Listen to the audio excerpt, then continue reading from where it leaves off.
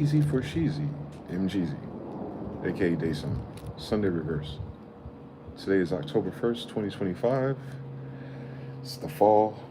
Hopefully, not Granada Part 2. How do we. Granada's the Red House, right? What's the White House called? Casablanca. Hopefully, it's not the fall of Casablanca. But yeah, what is today? Is it Wednesday? Wednesday? Is that Miraculous? Oh, I'm up. I got a few errands to run a little bit later, so this one might be short, but I will show back up live in effect, hopefully, with the nightfall. Hope you guys find this video in good health and good cheer. Shouts to Brother Composure Slim. Whoa! Yeah, I don't know how much time I got left for this video at least. I wanted to stream earlier, but then the big homie came through. So we about to head out to Walmart after he makes an errand for one of the vets. I don't know how long it's going to take, so I probably got an hour, maybe more, maybe less, but I'll let you guys know. I appreciate you guys for stopping by. Shouts to the brother Elijah 3, JPX 009, peace, TBFB squad. How's everyone doing today, man? You know the news kind of slowed down because of the so-called government shutdown. They interviewing Maxine Walters and everybody. That was interesting, that clip. I'll tell you about it. So Maxine, you know, I think she's a Democrat from Cali. And one of these, Instagram journalists was asking her, so hey, basically, y'all shutting down because y'all don't want to give $1 trillion of health care to the homeless or something. Like, that's what y'all trying to do. That's why y'all shutting it down, because they don't want to improve that. And to watch her spin it, it's like, what we want to do is make sure everyone has health care. No, that ain't what I asked you. You worrying about foreigners and not us? And she couldn't answer that question. And that's a testament to how dirty politics is when it comes to money, at least. Like, she knows what the answer to that question is. The answer should have just been yes, and then explain why. Don't say all people. Like, we're gonna do all of Ukraine, all of Israel. We're gonna do all of Gaza too. Like, what are we gonna do? We're gonna take the money from here and do all the healthcare for everybody. That don't make no sense, and nobody ledger. Can you imagine that? You start paying child support for all the kids, even the ones that ain't yours. You know what I'm talking about? What in the Judge Judy is going on out here? So that was hilarious, because I know how to inverse what that means.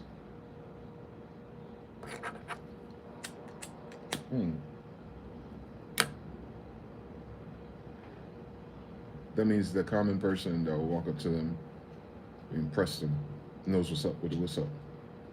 She was like, you just want to cause division with that. How are we causing division? $1 trillion is a lot for everybody but us, if you think so.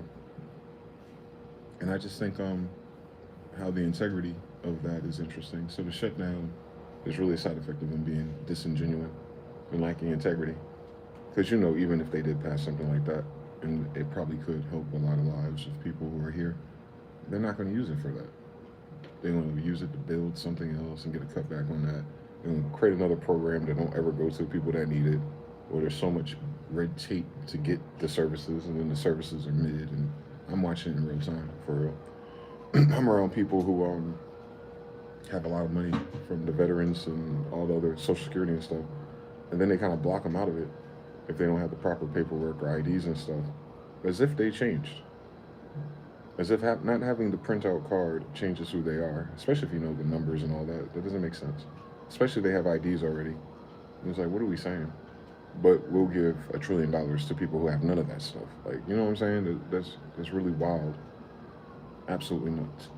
Well, we got sirens in this confirmation. But other than that, ain't too much going on. I know Canada's going through their dark night of the soul, at least in terms of content. A lot more people, they're doing that thing that we were doing a few months ago, posting how much a handful of groceries cost. So that's caught up to the peak intensity of Canadian workers who are kind of starting to lose their shit about it. Even their housing its trajectory is way worse than the United States, it seems, in terms of prices going up or affordability. And I don't know too much about Canada politics or cost of living, but it always seemed like people who get fed up with the United States want to go to Canada for one reason or another. But now the Canadians are like, we want to go. I'm like, where are the Canadians going to go? Where are Canadians from? Don't say Canada, you don't piss me off. No, but where are they from originally? What's their story? native kids, Siberians, Queen of England, orphanages doing the weirdest things because they found a whole bunch of bodies under them. And then all these other people, where they come from?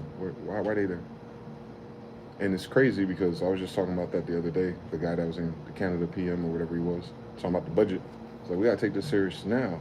It's like, bro, your budget been shot for years. Like, the pandemic really cooked everyone's books.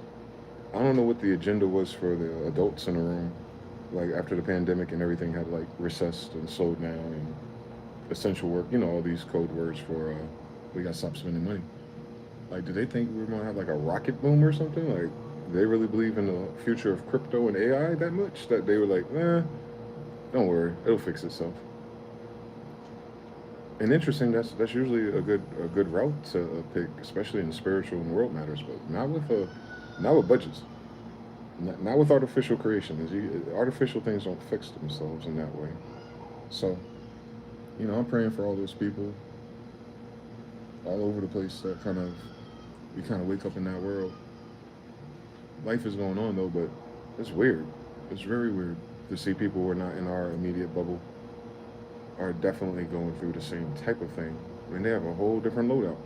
Same bank though. I get that fundamentally. Same interest from the same Federal Reserve. So I guess it's not good for nobody. I don't know what they're gonna do next. Just yet, because this government shutdown is going to have a lot of serious talks behind doors, I'm sure.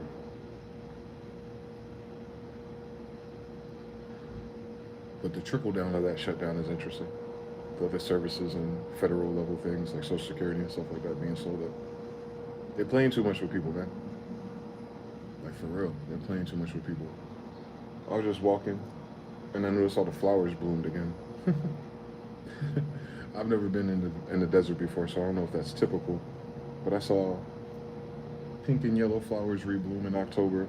I seen a hummingbird in a tree, and I seen dragonflies in October. I'm from the country. I'm from the down south. That is not what's supposed to happen. That's not how any of that works. Mm-mm. And they talking about all the birds in North America, like 745 million birds migrated at nighttime a couple nights ago. 745 million? There's 745 million birds. They paying taxes? So you got 740. You got more birds than people migrating, moving at once, and that's unusually what they say. They're sensitive to the electromagnetic pull of whatever, whether it's the moon, the water, the earth, whatever they make up. So something happened to the magnetism of our plane to make 745 million damn birds pick a new home. So it's not like I guess it's a winter migration in end of September. I don't know that much about birds, so don't get me the line. I know I saw Heru in Carolina, and I saw Heru in Nevada. Them falcons go wherever they want, but for that many different species of birds to pick up and start moving, tells you a lot. But it doesn't feel like nothing's wrong. It just feels like it's the wrong clock. It feels like the time is off, like the timing or the seasons. There we go. I'm trying to find a word for it. It feels like the vibe, the energy, the radiation, all those things. It's not what it ought to be based on previous patterns. So, as within, so without, as above, so below, as below, so above. Something changed.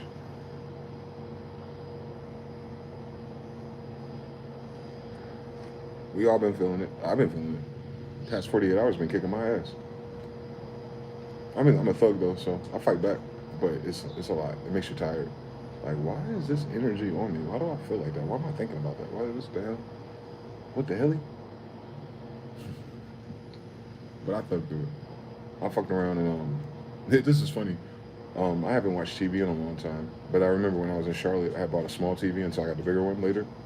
And on the small TV, I put this thing on there called Pluto app, or it was already preloaded, which is like free TV, right? I was like, let me see if that shit's on the phone.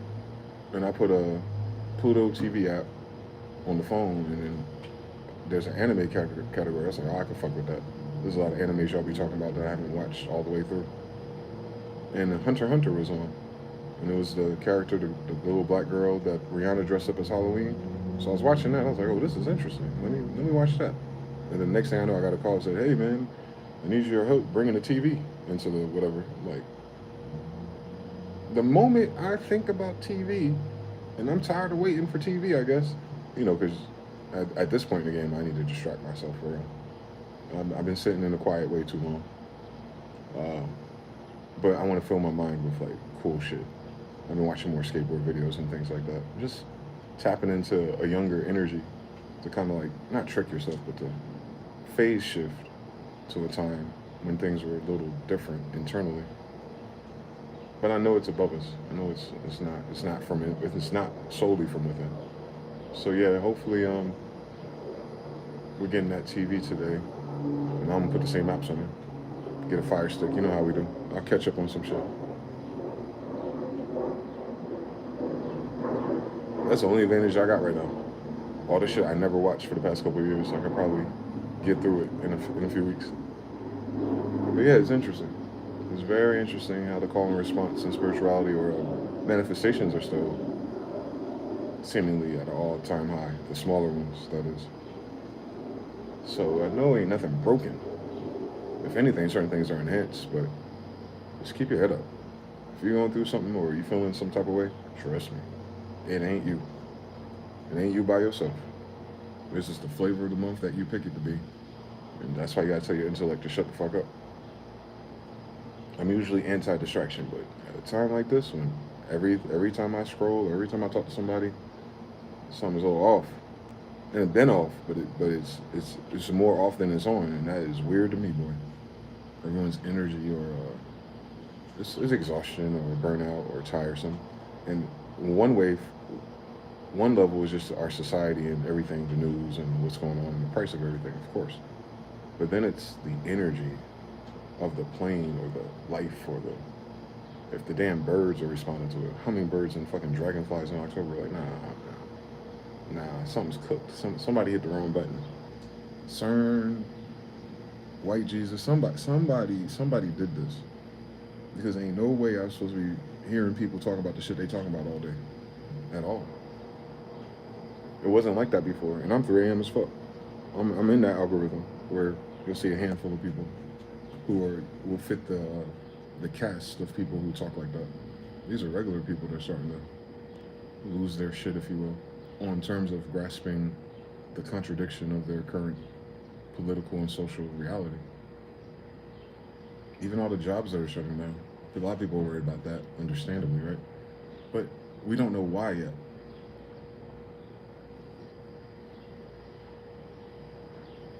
Another company just closed 11,000 out here in Vegas. They shut down 8 Starbucks. It don't sound like a lot, but it is. But they're not saying why. A lot of people will say, oh, boycott this. Like, this ain't no boycott math. This ain't boycott math. People who love Starbucks don't buy Starbucks. They ain't boycott nothing.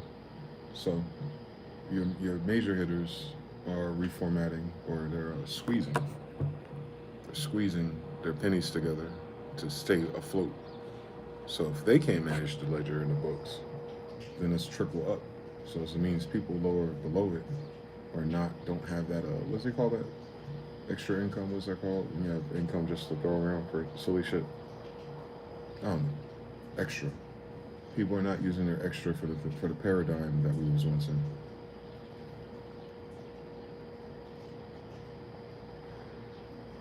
So that changes behaviors, patterns, and ultimately it's a feedback loop that changes people, right? People who don't get that fucking crack shot from Starbucks, man, they'd be kind of out of sorts for a while. I know I was. I had to stop drinking Starbucks because I got sick. I switched over to stronger coffee. I switched over to Cafe Cabello or Cafe Moro. It's just as good, just as good. I'm gonna buy me some more soon. I'm not on coffee right now, thank God. I'll wait a few more weeks. If these flies, man, do they ever go out of season? Like, god damn, boy. I thought y'all lived 24 hours. How the hell y'all got 100 minutes? Salute. Yeah, it's crazy out here. Shout to Brother Harut, man. Shout to Brother Harut, man. Why they even speaking to me in English? Jonathan, peace to the brother. Nilo, Shopify. I'm your biggest fan from Sudan. Shout out to you, Nilo. Energy is great today. 10-01. Yeah, that's a good day, actually. Peace 44 in the boot. Italy's in the building. Driving otherwise, I chime in about Canada. Oh, yeah. You got family up there. King Lamel's in the building. Yeah, I don't know Canada's modern history at all. Like how they formed and what was the alternative Why do they exist independent of the United States if all this North America? Because it is, but I wonder how they were doing it. Separation in church and state, except for across the Great Lakes. Weird. That was all of our territory anyway. We didn't separate it. That's why you see so many so-called black hockey players and things like that. Well, no, they were there. They've been there. They're not. Those are not runaway slaves.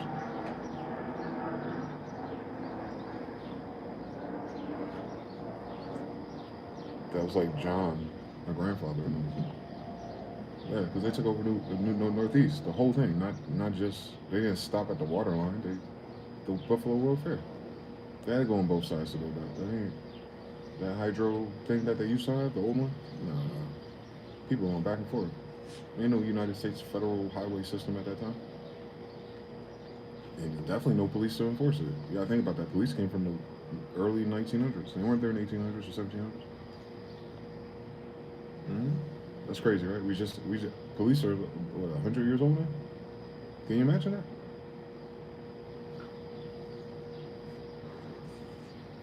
Use your tax money to knock you upside your head for not following corporate laws, which is interesting because it doesn't do anything for justice or humanity. I don't feel safer. I got to fight all my. Matter of fact, anytime I would have needed police to investigate or help me with something, they didn't. So for me personally, I don't need police. Especially in a world where they said people doing duels and shit, and everyone got guns and horses. So you definitely didn't need them. You just need to know how to shoot. I think.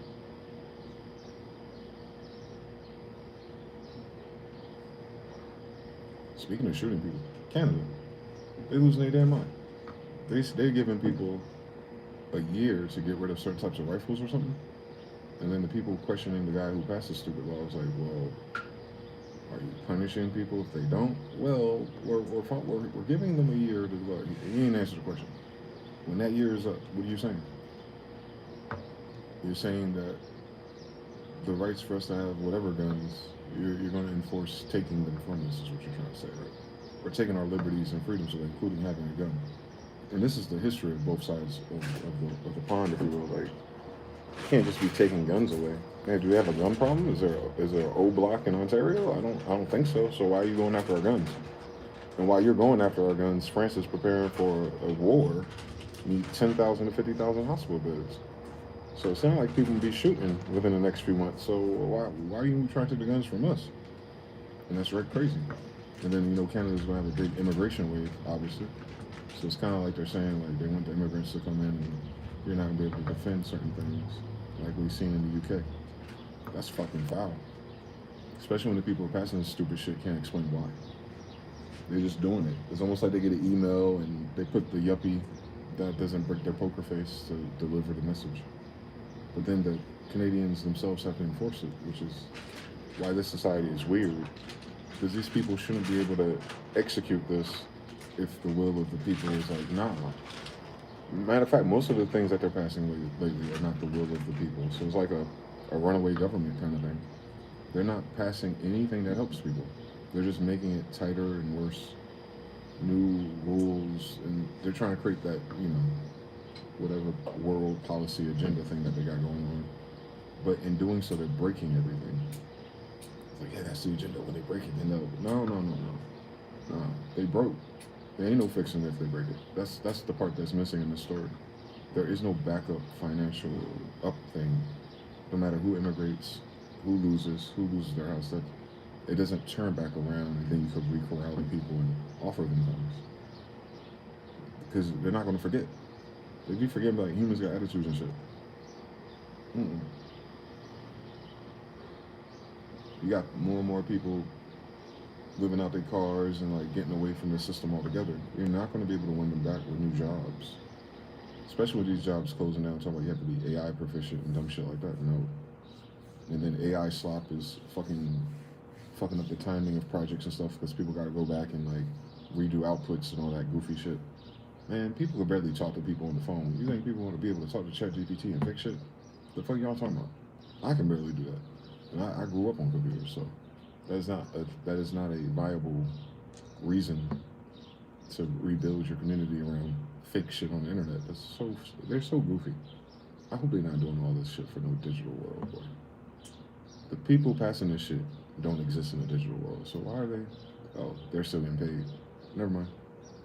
Until they're not.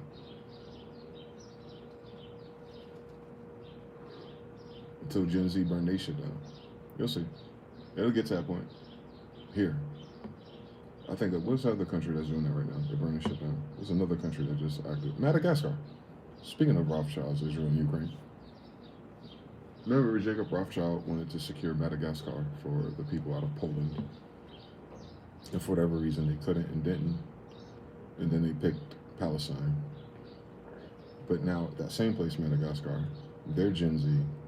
Something happened, you know, someone voted, something said something, somebody did something, said something. And they out in the streets acting a damn fool. It's moving around. That energy, that rebellious spirit, that not being heard, you know, the younger people internalize that differently. I've been seeing some young Gen Z kids, some white boys that are in college on one of those reels here. And they were like banging on Israel. APAC specifically. Like young white boys, the ones with the little hats to the back and the white t-shirts, play golf and shit with their daddy. Them type. They're like, nah, this person's APAC, this person's like, we don't side with Israel, we don't side with this. And I was like, boy, you 18 years old, you don't know, you wasn't on the streets during 9/11. But it don't matter. They watch enough content to convince them that there's a problem at least, and they're picking sides. So that's gonna be the biggest problem with any New World Order agenda, is because it sounds like the idea of whoever's behind APAC and the other special interest groups that funnel through that, the youth are not supporting it in their own, they're not subscribing to it, I should say. That wasn't the case during World War I and World War II, though, with their great-grandfather. Their great-grandfather wasn't informed. Remember, school just came out, most people had 6th grade education. We'd be forgetting that. So they weren't well-informed, they didn't have the internet. All they had is what the newspaper printed, probably controlled by the same interest group before it became what it is today, so they wouldn't have a reference point. They're just looking for the benefits and then surviving the war and all the rampant poverty of the 30s and 40s for most people. So, yeah, we're headed. They're trying to redo that, but without considering that people are better informed, quickly informed too. It's not going to work. So if there's pushback and the agenda that they want doesn't actually work, then what are we left with if they're destroying everything? That's what I'm concerned about, just socially. Like, they're trying to force push some shit to happen that most people will not accept, that upset enough people, because at the same time, bipolar disorders are on the rise, right? We know. So then you have the instability of that. You have whatever the side effects of mRNA is for, at least on my algorithm, I'm learning more about what the doctors and the scientists who were silenced but now can have a platform, what they have been concerned about. And it's just weird, man. It's weird that no one in our government is even addressing that. They're not. Like, we need $1 trillion in healthcare. Yeah, for all the people you gave shots to in your country. What the hell everyone else got to do with it?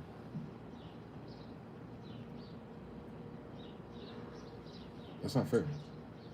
That's not fair to us. It's just as humans, I mean. I know the system is what it is, but nah. These are people in these positions who are amongst the humans. They got to deal with that. We're going to deal with that soon. John Doe in the building. Patil, what's good, Patil? Sound like Indian. You're Indian? Gratitude to King of Will. I see you, brother. Yeah.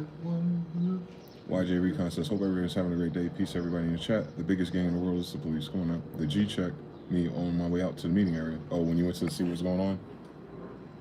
You get any pictures? John Doe says, what do you feel about the Knights being the most hated people on Earth? I don't know what that is.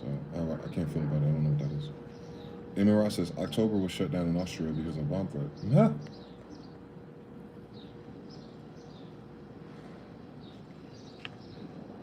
You gotta do hashtag allegedly on that shit. They'll make up their own damn bomb threat to stop people from congregating. You know what I'm talking about? I need more context on that, because you know I know that game. They do that shit to schools too.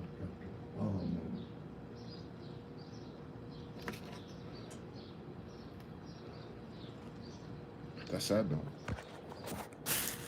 The people were excited about getting outside. Now you got to worry about crazy people, but not crazy like Palantir trained Leidos crazy. More like just generally crazy people because of what's going on. I'm telling you, this shit ain't nice. For most people.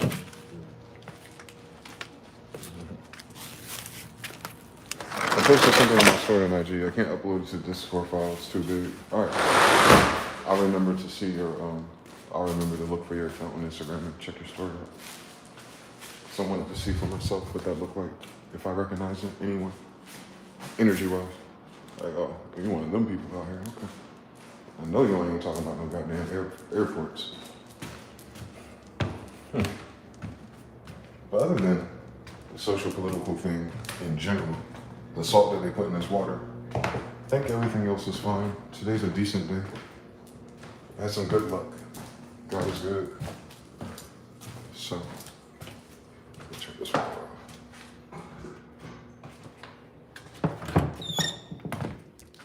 Hold on real quick. Where's my charger, bro? How about that shit? When I'm done with this, I'm probably going back outside. Maybe I'll post some stories my damn self. I'll show you some more outside of the desert. I'm going to the Hollywood region. That's crazy, they got a place called Hollywood here. It ain't nothing like it though. Hollywood, the hood out here. I guess just like Florida, hold on.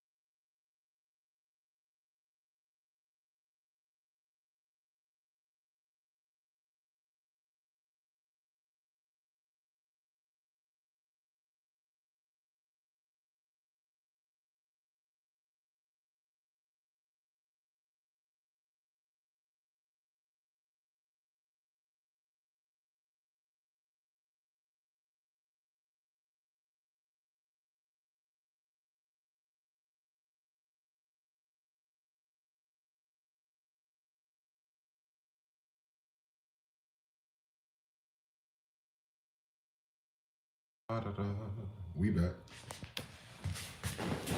You said they blocked off the whole area, so you can't even get close enough to see the people there. Oh wow, yeah, that is not a normal conference then.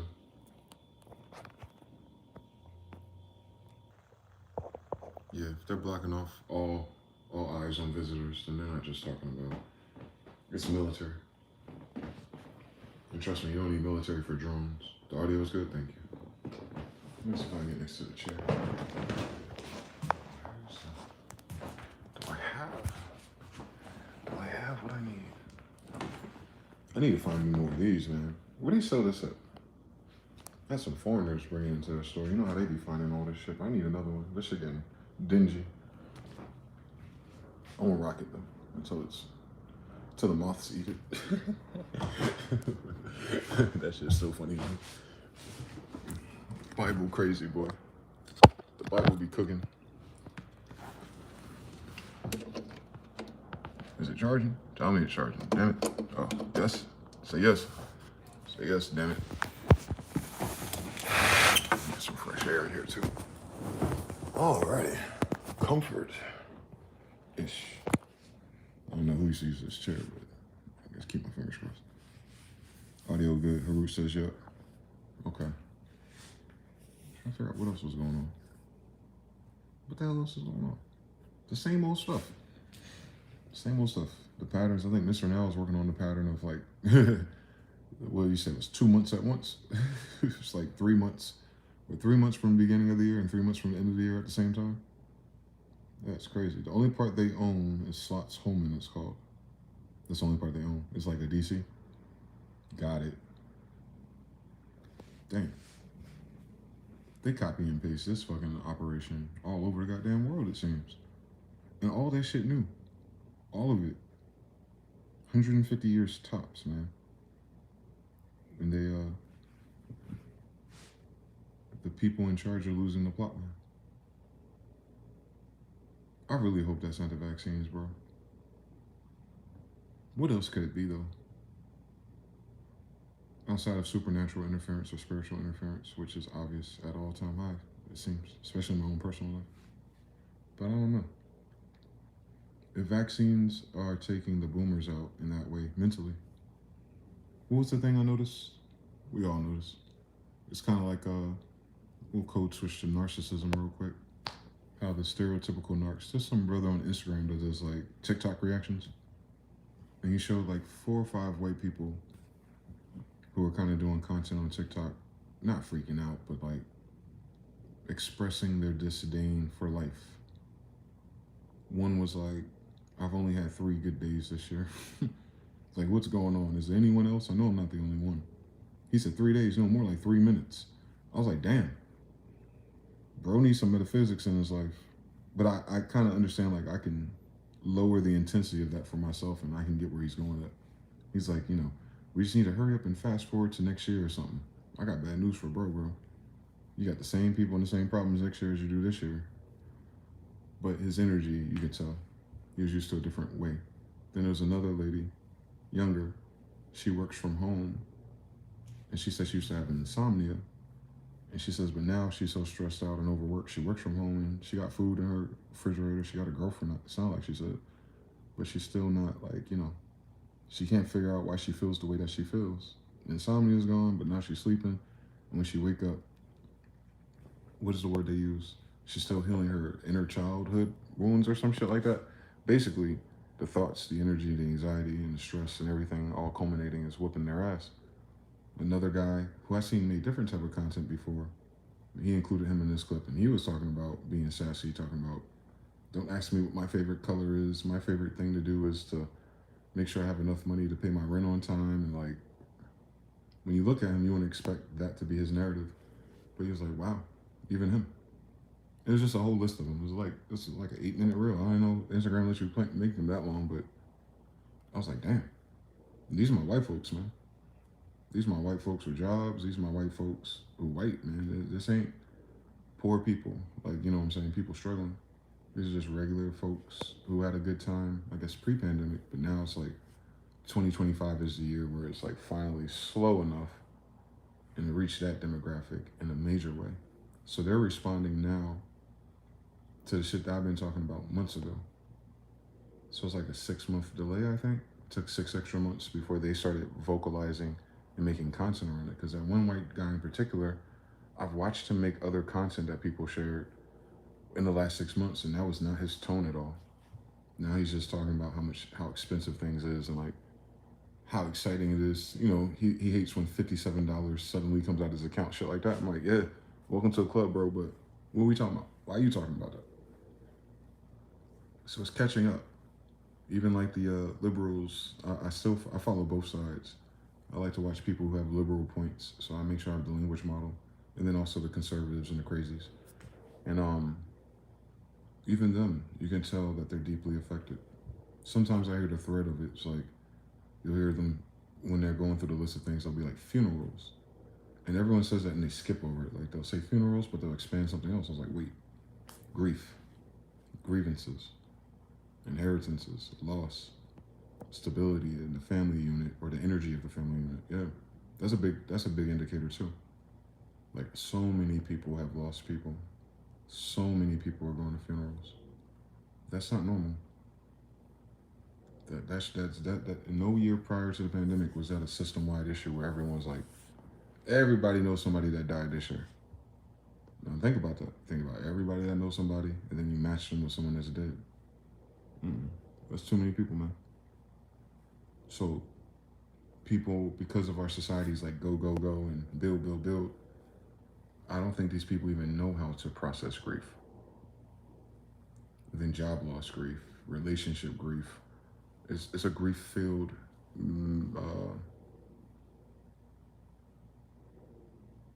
what is that called? Frequency or vibration too. And people don't know how to process that. They don't even classify it as grief. They don't say that word. But they're grieving. Hence the content is more like grieving than it is frustration or mad at the government or being political. No. They're griefed about what's wrong and what's not happening and what they have and don't have. And that's kind of sad. Problem is, the people are kind of narcissistic leaning. They can't process grief in the same way that others do. Alone. Narcs don't do nothing alone. That's anti-narcissist, actually. Narcissists only exist if there's other people. So I expect, oh yeah, and one more girl. She said the bipolar thing. She was saying she's been off of bipolar medication for 4 years. Until now. And now her doctor wants her on it. And she said, she addressed all the things. Diet, cost, all that shit. I'm like, damn. These are just microcosms though, right? This is 5 to 7 people, but the interactions in the comments you'll see is way more people who like +1, cosine, cosine, +1, cosine, +1, cosine. I was like, what in the y equals mx plus b is going on in this bitch? To the people. I know what's going on to the system and the money, trust me. That'd be a dumb thing to say, but as far as I understand, guys, the money in the system has been fucked up. Like, I noticed in Charlotte how much fucking DoorDash went up. Like, I was like, okay, this shit's weird. But now it's, if you could have afforded it, of course you wouldn't have noticed it that much. 30 cents to me is like $3 to them, so yeah. But now their $3 is important, so. Shit, man. Ain't no other, what I'm saying is we're running out of, if you're thinking of it like, how the old cartoons used to have the dynamite and they had the animation of the string and the fire is just burning until it gets to the dynamite. Same thing with these revelations or awareness shifts is that we're running out of cord to burn. We want to hit the whole population with this sentiment is what I'm talking about. And I don't think your government or anyone who's a spellcaster, if you will, a narrative caster, I don't think they got nothing for that, man. Because everyone's going to pick a different reason why they feel that way. So it's not a one-shot kill to fix it either. It's not a cool little, I guess a stimulus might alleviate some of the people who can receive them, because that won't affect everybody. I guess nothing in Hollywood is going to do it. People are already frustrated with reruns and dumb shit and agendas. I don't think a new elected official will do it either, because they will be elected within this mess, and the mess is what's causing the distortion in people's vibrations. It's like mastering energy in your thoughts is the only way right now to just keep your neutral, just to stay neutral, just to stay thug it out another day and thank God for everything that is happening for you and focusing on the positive. In the meantime, right? Because it's like bunkering down and getting through a storm. If you imagine we're in ships back in the day traveling across the Pacific or the Atlantic, and you hit one of them storms or hurricanes they know about, that shit don't last forever. But in that moment, when you're in it, your boat all willy-nilly and water all in the wrong places, you gotta, you know what I'm saying? You get to land eventually, but we're not approaching land just yet. Individually we might though. But the overall thing that's triggering this, I have a feeling, y'all, this shouldn't even get started. If this is genetic, or if this is mRNA induced, Lord have mercy. I saw some doctors say the spike protein lasts in your body 6 months, or they find it up to 6 months later.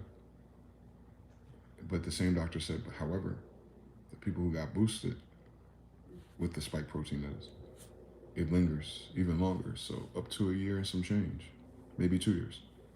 That's crazy.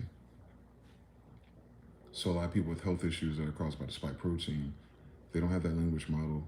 They're probably not watching these videos, so they're probably thinking something else is wrong. And then thus. And then because something else is wrong or is wrong and they don't know it's spike protein related, they're not going to take those protocols to alleviate some of that. Even if you do, it'll take you a few weeks before you feel better. A lot of people don't have patience, especially when it comes to their health, because health concerns create the most anxiety, don't they? That is the wild card in all of this. Money is one thing, but when it's health and you're worried and people are actually dying and you know that anxiety and that fear might be more palpable than someone spending $3 extra on coffee. You feel me? So keep your eye open for people who have health issues or who are complaining about different ailments or anything. It's speaking to their anxiety if they're complaining. So that's a thing. Some people are trying to cure autism. I knew that would happen. They have some drug out there right now. I don't trust the video I saw because the lady looked like she was lying or just creating content for the sake of it. I can't tell. I'm not going to judge it. But what she was saying is that she has a nonverbal son that's 5, but he knew words 2 years ago. So something happened. I don't know what happened in the last 2 years. And then she said she started this medication. I'm going to try to remember the name next time I stream. Is Roloverserin. It sounds like something. It sounds like ivermectin, but it's not. And that he started talking again after 2 days, which is beautiful if it's true. She didn't put him on camera, so I don't, you know what I'm saying? You know how people do shit for clout. But if that thing does do that, and it can turn the part of the brain that causes the baby to be nonverbal to verbal, that's amazing. However, we don't know. I don't know what that drug is and how much it costs, and I don't know if it's going to affect all cases of autism and the side effects of it not being treated for a long time. But it's a good start. It's a good start, especially for people who have had kids during the pandemic and things like that. That's a great start. Because we need all the people you can imagine to be healthy enough to communicate and do things, regardless of the status of our society. Like, it takes a lot. Then they said, like, the average autistic, I guess it's the severity of it, lifespan, like all data, is 34 years old, man. The average lifespan of someone with severe autism is 34 years old. I did not know that. That's crazy. Sad, even. So, prayers to all those people and family members. I have a few that deal with that in that way. Because it's just some, you know what I'm saying? I don't know. And to find out that it can be caused by these faggots that run the vaccine programs or lends to it, you know what I'm saying? I don't like that. I don't like that they had the data the whole time. Even Tylenol on them. Their emails that people were leaking. They're like, they knew. Like, they were worried about it. And it's not per se Tylenol's fault, if you will, but it's kind of curious that such a major corporation like Tylenol has a root issue, has a root contaminant, if you will, that can lend to that. And then no one's trying to reverse that or remove that ingredient. Isn't that weird? That's weird. We think this might be linked to us. Let's not change the formula. What? The fuck are we talking about? How much of this other extra shit do I need for my headache for real? What did grandma say? Why is there so many fucking chemicals in this shit anyway? You know what I'm saying? Like, so everyone's, this, that RFK thing. They're gonna have to re-boil or re-alchemize or do the chemistry over for better products. Finally, but the problem is the people behind this shit are vaccinated. And it's absolutely, seemingly to me on the outside, looking into that collective, especially those who are in policy and narcissistic or make a lot of money and not being honest, these don't seem like competent people to me no more, guys. What about y'all? When you see like people in suits on TV or on your phone, but the officials, when you look at these officials, do they remind you of like how you used to feel? And I'm old, I'm 40, so I've been an adult for a while. I don't remember the adults older than me being so unaccountable or being so flippant. Even like the cursing and stuff that they're doing and the quotes that you get from them. Like, they're very rude.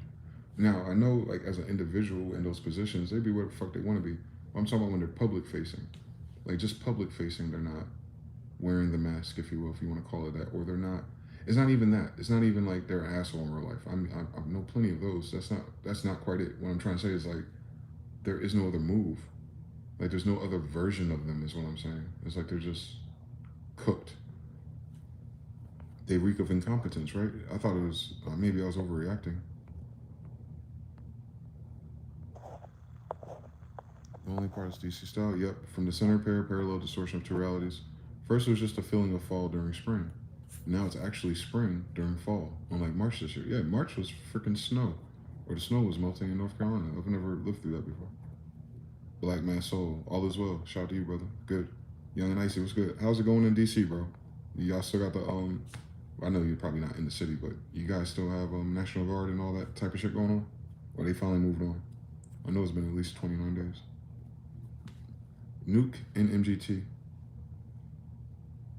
Been listening for a minute. You have a real nuanced outlook. I respect it. Shout out to you, Nuke. You said that the description was a short fuse. Yeah, we're running out of fuse for some of these social issues. Mr. Now says, yeah, they think it's something that can go away as if it was never hidden inside of them. The mask off is not a season. It's just off. The fact they had an on and probably off switch for it the whole time. Yeah, no. Jonathan 3, Haroot 3. They faking like Jax, INL, they're like INL and Pete Rock. LNL and Pete Rock. Yeah. Yeah. They can't hold it in. Whatever that vibration is that causes you not to lose your shit or to break character, they're breaking character. Or they're struggling to stay in character. And I don't know what that is for them. Tier-wise, social tier-wise. If it is the vaccine, then I don't know. And I know it's not everyone that's vaccinated, don't worry.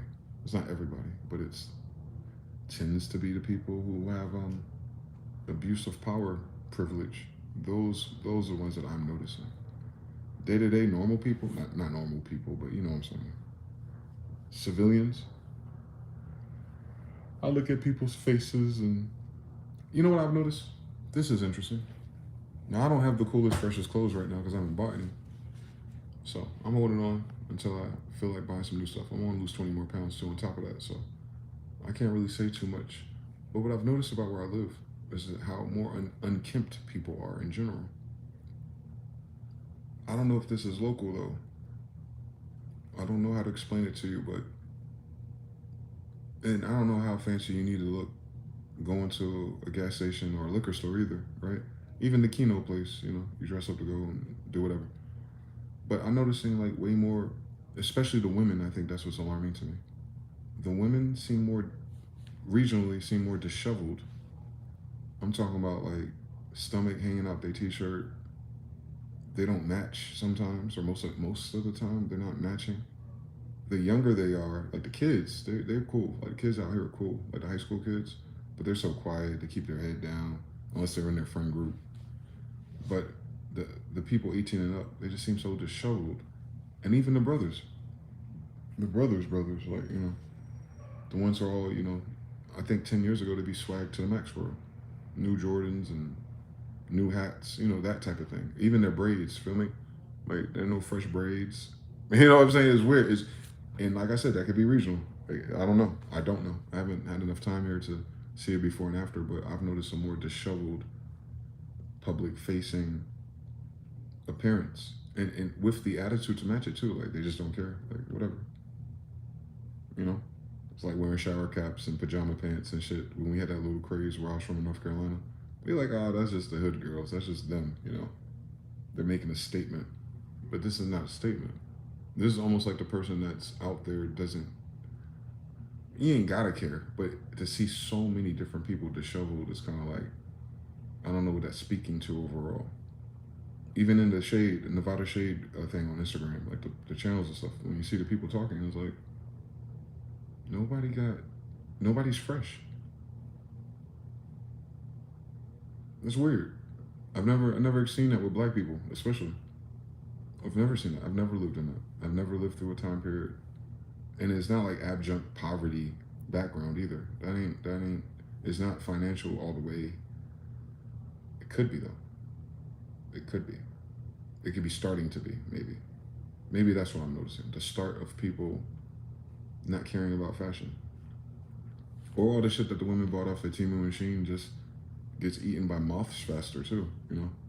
I don't know. What do y'all think? Have y'all noticed it? Oh, y'all said 3 already. Shit, my bad. Jonathan 3, Root 3, Regal Incompetence. Young and Icy says, as far as I know, I think some are still out there. They still hear about some checkpoints that are up. Okay, so they still got a few checkpoints up. Jonathan 3 says, unkempt all over. Crocs and pajama pants. Wow. Young and Icy says, yo, I seen a woman in leopard print leggings in the office. In general, it's more casual for her. Yeah. I noticed that when I went to the courthouse. They're wearing sneakers and suits and pants that don't fit. I was like, all right. Ain't no one want to talk about this? Composure Sim says, yo, even the square guys have stopped tricking off. These 304s are broke, fam. Is that what it is too? Okay. All right. I didn't know their wardrobe came from the tricking, man. I'm green to that, man. Them girls wasn't telling me. I thought they was just killing it out here, doing something. And you know, women have more clothes than anybody else per capita. So for it to be so unkempty, like, where's all the old shit that they don't wear more than twice? You know what I'm saying? It's bizarre. Now, you got the baddies, if you will, or the ones who are trying to upkeep an image, but I see less of those. Like overnight, bro. Like overnight. Like I'll be out here and I was waiting for them to show up, and they started manifesting one a sitting, I should say. I'll see like, oh, okay. They got a feel from out here. And I was like, no, ain't no more out here. I usually ignore the women over a certain age in terms of judging them by that standard anyway. So I know grandma and all of them, they don't give a fuck. They want their alcohol, they want their smokes, and they don't fucking play some slots. So, but the younger people, geez Louise.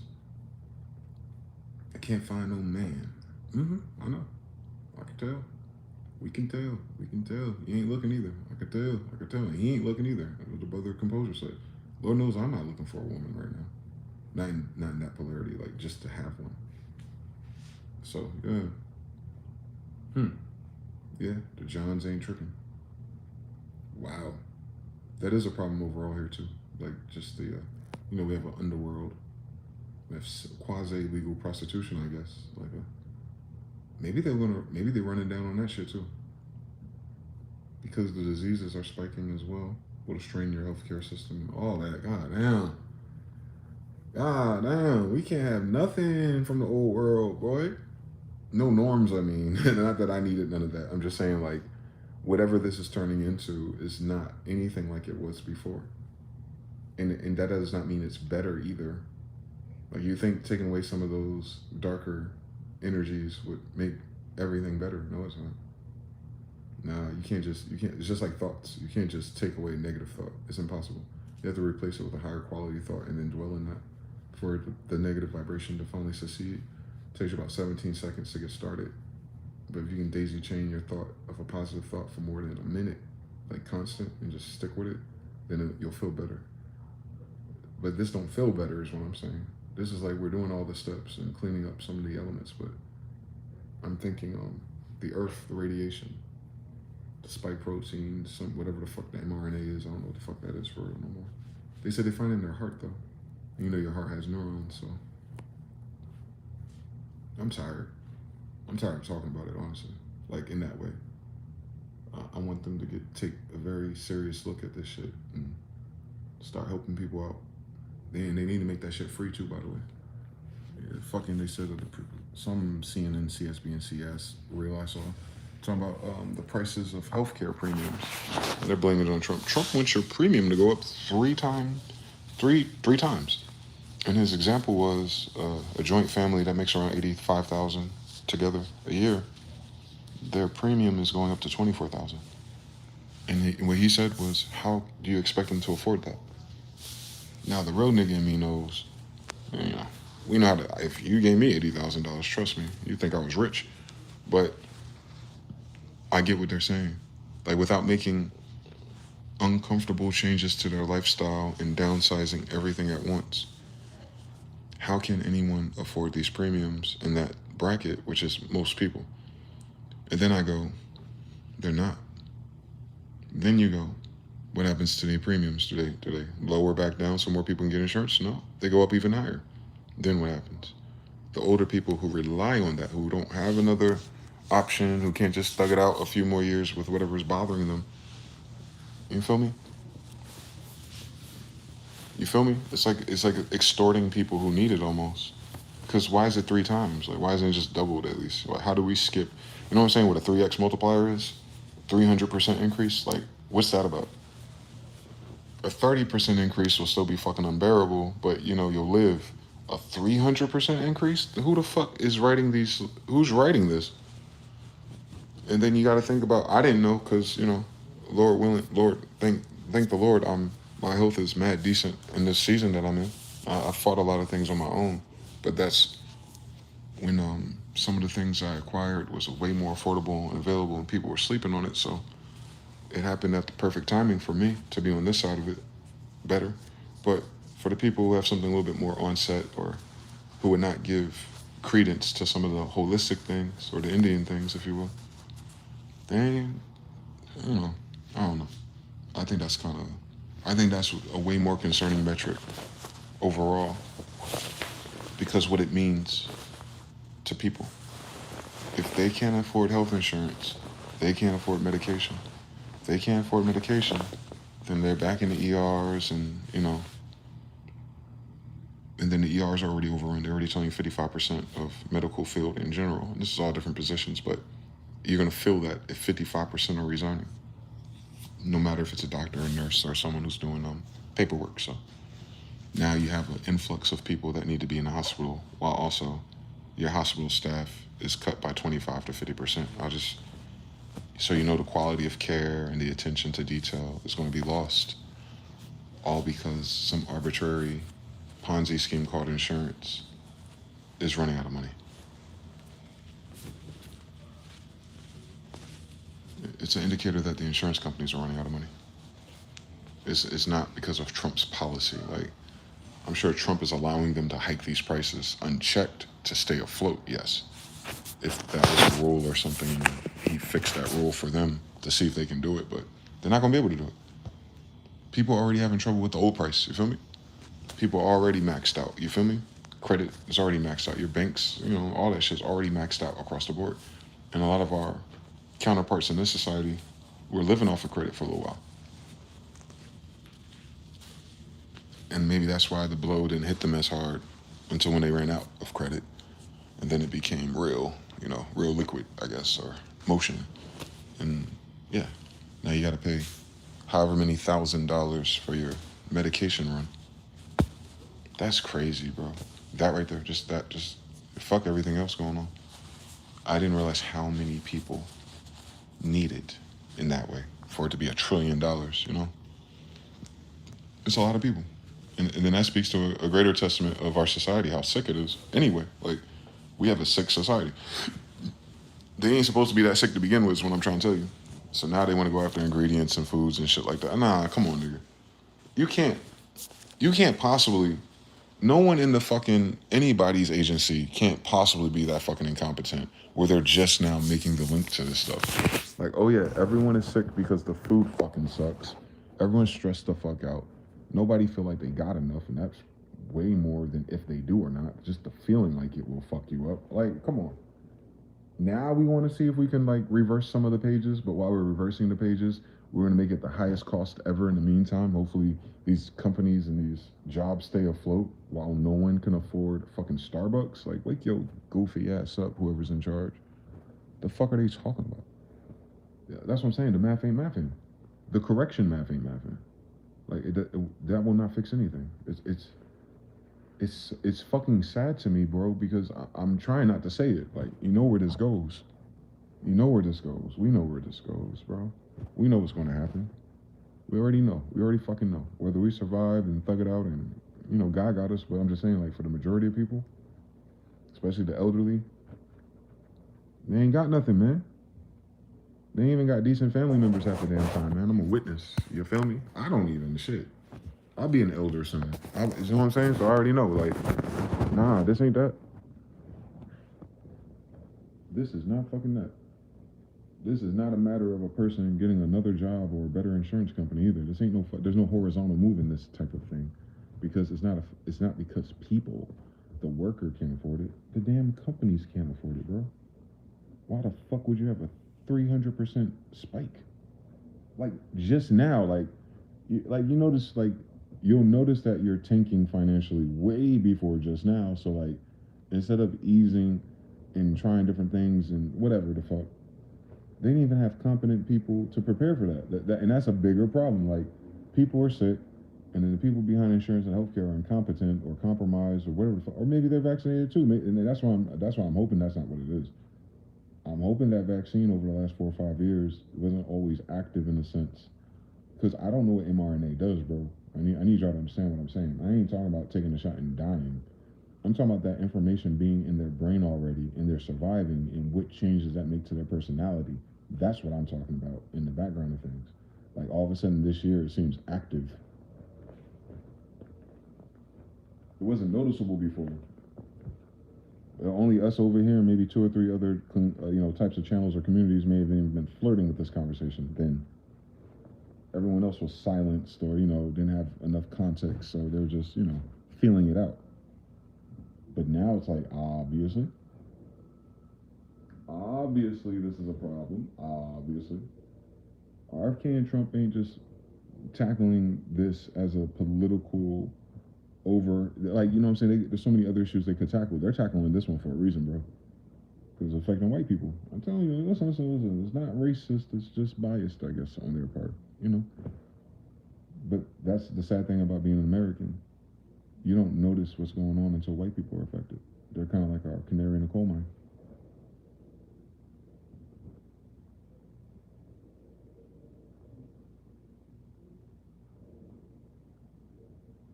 Charlie Kirk, the shutdown, the people on TikTok lamenting about Starbucks or the cost of groceries now, just now. No, not when it happened. Not when I was complaining about the price of eggs for the past 2 years. As a person who eats eggs every day, or used to.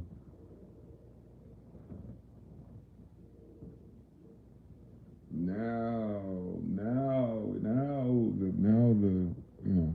now the society is doing the content, and now the government is focusing on health, and now the lawsuits, and because of the lawsuits, insurance goes up, right?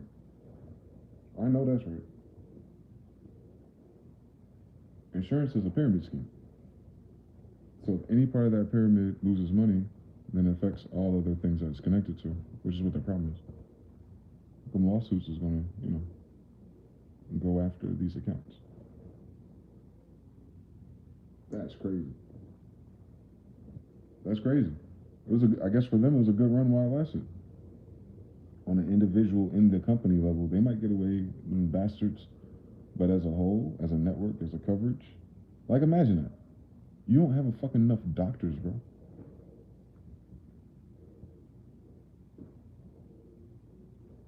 So your best doctors today are the only ones. All they're doing is fucking. They're drug dealers. They're not even healing people. Like whatever you got left is just like, oh, what's going on? Let me WebMD this shit, or let me go into my intranet database on my iPad. I'll be back in 25 minutes, and then they cut you a prescription and give you like 3-step recommendations that you know you're not going to follow. That's it. That's what a doctor is for the most part. What do they say? Like in Canada, the waiting list for surgeries is in the millions. Like millions of people need surgeries, and they're in a wait list. Can you fucking imagine that? Millions of people need surgeries, and they're waiting. Just do the numbers on that. Canada, how densely populated is Canada? First of all, I don't know, but I can't imagine if that number was 3,000 in your city. You gotta wait for 3,000 surgeries before it gets to you. And Lord willing, it's not excruciating or life threatening, right? You gotta wait in line for years. Same thing with the pilots, right? Don't forget that. They talking about they running out of money. No, they running out of pilots too. That's why they're trying to raise the retirement age. They want old pilots to come back because something's wrong with the hearts of the younger ones. The millennials. I told you. Something different in our gene sequence or our generation. That thing, that mRNA did something different to millennials more than any other group. The old people and the sick people, you won't notice it because they're older, they're sick. You don't see them outside as much. So I know it's affecting them. But in terms of the workforce, the millennials are the ones that are like flunked out. I covered that pilot story months ago, but now you see Spirit furloughed 500 employees, or yeah, Spirit Airlines. They ain't got nothing to do with people not taking airports. I just tried to get a Spirit airline and I couldn't do it, right? So that ain't it. It's something else. It's I seen tech people and the people who do services. Like one of these guys, he runs a company where you need skilled labor, basically. The skilled labor sector. They're having a problem too. Like like people who build cars and motors and shit, like in Michigan and stuff, they're complaining too. They have a skilled labor shortage. What does that mean, Scoop? People's like, well, it's almost like you told a whole generation of millennials to go to school and do this for tech and corporations, and now all of a sudden you realize you needed fucking electricians. They just now realize that. Now, mind you, all these lamentations don't make sense if all of them really believed that AI could replace that, right? How are they losing money and lamenting about skilled physical labor or any of these positions if all this is supposed to be automated anyway? That's what they all invested in, didn't they? They're companies, they're corporations. They invest in the stock markets and everything. They put a lot of their portfolios into these AI tech corporations. That's why Bitcoin was jumping and stuff like that. That's how those companies keep their money. They they invest too, right? It makes sense, right? And they invest the biggest. They're the whales. Nah, they ain't getting no return on that shit. So now their little companies, their little octopus arms are shutting down, little by little. Like they're slowing it down. They're not saying goodbye yet, but they're like, let's keep this at a bare minimum, as the sisters would say. Let's run this corporation at bare minimums, because there ain't no competition right now anyway. And they know their other things need a product or a service that's connected to it. That's why some of these companies cannot shut down yet, because they'll shut down a whole fucking pipeline of other things, especially with Ford and stuff like that.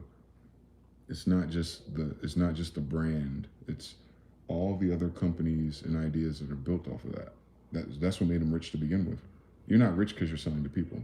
You're rich because you're selling across businesses, business to business. Yeah, that's why they like fuck you prices on cars and stuff like that, because their industry still has a high demand in their profits. These days, I don't think so. Especially if they're telling you most of these companies are leaving, especially the Indian companies.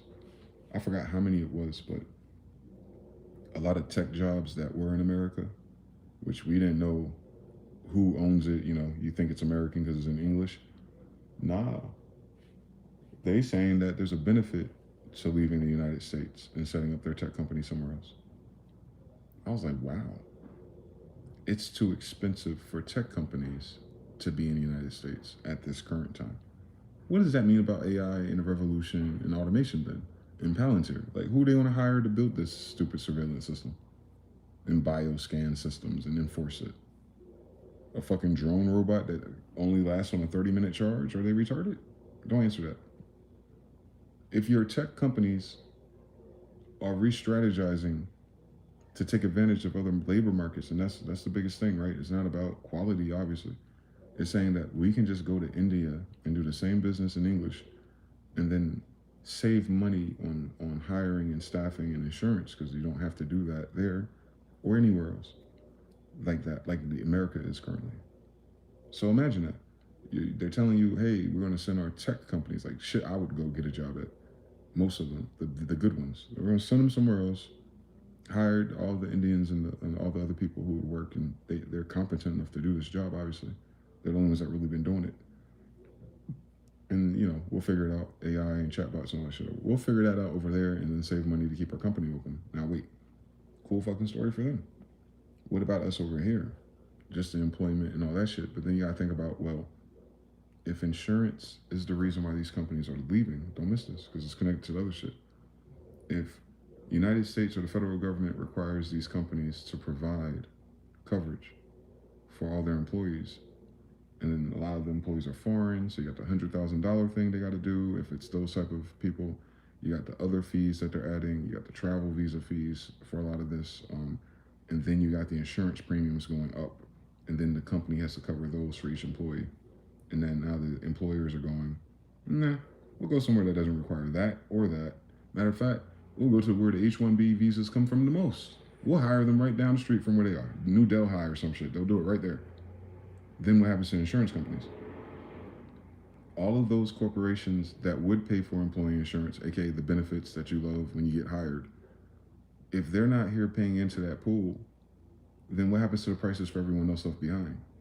Exactly, right? You see how like it's a loss. Right.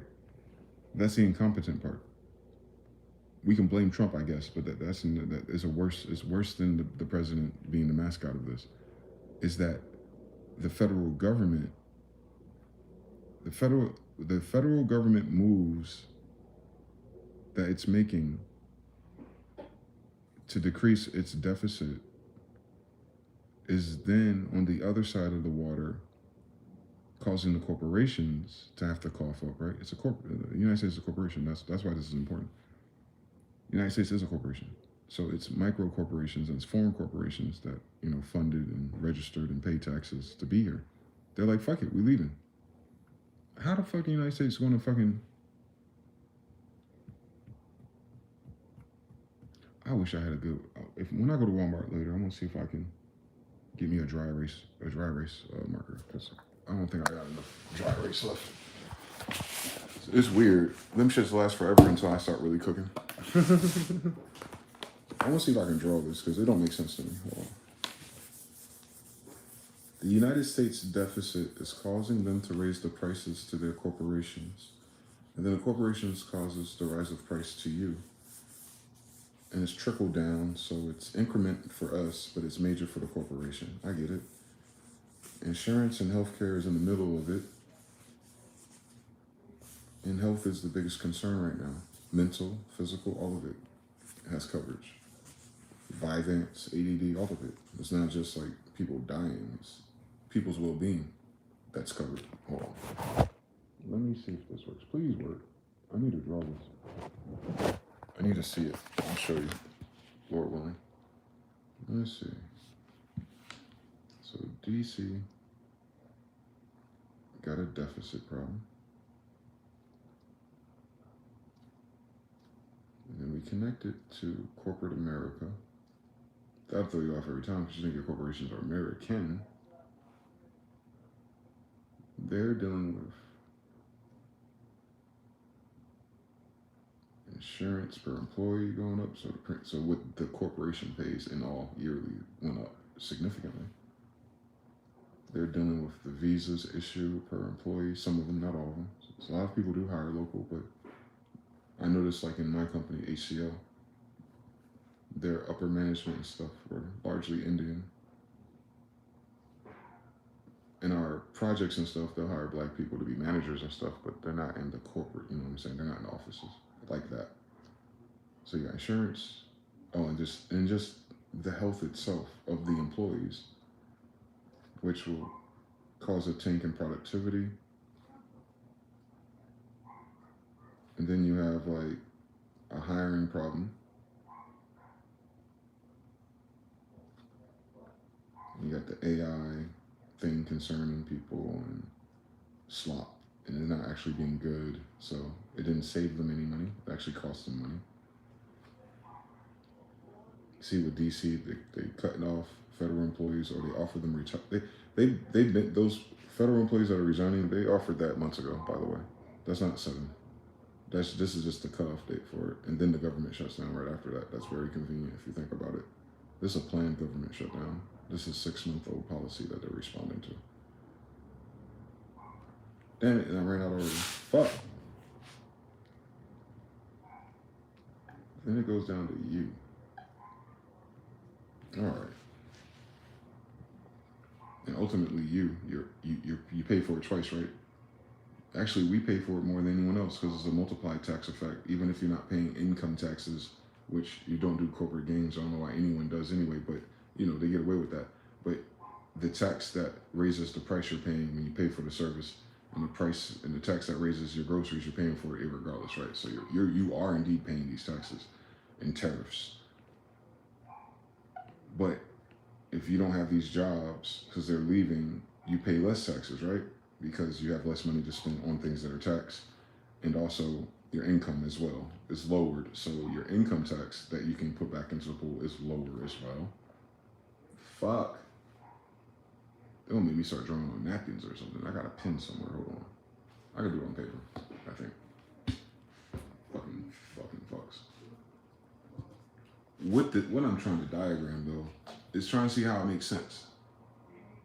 If the trickle down of the federal deficit is causing corporations to leave and hire foreigners that don't go back into the tax system at all, and for the companies that want to do that, he's adding another penalty, if you will, to them if they try that game, like he just did with Marvel on them, right? 100% tariff on creating a product outside of the United States and then selling it back to the United States, you feel me, locally. So it's 100% tariff on all your little DVDs that go to Walmart from Marvel and Disney and shit, just as a placeholder. So it's not advantageous at all.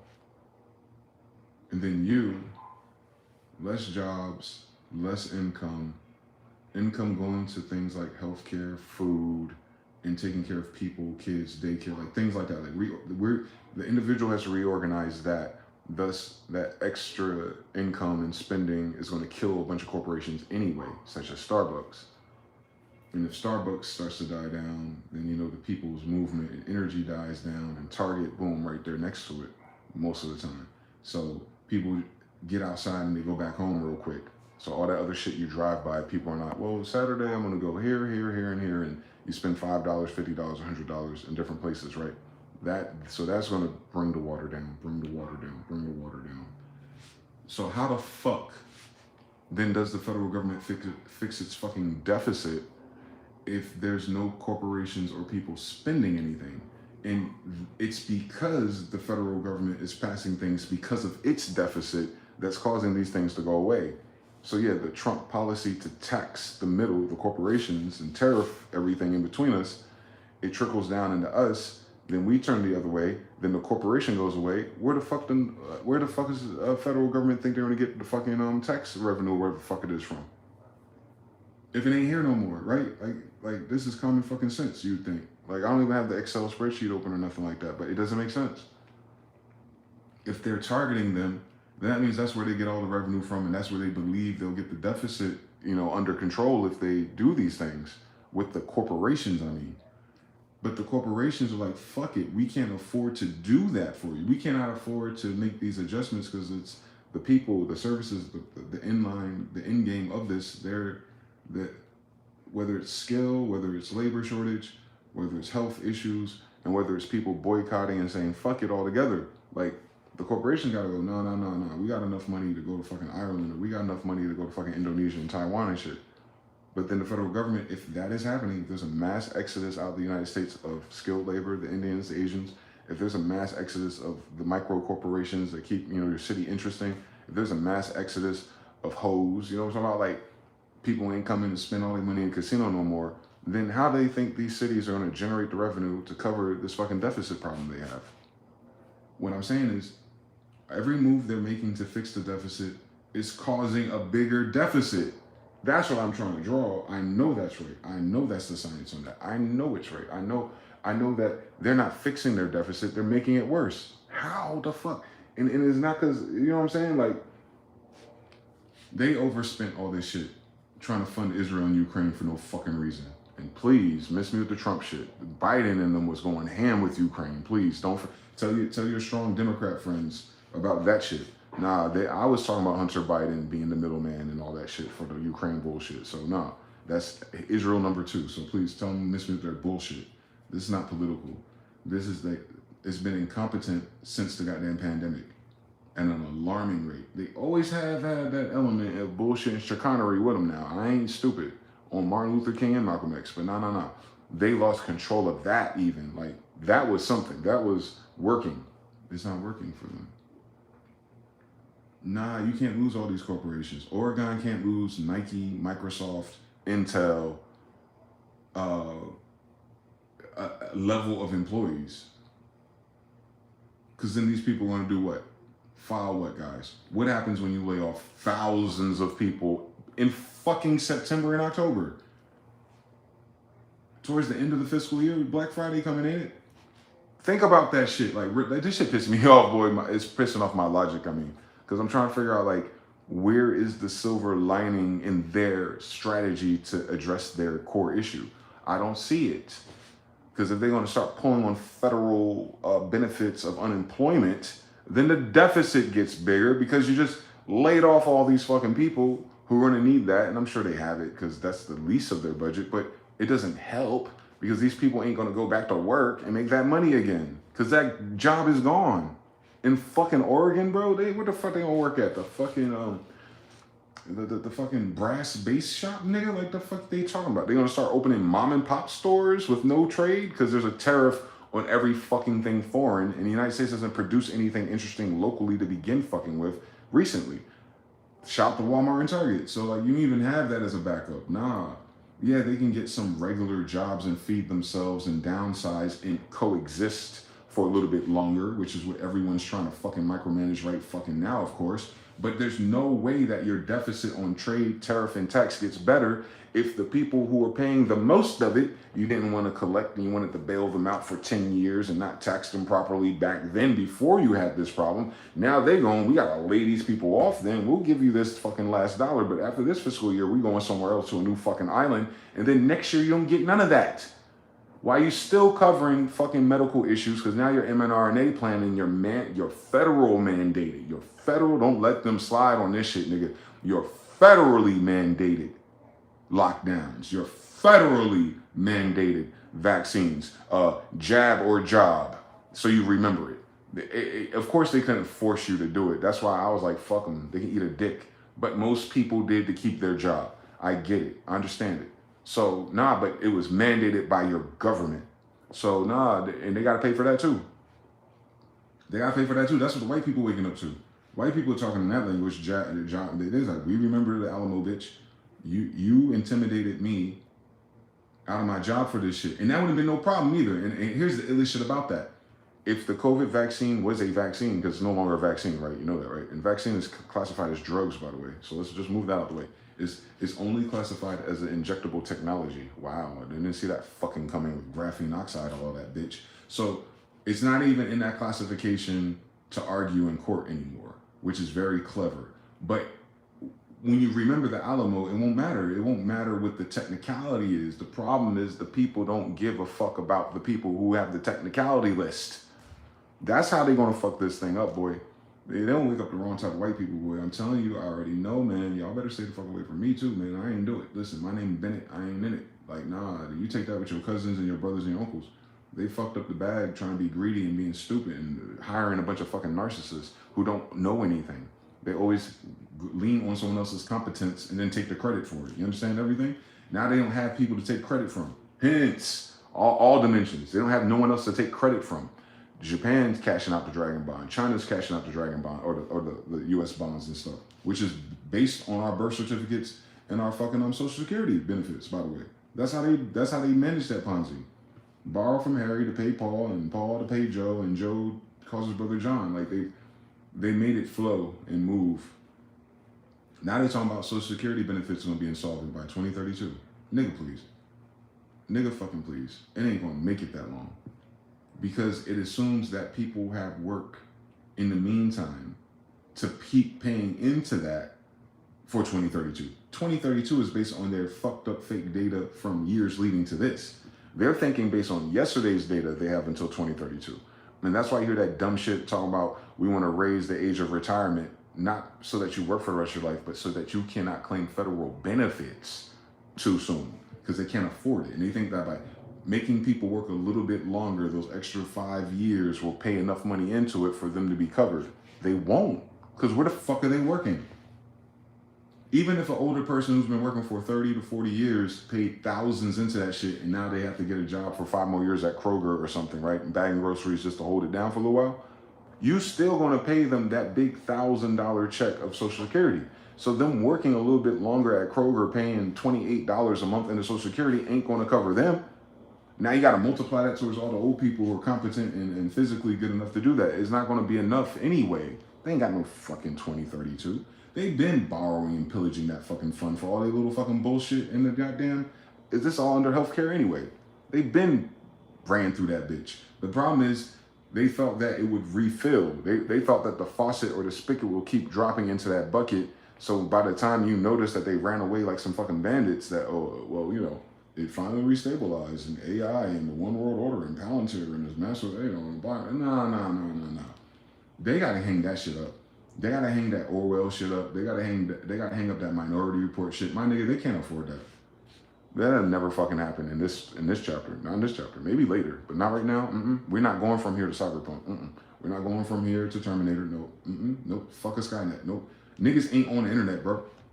Like, y'all know how crazy that is? Like, there's way more bots on the internet. Now, I want you to imagine this, though, so you understand how severe it is. When the internet is juicing real people with bullshit content, ads, and high prices and all that stuff, because there's millions of people in the service. But how many bots do they tell you it is? Why the fuck Doritos and Pepsi think they ain't making no fucking money? Because 60% of the fucking internet is fake.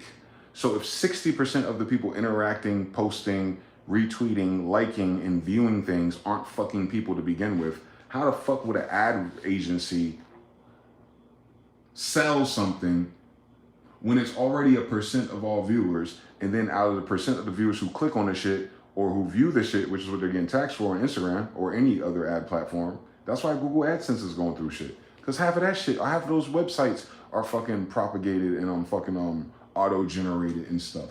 Like, the dead internet theory is not a fucking theory. Most of the internet is not people already. So you don't have commerce in the way that they think. The potential that they sold that on to older boomers who don't know that because they weren't on forums and using Perl script and friend blasters on MySpace. They don't know, like, yeah, some people can manipulate. No, nigga, most people manipulate it, nigga. Not some people can. This ain't your payola radio scam, old man. This shit is a download, a free one usually. And if it ain't, it's $50 a year. Like, they'll take that one account and they'll allow you to make, what, 20 accounts, 50 accounts, 100 accounts? So per hacker, one hacker can have 25 aliases that are automated doing things, clicking on things, and, you know, trying to nudge the algorithm in their favor so that they can sell things or have clout or whatever the fuck it is, right?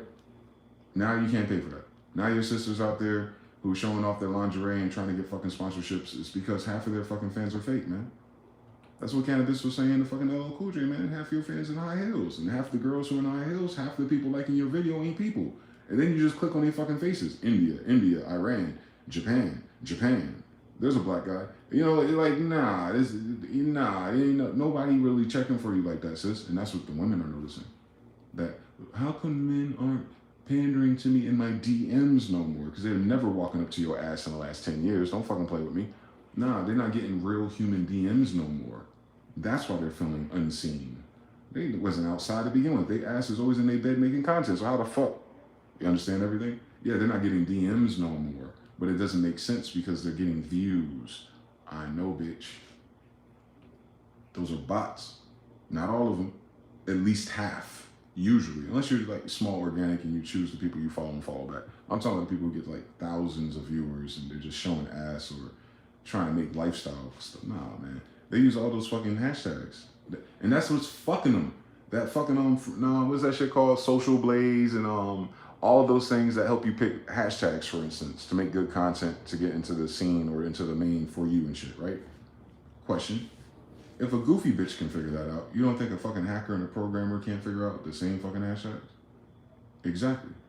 They will scrape those same hashtags and then create fake content with the same hashtags. So you're gonna think that the hashtags have a lot of real human viewers when it's really no, it's a bunch of bot content using the same fucking hashtags. Now when people peruse over into your shit, it's a bunch of bot fucking traffic. Like, they need a BusyWorks, he needs to do a fucking course on this shit. Reverse engineering the no shit Sherlock of hashtag science when you have a full fucking automated system of bots on the internet since we started.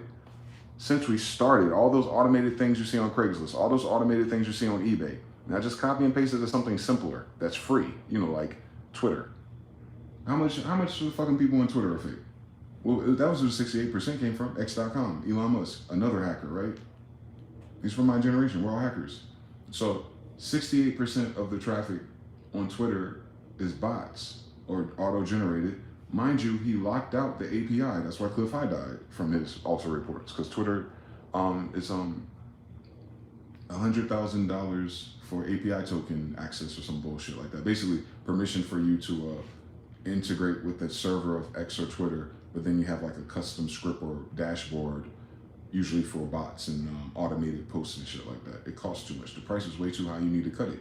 In fact, Donald Trump probably got that fucking idea from Elon Musk and Twitter. As soon as they start raising the API tokens prices for companies or individuals who used to hack, basically. No, y'all gotta pay $100,000. And they were hacking that shit, not making $100,000, most people. The bigger ones, of course. But the smaller people weren't making that much. So it's AKA there's no longer an incentive for that platform. So they're going to other platforms to try it, right? And because of AI was training for free on the same thing. So they're really trying to tax the Indians and everyone else who is scraping data at an alarming rate. And they're like, fuck it, we just won't pay it. And now it's dying. You see what I'm saying? They raise their gates to the sky every time they try to fucking fix something. Like if you wanted to, like, you know what I'm saying? If it was $1,000 per employee, you wouldn't have an exodus of corporations. If it was $10,000 a year for API token, you'd keep about 40% of them. You understand? Like, and that cheapens the interaction. I'm sure you experience that now when you go on YouTube. Think about how many of these videos that show up in your recommendation. Look at their dates. Look how old the content is. When you go on Instagram next time and you're doom scrolling, or TikTok, make sure you check the dates. So you keep in mind that the algorithm is not just scraping relevant content for you, it's struggling to find relevant content for you, whereas I'll pull you a fucking post from September 10th. Nigga, it's October. August 24th. Nigga, it's October. Like, if you scroll for more than 30 seconds or 60 seconds, you're gonna run out of content, aren't you? That's because these people who generate content and make content and made the internet what it was, I guess, pre-pandemic and through the first part of the pandemic, are burnt out, moving on somewhere else, or just can't make that money no more. And then you realize, like, a lot of that content was for profit only. They weren't really interested in the game itself, you understand? So, like, nah, you can't do that, man. We can't afford another Kai Cenat, Drewski, Kevin Hart collabo. Like, what the fuck going on? H. Tyson, what are you talking about? What kind of bot are you? I'm running it back. Unkempt, Crocs and everything. Piece of Georgie Porgy, piece of Tribe and the Gods. Trump is a sucker. Pause. Hey, Eamon Ross says Starbucks is closing like 400 stores. Yeah, and just 8 of them just closed here. An extra narc gene insert. Hell no. Lame as hell. Baba Vaga Nostradamus Bible predictions. Government shut down everything, pointing to the end of this month. I can see it. Perhaps. But it's not shutting down. It's already cooked. Young Nice says all that money and hours for school and the MCAT just for that. Damn. Shit cooking. Overhead at the gas pump, that Cornhub got blocked and asking for ID. Digital ID, right? And that's all of those websites are Israeli. A Gen Zer half asleep. Come on now. Terry Will, what's up, pimp? What's good with you, man? Anybody trying to stop it will only make it happen faster. Yes. That's what I was trying to describe. Like the snake eating its own tail. Like we want to raise the gate to 100,000 instead of 10, 20, 50. Shit. You keep somebody. Nope. We're going to do 100,000 across the board. Everyone got it. Yeah, they ain't got it for you, though. Like, they forgot that part. Jonathan says, this Christmas is going to be very interesting. Shitting me. Young and Nice says, Jonathan, for real, though, Black Friday be the only time all year a lot of companies actually see their profit. Exactly. Damn, Fern Blaster on MySpace. Major throwback. Come on now. Newell says, chat checking. Shout out to Newell, bro. What is your opinion about normalizing LGBTQ? I don't have an opinion about normalizing it. Why would you want to normalize that? Do you want to go to like a system-wide extinction level event? You're already in the middle of one. So what's the extra opinion? I was trying to say something nice. Hope you have a good day. Sorry if I upset you. No, it's a generic response. Usually bots post stuff like that, bro. That's all. Like H. Tyson, like your paragraph, we literally see it once a day, twice a day, maybe 3 times a day. Like the same exact thing you just said. Why? Why are y'all all saying that?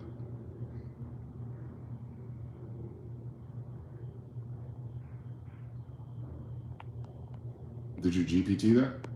Because that comment's from yesterday, and the day before, and the day before that. It's not an original comment. It's why I'm calling it out.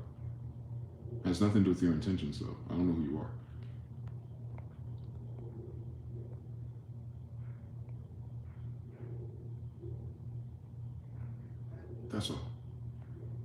Then you said you want to spread positivity, and you said, I remind you of Method Man. You just disrespected me and my mother. Anyway, so yeah, I don't know. I don't know where the game is going. I don't know where the fucking where the science is, man. I don't know. I don't know. I don't know how they cannot see that taking the bucket of water on the top deck and then throwing it over the side and hits the bottom deck doesn't stop the ship from sinking. I don't. They're displacing. Oh, they're displacing the pain.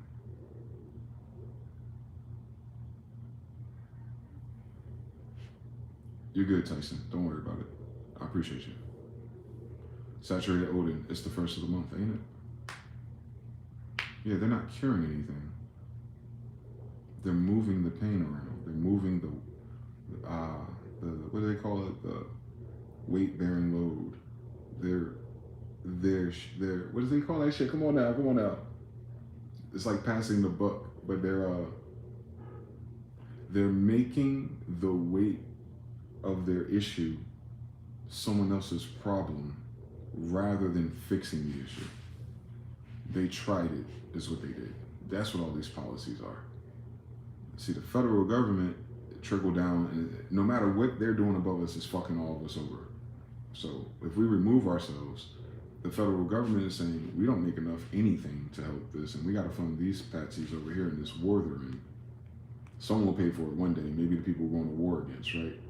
They're consumed at the highest level. They had like what they're talking about 800 generals, coming to talks about a war or some dumb shit. I don't know. War with who? Your fucking financial advisors. Like who they going to war with? They going to war with the fucking Treasury Department? Like who they going to war with? They got a money fucking problem, not a fucking terrorist in fucking the desert problem. They got a problem here, and so what they tried to do was pass the buck over and says, well, we'll let the corporations kind of, eat some of this for us. We'll dig into their profits and basically create a system in which more of their profits is going towards clearing their deficit. And instead of the corporation saying, hey, yeah, we'll play ball, I guess, how long is this going to take? Is it only for the next year or two? You're going to make sure you bail us out after this? They're like, nah, we'll just move. What? You kick Elon Musk out. That's X, Twitter, Tesla, and all the other goofy shit he had, and all the corporations attached to that. Bye-bye, peace. Right? I think he already left Delaware, probably why it was so easy for them to cancel him out the White House, because I think he re-registered somehow in Texas or some shit like that. I don't know what the differences between registering a corporation with Delaware and the Lone Star stage and shit on paper, but there's a difference. Because he encouraged everyone on Twitter, his business friends, to do the same thing. So that's like a hostile act against DC for real, if you think about it. So we know that happened earlier this year, but because he's an H-1B visa employer too, he ain't going to pay that. No matter how much trillions his stocks are worth, he's not going to. He's going to find a way to relocate the bulk of his services offshores. Mm-hmm. And every other company like him that's been following his blueprint, because they want to be trillionaires too. Don't miss that. Birds of a feather. So, yeah, we're about to have an exodus, which is crazy. So, corporate exodus and still $137 trillion in debt when it's over. That's the illest shit about this. And then you have the healthcare and the poverty and the borders and the immigrants, and then all of that just starts piling up.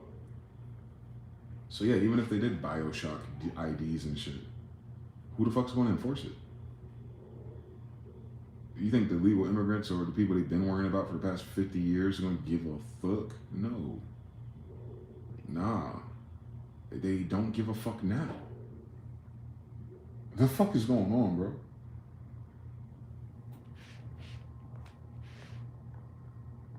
Shout out to Cashbound. How you doing, Chief? Saturated Odin says, I'm so confused.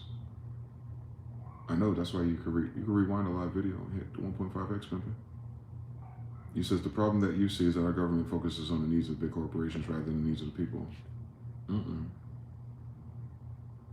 It seems like that. No. The federal government only gives a fuck about itself. The federal government is fucking the big corporations right now. That's why they're closing down. The people are not doing this. Y'all don't make enough money. Y'all don't spend enough money either for years, for the past 6 years.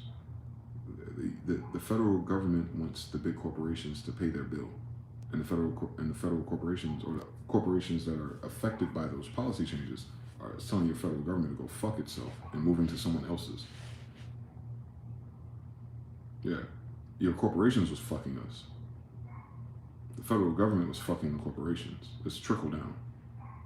They're the middleman. The middleman gets the brick for however much he gets it for, but he's gonna tell you in the street it's still 30, it's still 24. Meanwhile, that shit's more like 6.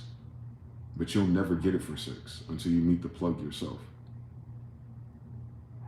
So the plug is telling the middleman that the brick is 20,000. Now the middleman is going, I was selling it for 24. Now I'm only going to make a 4,000 profit versus before, which was like 18. 1 brick for the price of 2 type shit. Now they can't do that no more.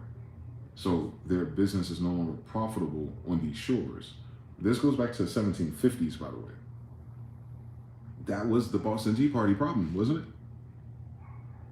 The whole United States history that they teach us is all only about trade. It's not about people, culture, kingdoms, and royals, and families, and tribes. It's about how the corporate setup happened, and the illegal trade routes, and the piracy, and the fucking pirate ship battles, and Johnny Depp type shit was happening. That's the time period. So this is all trade war. So the federal government, which controls the military, the best of the best in terms of piracy, they're like, nah, y'all are gonna pay our bill because we allowed you, and truthfully, as a plug, the United States gave them tons of privileges to even fucking be here, to milk the resources, the minerals, the labor, attrition, and all that stuff anyway. And they never really paid a high bill to begin with, which is why they were here running it up like they were. Now the federal government got caught up in some other type of bullshit with the others on the other side of the world, and they're running out of money for them. They got a bigger problem. Their best friend Israel and Ukraine is running out of money. So they're saying, well, we're gonna get these corporations to help us with our deficit. They need a 4% close on the gap. So it's not even paying off 37 trillion. It's just closing it by 4%. They can't do that. So now the corporation is like, peace. So that's why when it comes down to our level, you see people doing anti-APAC, anti-Israel thing. You think you're talking about like us versus religious people in the Bible, or like a person, a tribe to tribe thing. No. Don't get that twisted. They're not in the Bible and they're not religious. They're corporate. So if APAC corporate, if Israel corporate, if they have an influence in corporate policies, and they do, if you've noticed, if all the other corporations go, we're not going to do corporatocracy with them, it don't fucking matter what's going on. Everyone's unplugging their chargers from the Israel USB stick.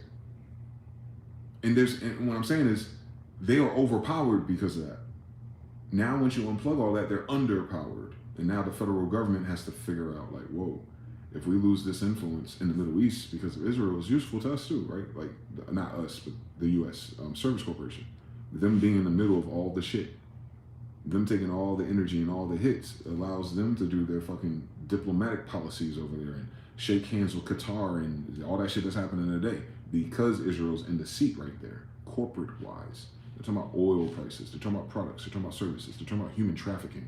They're not talking about how people feel and emotions and legacies and like fucking family. Nah, this has always been business. Always. Your government is business, it's not people. Like, it's not people focused, it's business focused. Thus, their corporation is falling apart all together. These people who run these local corporations that are registered, guess what? They're the same people when they take their ass to fucking Singapore, China, India, and now Africa. And they'll rebrand with the same network, with the same everything, and they'll continue going. It's like a mass export. Immigration. Exodus. The United States corporations are exodusing. And yes, it's the federal government's fault. They pass all those policies to allow Walmart to take over your mom and pop shops. They pass all those policies and tax incentives to get the California, Silicon Valley, and the tech people, which you think are white people, and there's usually a bunch of foreigners, to come into these slower cities and stuff and gentrify and import and immigrate and do all the things to keep the economy moving. That's shutting down. So they gentrified it for no reason. Today, like as of now, looking back, they did all that shit and then the pandemic happened. It slowed all that shit down and it can't come back up out of the water. It can't get itself out the grave. So it has to go away. And the people behind it will go somewhere else and try somewhere else. Meanwhile, you're left in a fucking desolate neighborhood. Now you got real estate issues. Now you got property tax problems. Now you got crime problems. Squatting, graffiti, fires, homeless. Now you're stressing out the local infrastructures. And then your state government doesn't make money either. It's been living off of subsidies from the federal government. So it's a big federal government and useless fucking state governments. 60, 80 years ago, they were like, no big government, no big government. That AKA, stop relying on the federal government to run your shit locally. That's why when you hear like Democrats and Republicans be bitching with Trump and the federal government, you gotta realize how stupid they are. They're telling you that their state relies on DC. That is not what this is. There are 50 United Estados. DC is not one of the states. So they're relying on DC to bail them out. They're relying on DC to keep their shit going. They're relying on DC to fund them when crime gets bad, and then they pocket that shit instead of getting rid of crime. They keep it at a threshold. They've been playing with DC our whole fucking life, and that is not the design of the United States. It's not supposed to be big government. Hence, so now that they've all got lazy and they relied on big government, and federals and tax this and all that and all the little benefits and $1 billion for that and infrastructure, and it never gets done and your roads are never paved. They don't have that no more either to pay. So now your state governments and your city governments are going to have to come to Jesus moment. They're like, our infrastructure going to shit and we don't make no money.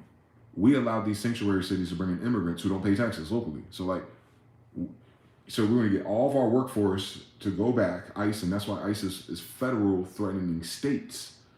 Like, people don't understand. Y'all think because it's just a pirate organization. People think it's real or something. That's why.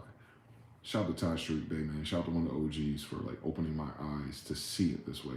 And then I just connected the rest. Cool. The fuck? They're delisting them as sanctuary cities because they're relying on free labor, tax-free labor. So the city and the state ultimately has money to play with. Now ICE comes in and says you gotta get rid of those people. Now your little local companies, the families of your city, they're like, we can't afford to pay people fucking $20 an hour. Oh shit, we're gonna go out of fucking business, aren't we? Yes.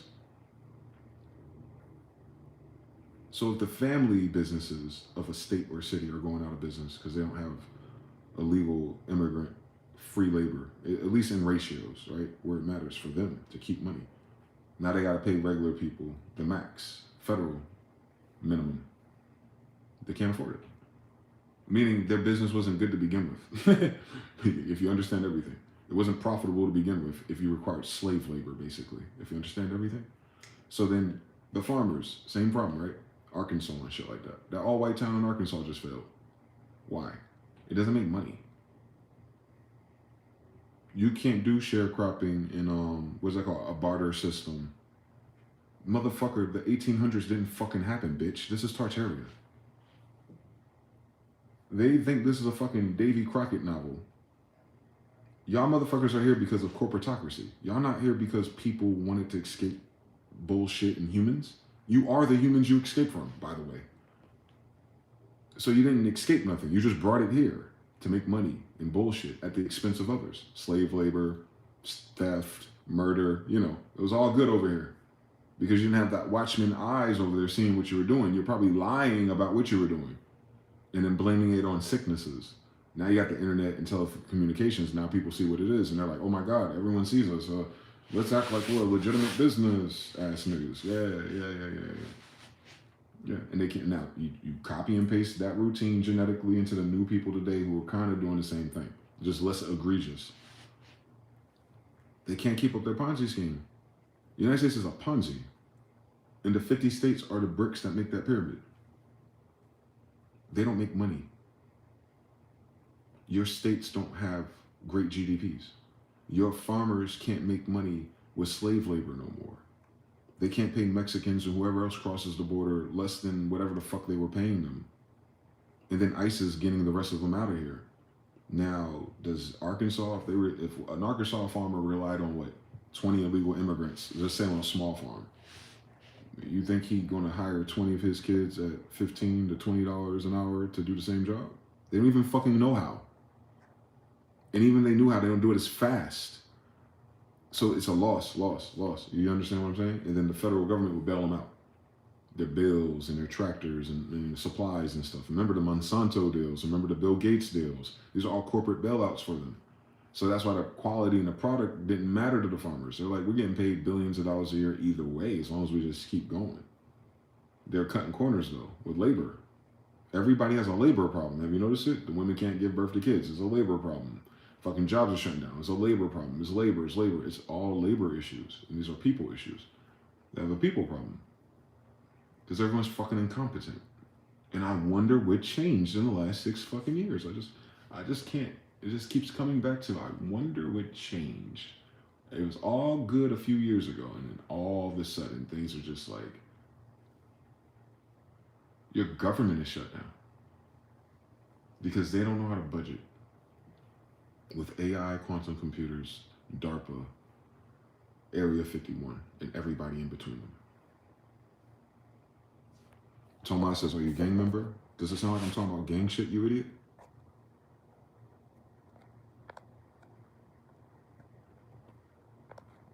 Oh, Cool J, I don't man it. I went to work today and there wasn't any work to do. It's getting scary out there. Run that back for me, please, El Cool J.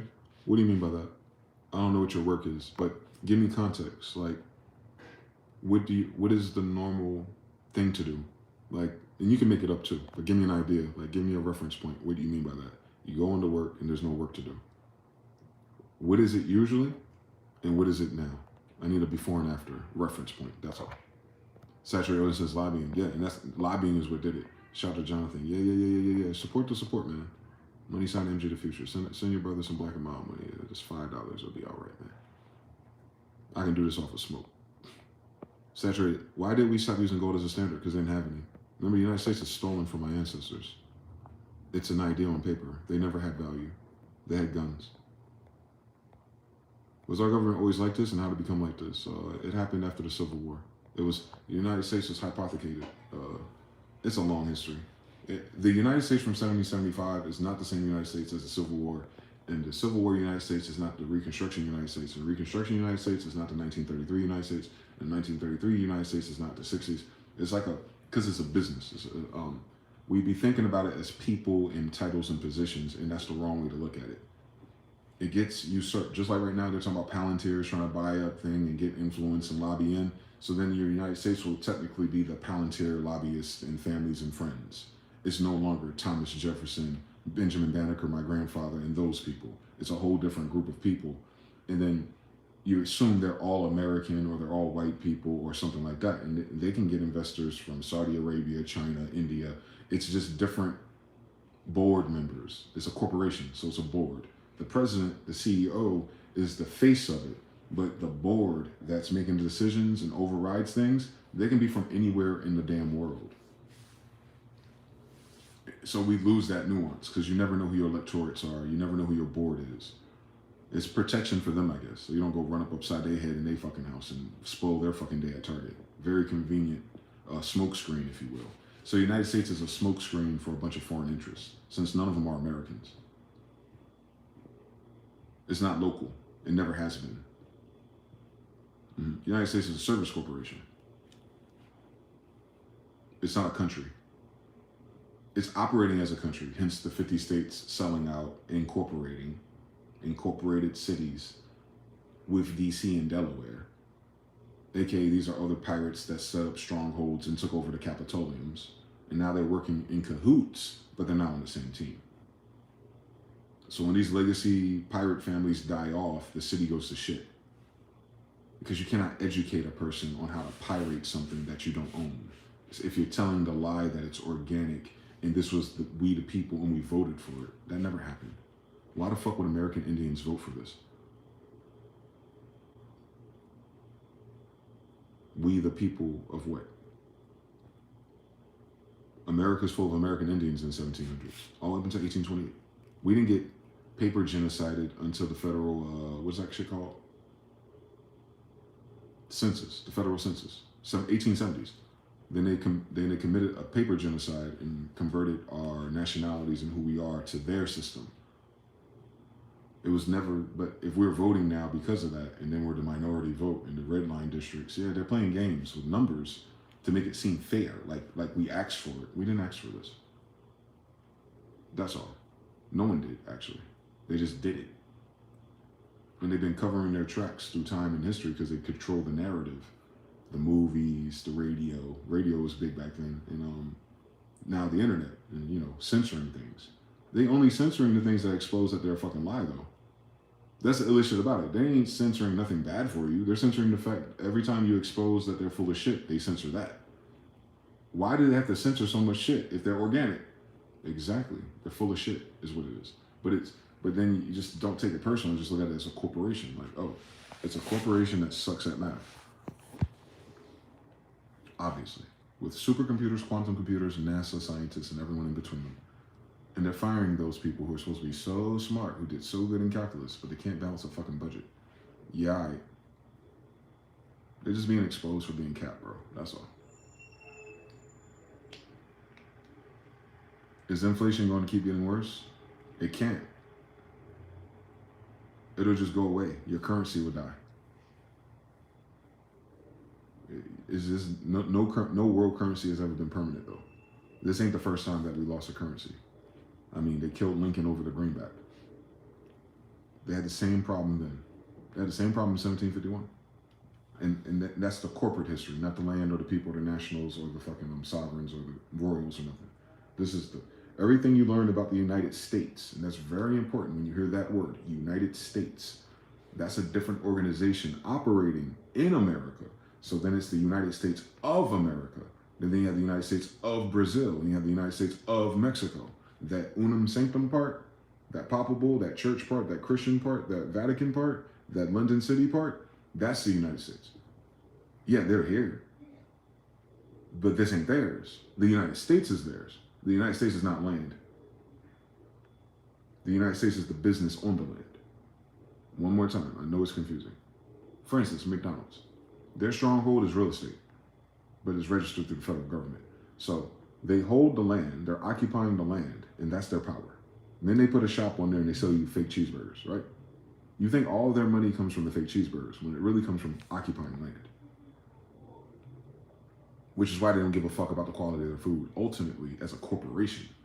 As long as we can keep buying up all these places and get all these federal subsidies to occupy, and they do surveillance and all kind of other shit with those same things, especially if you take a deal from the fucking federal government. There's always a backdoor agenda in doing so, by the way. I hope no one's surprised by that. So yeah, it's the way their game is not the game they teach us in school.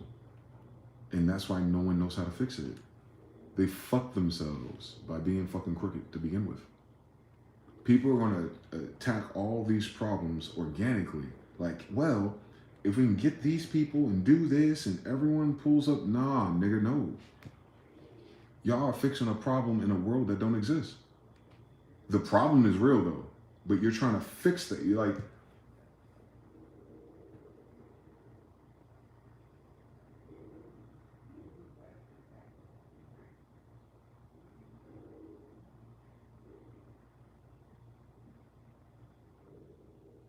they're trying to start fires to stop rain. They're trying to use fire to stop rain. They're trying to evaporate the water before it hits the ground. So people are like, well, if we just had more fire and more heat. That type of thing. They're approaching the problem incorrectly because everyone's been indoctrinated incorrectly on purpose. That's the fucked up part about it. You have a lot of smart, well-meaning people who studied and played the position that they were provided to by the federal government to exist to begin with, Rockefeller and Gates. Yeah, you're the best person for that position that's completely fucking made up. And you might be brilliant at all kinds of other things, but you're fucking dumb to what the United States is. And if that's your step one, you don't know anything about it. You know what you've experienced and what you've heard. It's almost like a roamer. It's almost like a game of telephone. Like, this is how it works. But then when people commit atrocious crimes, there's never justice. And you're like, how the fuck do they keep getting away with this? Keep asking that question. Or someone does something and it's like, there's no accountability. And you're like, but why would the people in charge who's holding these people accountable for something else be ignoring them? And the first thing you say, well, it's the money, it's the lobby. You're getting close. You're getting so close to understanding the whole thing. The whole thing is cap. These are foreigners. They do not give a fuck about the people or the land. They give a fuck about control of trade routes. That's it. They're in the game of controlling trade routes. The end. That's what the United States is. Everything else is the people and the citizens bringing their cultures and traditions and their take on things to coexist as fucking yuppie slaves to it. You're a slave to a corporation. Right? You have to be registered, birth certificate to a federal corporation, which is foreign. You have to have a social security number to get a W-2 form to a foreigner. And your foreigner pirates have a foreign bank, the Federal Reserve. It's not part of your federal government, nor does it have a reserve. It's a paper corporation, right? What they have that helps them is the fact that people are stupid and the fact that they have guns. But the stupid part is they're giving the stupid people the guns to enforce the slavery against themselves. So technically they don't have anything but belief, faith, investments. I'll pay you fiat to do the fuck shit. And if you do the fuck shit successfully, we'll give you more fiat. And people not knowing with that, why is it fiat to begin with? Because you asked about the gold standard. Why is it fiat to begin with? Because you can just make it up. So if you only had $1 million of gold, but you need to pay this nigga 10 million of gold to go crash someone's fucking castle for you, now if you get him to believe in fiat, you can print 100 million fiat and get him to crash 10 fucking castles for free. And then when he crashes those castles, they'll convert them to the central bank, and then now he can go on a fucking buying spree. Like, yeah, this fiat's great for me. Let me go ahead and take out another city. Let me bring some more fiat over there, because now I can get all of the people to do the things that I want. Yes. So it's like it's real, the same way you've experienced it your whole life. But the fiat part is so that they can so they can make up a value anytime they want. But there's a limit to that. We're at the limits. We're at the outer limits of that. The United States Federal Corporation, that is. At the outer limits of doing that Ponzi scheme. They can't just print, and they just printed a bunch of money.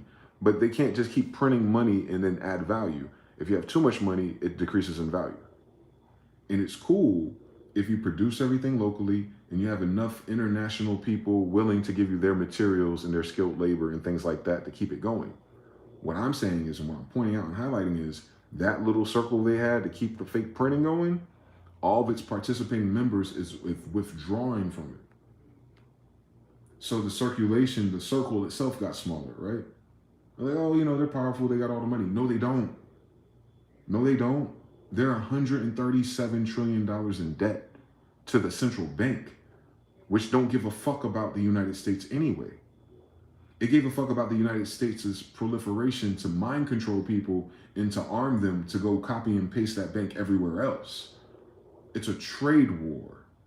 It has nothing to do with beliefs in gods and traditions and humans coming out of caves and woods and forests and shit. That's completely made up. That story, if that ever fucking happened here on fucking a Midgard at Europa, was thousands of years ago. We're in a technologically advanced civilization in the 1800s and prior. Don't miss that.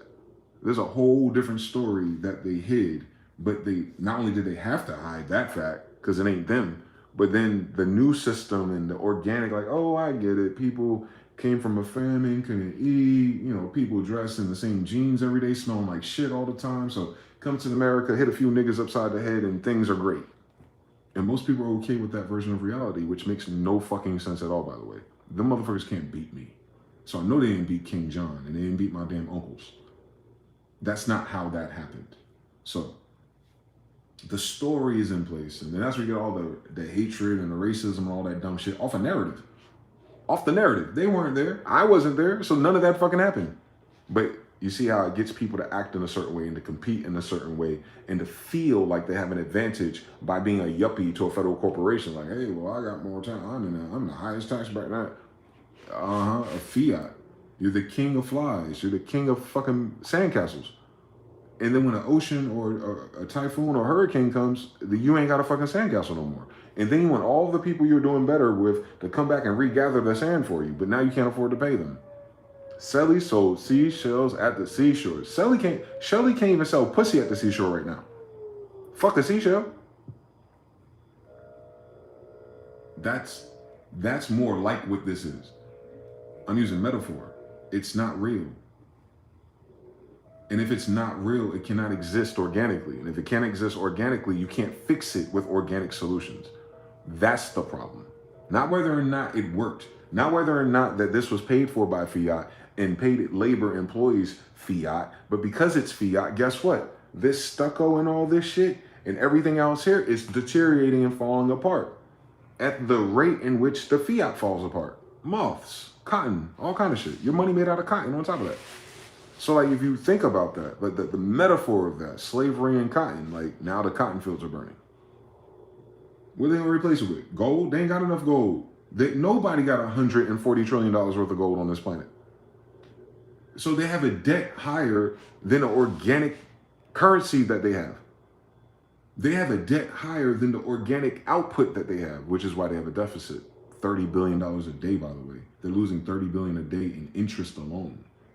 So they got to do 30 billion in interest and pay 137 trillion. The 100 comes from world, from international affairs. The 37 is what they're reporting to you. It's probably higher, but let's round it. Let's say 100 trillion period, with $30 billion in interest a day owed to the Federal Reserve. And most people miss that. They think it's the government. And this is why probably no one's Metal Gear Solid didn't go off earlier with their education and their jobs and stuff. Because the whole time they're thinking, oh, Trump and the Federal Reserve, oh, it's the federal government, and no matter what, it's going to be fine. No, bitch. The federal government is not part of your Federal Reserve is not federal. That's the name. I'm going to run that shit back. I hope everyone gets this fucking message very fucking clear. Because it's fucking everyone. The Federal Reserve is not your federal government. You did not vote for that. That's not in the Constitution. That's the Banking Emergency Act. This is why the Titanic sank. That's why you had a fucking Great Depression.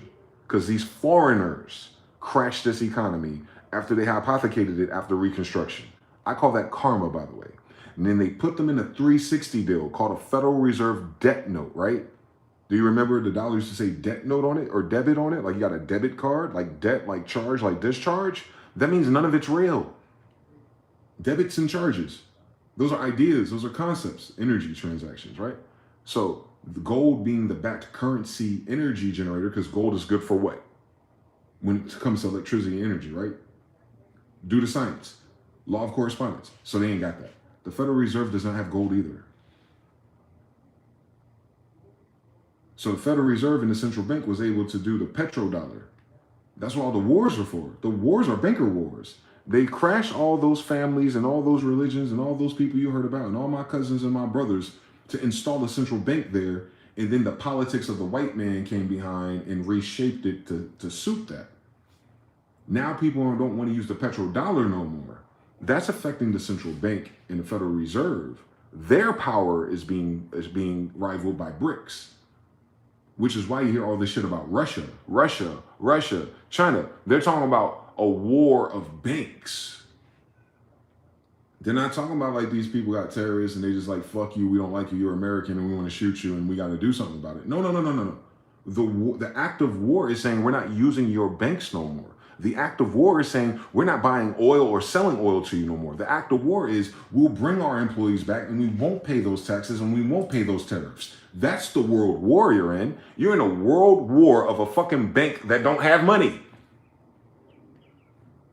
And it requires the dummies and yuppies it raised with the Rockefellers, the Rothschilds, the Gates, and all of them just 100 years ago. This is brand new shit, by the way. It requires everyone to be fucking retarded to go marching in. And then when you win, you still ain't got no fucking money. You get it? Even if they win this conflict, there's still no money. They have 137 trillion plus however much these missiles cost, plus how much they're going to give to your soldiers, plus how much the infrastructure is going to cost when they repurpose the banks and the buildings and the little shit they blew up from the fucking investors who, you know, to get them out the way so they don't re-corrupt it later. Like, they got to do the spies and the fucking surveillance to make sure that they didn't get away and then restructure it underground like they fucking do all the time, APAC. They're paranoid on top of that. This is banking, bro. The last 150 years of our existence, it's been banks. That's it. It's not we the people and hoorah, we won an enemy force. This ain't fucking the 300 versus Xerxes and shit, nigga. This is banking. And our bank is fake. It has no gold to match its debt. And it accumulates $30 billion of debt charges a day in deficit. The federal government does not make $30 billion a day. That's the problem. It wants your corporations to pitch in because they have international connections and currencies and transactions, you know, money changers in the temple. Well, if you could bring some of that energy in here and then you can afford this, and I know you can afford this, and this will help us get to that 4% margin faster. And they're like, nah, fuck you. We're waiting for bricks to get XRP or whatever the fuck it is. Bitcoin to the moon or some bullshit that y'all be on. They're waiting for them to get that shit. Since they all do digital transactions, online transactions anyway. It don't matter what fucking country it's from. They just don't have to apply. So like like Tesla, for instance, if they don't do no local anything here and have to follow the federal laws and the healthcare laws and all the shit the socialism and the Democrats and the Marxists do, and they go to another fucking brand new green country and they're like, fuck it. We can run this up for 10 years. Trust me, that company gonna go there for 10 fucking years and run that shit up and not pay a fucking single dollar or tax back to this one. While your ass is still buying Teslas. Like that type of thing. That means you're buying something foreign and then the money that you paid into it goes out to that country. It don't come back to you. It don't fix it. It don't install the fucking chargers on your road with your tax dollars. What tax dollars? That's what the tariff is.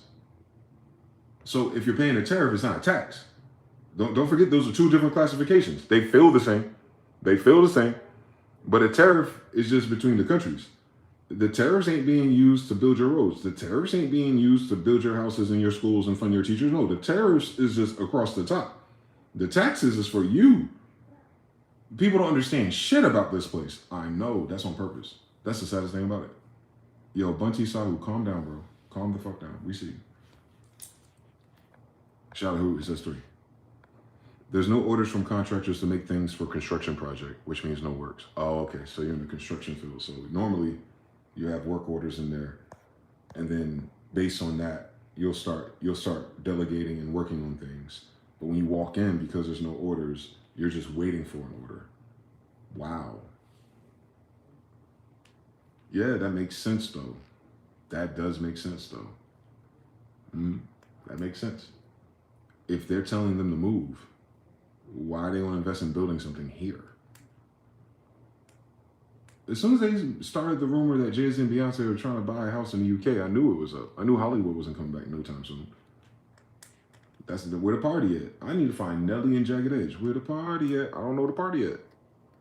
We know it ain't there. We know it ain't in the hills. We know it ain't in New York. New York is shabbily compared to when I was right there in New Jersey. That energy and that spirit is not there no more, nowhere. So like, you know, some of the people are there, but that ain't the vibe. The vibe is gone, man. All that audit, the gold got quiet. Fort Knox this. Yeah, they didn't even tell us how much Fort Knox had left. Goofy as hell, dumb as hell, basic as hell. This is stupid. They taught us one thing while they're doing another, basically. So don't beat yourself up. Y'all are not stupid. Y'all did what the fuck y'all did to get the fuck out of those indoctrination camps called 12 years of education. I get it. And then you figured out, well, let me get in the game. I'm just living for some fucking reason. I didn't ask to be here. My parents were fucking. Let me make the best out of it. Exactly. And they counted on that. So that's why they were silencing people like me and some of the master teachers before me who were talking that shit. And then they reclassify us as terrorists or targeted individuals or, you know, all these extra words because of what we're talking about. The damn truth. We be telling you the damn truth. And they stopped us and they censored us and they blocked us. And because of that, and because that's an attack, by the way, touch not my anointed. Because they attacked us, now they're attacking themselves. I could have sworn the Bible said that. Like, don't fuck around with these people. Like, you ain't gotta agree, you ain't gotta like it, but don't fucking touch them. You feel me? That's Ahab, man. Don't fucking touch them. That's your other boy in Isaiah. Don't fucking touch him. You ain't gotta listen to him. You ain't gotta do nothing about it. You ain't supposed to be fucking being here anyway, especially if you want to touch one that's the fucking descendant of the King of America anyway. That's really fucking weird. That's really fucking weird. I could have sworn they owed Sidi Muhammad every fucking thing. Your majesty, your imperial majestic. That's my grandfather. And then they're gonna touch and silence me and do all this other weird shit in my life behind the scenes with the, oh, no. You done cross all of the treason. You done cross all the blasphemy. You done cross all the prophecies. And so I am not confused why it's happening around my influence, why I understand what's going on, because of who my dad is. So nah. The United States is not what you think it is. It's not for the people, by the people of the land. It's a pirate organization that came over here to take over trade routes, and then when shit got really bad, people relied on them to rebuild and do things, and thus it became a bigger government or governance, if you will. And then they were beefing in the Civil War over whether they're gonna do a central bank or a paper bank. Obviously the paper bank won. They went bankrupt again by Reconstruction. 1913, some other people came from fucking Poland or Germany or some shit before World War I and II started, and they were like, hey, let's kill all the Astor family people and the people who wanted to do banking one way and then put us in, and we have this really cool usury system, and it'll make you a lot of money real fast. And then by 1933, the last president that was protesting against that become an official system, he was like, I'm afraid, bro, we got jugged. I didn't get a chance to read this, and I already know what it's gonna say. But we don't have a choice. By we, he meant white people. So they signed it. They sold their soul to the devil in 1933. They hit all my ancestors upside the head and robbed all their banks, Black Wall Street and all those type of places, those strongholds, cotton, fucking tobacco kings, all that kind of shit. This ain't slavery now. This is the 1900s. So people were still rocking. They took all of their physical, tangible resources in their banks and then made it illegal to store it there. And then that's when they rolled out the certificate system, the paper systems and stuff like that, and IOUs and debit notes. That's recent history, bro. That ain't slavery. That's what they did to your great grandmother.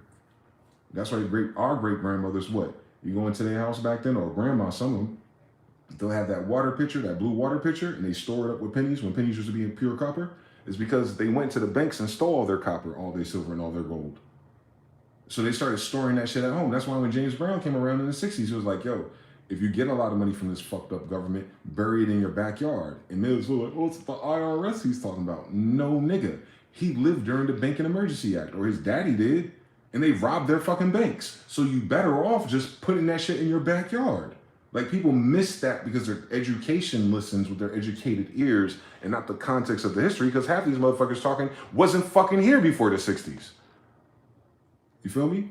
And I get ramped up because my family been here the whole fucking time. So, like, they don't fucking listen to the right people. They listen to people who read something, a good idea by a foreign scholar who had a cool narrative. Bitch, that ain't what the fuck happened, though. Your hot take is not what the fuck happened. Your hot take's a fucking hot take based on triangulation of variables and narrative. You're playing a cooler game of telephone, bitch. But in real fucking life, nigga, they stole everything by 1933. Then world wars happened. Then people died off. Then they wanted to try the nuclear family. Then they wanted to try integration and make it all, we know we robbed you and did you bad, but maybe you should get our education so you stop fighting back. Been disrespecting my people, playing in our fucking face for over 100 years to cover up they fucking bullshit, and all these fucking idiots that they brought over here, some fucking yuppies who ruined their fucking country, came over here and we'll wonder why it's ruined again socially. Same story, but it's in multiple dimensions of fuckery. Because the people who are fucking it up socially don't know the damn history. They don't know what Federal Reserve is.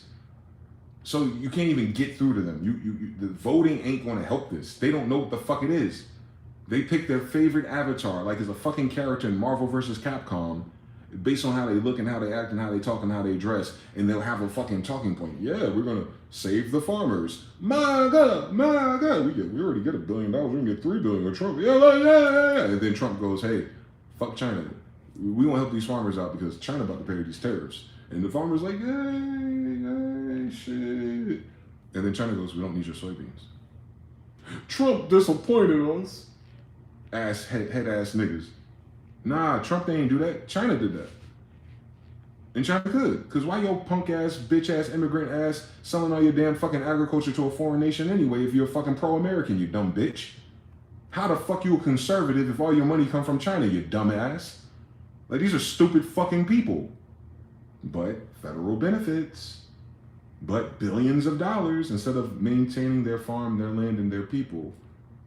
Instead of making $1 million in revenue a year, per profit after everything happened, they wanted 10 million. They wanted 100 million. Of course we should open up our soybeans and all of our products to foreign. Oh, and they could package it back and add a few salts and poisons and sell it back to my kids. I wonder why they're fucking retarded.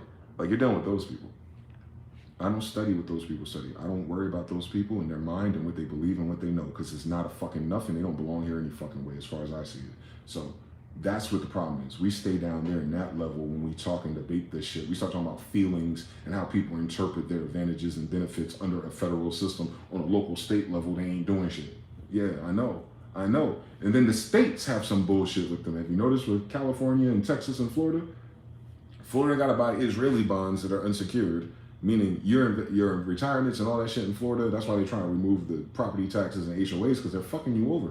They're investing in the fucking Israeli bonds, and they don't make no money either, bitch. I could have sworn all your tax dollars was what paid them to fucking exist, Rothschild.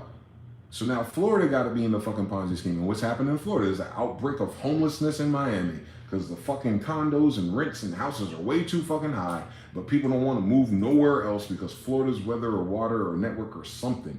That'll last for 6 more fucking months, and there's gonna be a fucking mass exodus out of Miami.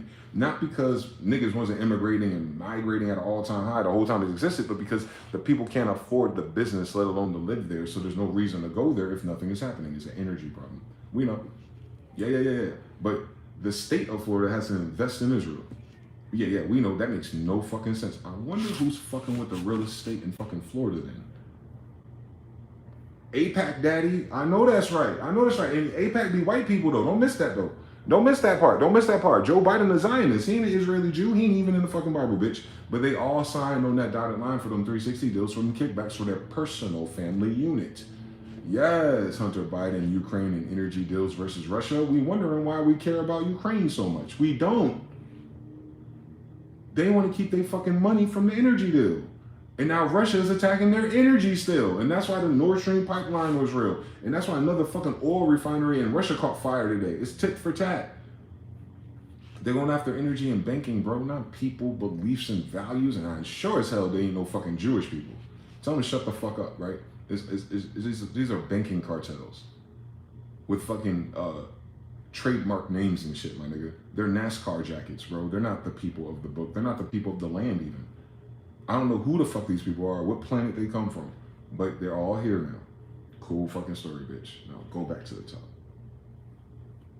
They can't afford to be here. They might not know that the Imperial Majestic is real, but it is. Good for them. Maybe they should have studied in fucking school. World Civ. Because they're the most uncivilized sons of bitches that's ever put fucking feet on the face of the earth, and just in my timeline of 40 years. Just by how they treat and how they do kids. And how they can't fucking admit that everyone's a fucking pedophile in DC, which is why you'll never see the whole fucking list. Then you have to compute that in your fucking brain too. Like, these are all pedophiles. And the women are all pedophile supporters and pedophiles themselves half the time. Don't miss that story, because they ain't gonna put that on the news.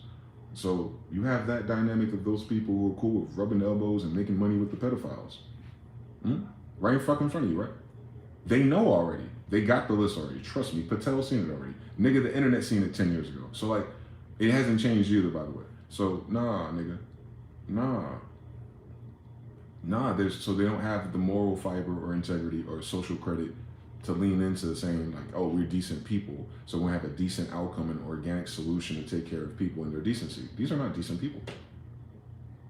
These are people who suck at money, who try to fucking damn near eliminate most people by mandating some shit that's eliminating a lot of people, and then they fucking touch kids. Like, y'all gotta eat that. Like, that's reality. That's not a conspiracy. That's not how I feel. That people just ain't saying shit. It is what the fuck it is. So imagine that in terms of a value or quality or intensity. You're like, oh, those people who got away with that, and now you know what they've been doing the whole time and why the budget ran away from them. Now they're narcissists too, right? They have to be, to have all that going wrong for them, and it's still fucking playing your fucking face with a smile on. Now they can't do that no more. Now they gotta be like, I don't know, man. I don't know what a narcissist does when it's cornered, actually. It's dangerous, but they're weak as fuck, so it's not that dangerous. As long as rational people don't listen. They'll try to move things around and push energy and push buttons, but there's no energy to pay for it. They shut down the fucking commissary at the military bases. Energy, groceries, food. They can't subsidize it. So we're gonna privatize it. What corporation is gonna privatize it? Where do they get the money from? To pay the farmers. They still gotta pay tariffs. Like, what the fuck are you talking about? They still gotta pay international shipping from China and Japan to even get products into the privatized version of the grocery store at the commissary bin. Either way you fucking do it, bitch. Privatizing it doesn't change the price or make it easier either at a time like this. So yeah, the whole Palantir privatized AI social surveillance, it's a fucking faggot's wet dream who's a narcissist. It can't happen. They can't afford it. Because $30 billion a day in interest. The end. That's it. That's the end of the story right there. You ain't got to go no further than that. What is their deficit? $30 billion a day. Negative. Just for interest. For interest, my nigga. Not their debt. The usury part of this Jewish 1933 thing.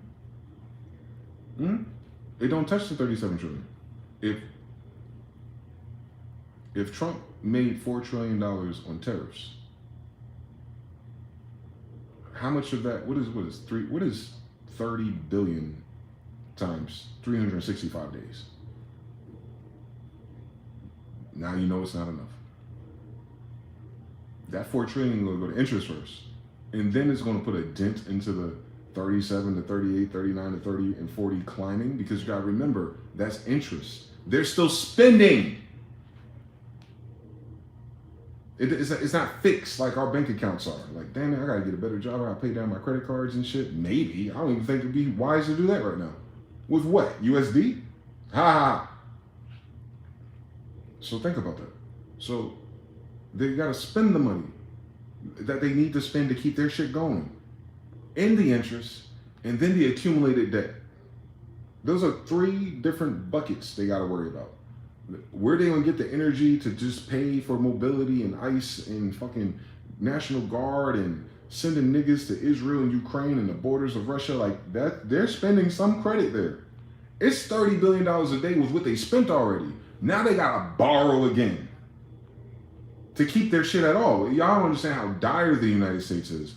The United States is going to, as a corporation, as an idea, as a sigil, it doesn't profit. How do I say this? It can't raise a white flag, guys. They're not castle builders. They're not people of the land. They're not like your uncle's, nemesis. This is not what this is. They have to fucking crash out or lose everything. They have to. There's no other move. They have to crash out and then lose or win or find a medium or lose everything. If they don't crash out, they lose everything. Don't miss that. This is a lose everything equation for them.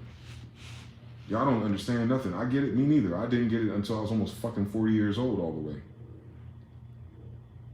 If they don't do something big to change the tide of their deficit, of their interest, of their collective debt, and of their international relationships of people, which is how they accumulated that.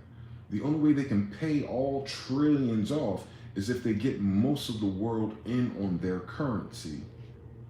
What is happening? whether they drop a bomb or not, you can't make a nigga use your dollar. And if you kill the niggas that can use your dollar, then what have you done? Yeah, we nuked that one city with a central bank that turned against it for bricks, and now they don't have no employees or workers, so I guess they can't work to pay our interest. Think about it. You know, you gotta think about it not as Saving Private Ryan, nigga. This ain't a Hollywood exclusive by some Jewish people. This is real fucking banking life. Like, they can't just take out a whole bunch of people. Because if they take out a whole bunch of fucking people, who's gonna work to generate the interest in your damn fucking currency? A robot, nigga? That's what I'm saying. Like, they're talking about rumors of war, and you're thinking it's like killing millions of people back and forth. No. They're talking about killing bank accounts, debits, charges. And then the people who die, the Federal Reserve, that interest that you have on your Social Security number, by the way, and your birth certificate number, the death serves that. Like, oh, okay, we can write this off, insurance, like, but they ran out of that. It doesn't profit them for more people to die, which is why they're telling you, hey, the birth rates are very fucking low. If the birth rates are fucking very very fucking low, while everyone's dying really fucking fast, do you know what that means when it comes to banking? They're not gonna have enough workers, bank accounts, loans, and all these things to ever pay off their debt if they don't have enough people. That's what the fucking problem is. Someone's ringing the doorbell. Hold on. So a war would make it worse if people die in that war. Hence, they're stupid. It's different levels of stupid, though. And interconnected.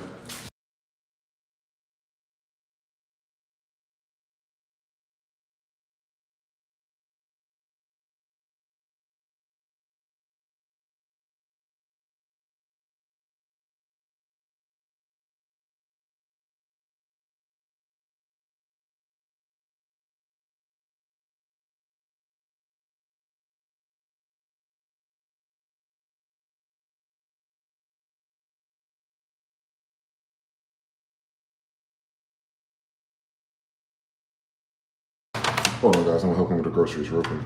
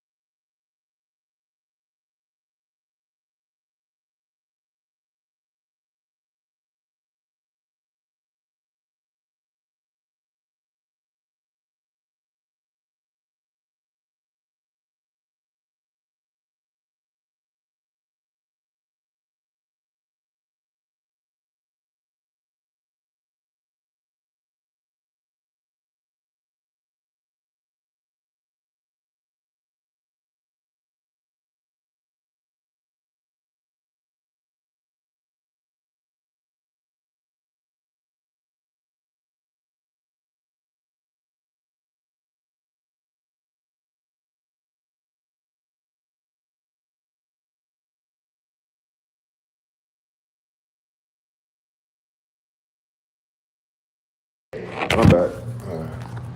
Had to help with something. Shout out to the chat.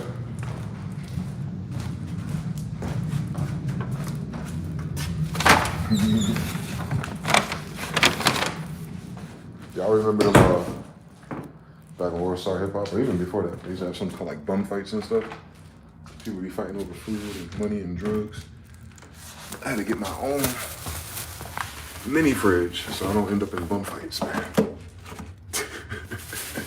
I've never thought in 100 human years I'd see people run through freezer food or whatever it is all at once. Like they have no chill. Like they'll eat like 20 boxes of food in one night and then the next day be hungry.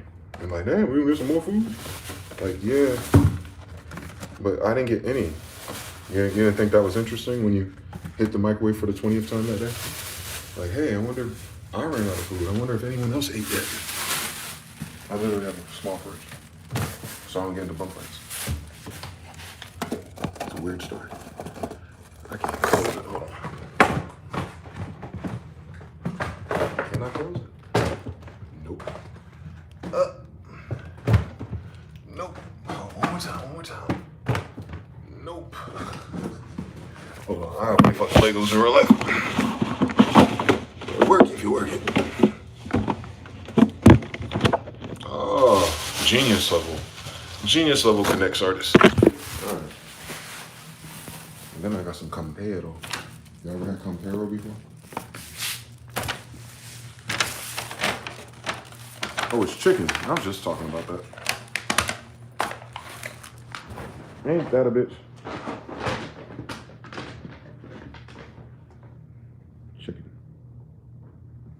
Mm-hmm.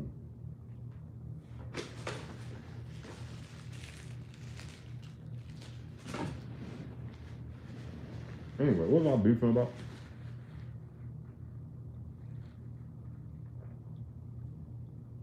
Still no TV yet, though. He said he's gonna come back later.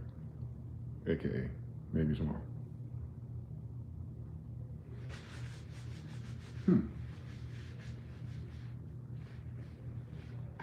Shout out to good people. All hope is not lost.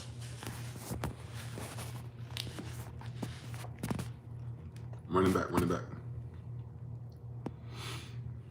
Shout out to Georgie Porgy. Facts 3. M Diesel. Whatever happened to at the end of an age, all debts are forgiven?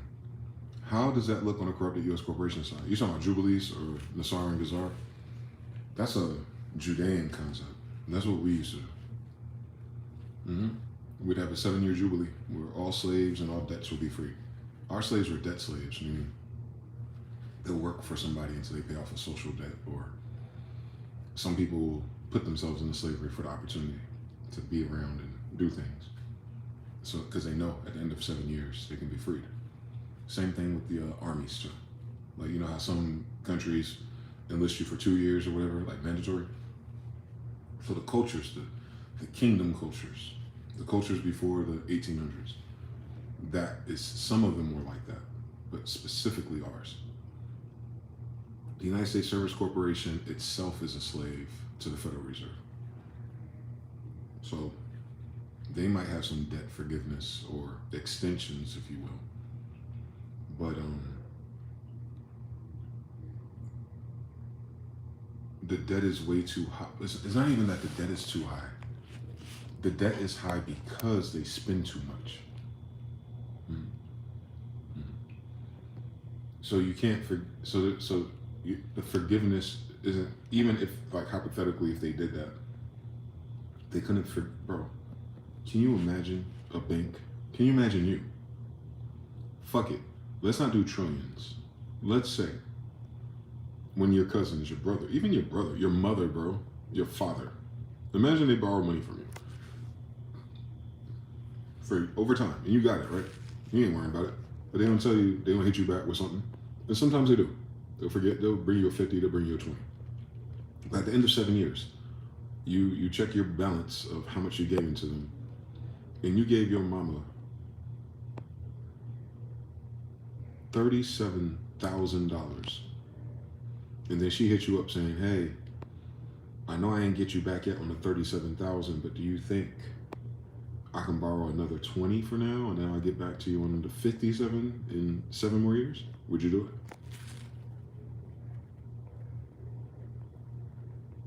It's not delivery, it's DiGiorno. That's hilarious. This 3, the stupidity spectrum. Watch one of these things he brings in as a DiGiorno pizza, Noel. Actually, I did bring in a pizza, but they're definitely not DiGiorno. People are tied to their portion of the debt by the name they refer to themselves as. These amount of people passing away is the debt being forgiven, M. Diesel. Unfortunately, the birth certificate and social security number, if it ceases to exist, then it's a debt resolution. Which is why they're planning for a certain amount of people to transition in their agenda. That's how you know it's not for the people. El Cool J says, Jonathan, are you referring to the IQ spectrum? IQ spectrum? That's pretty funny if you are, El Cool J says. Mr. Now says, they were bred to work, word games. If there's no more work, they end as the same as any other machine in a factory. World fair. Noel says, Trump's private equity is buying out the U.S. Service Corporation, hence he's using military to remove immigrants. Yes. These are power moves, quite literally. Literally power moves. You're gonna find out the board behind all these new companies you keep hearing about, they're all the same people. They're different arms of their faction who specialize in the things they're buying, that's all. But Thiel, Trump, Benjamin Netanyahu and his conglomerate, Zelensky and his conglomerate.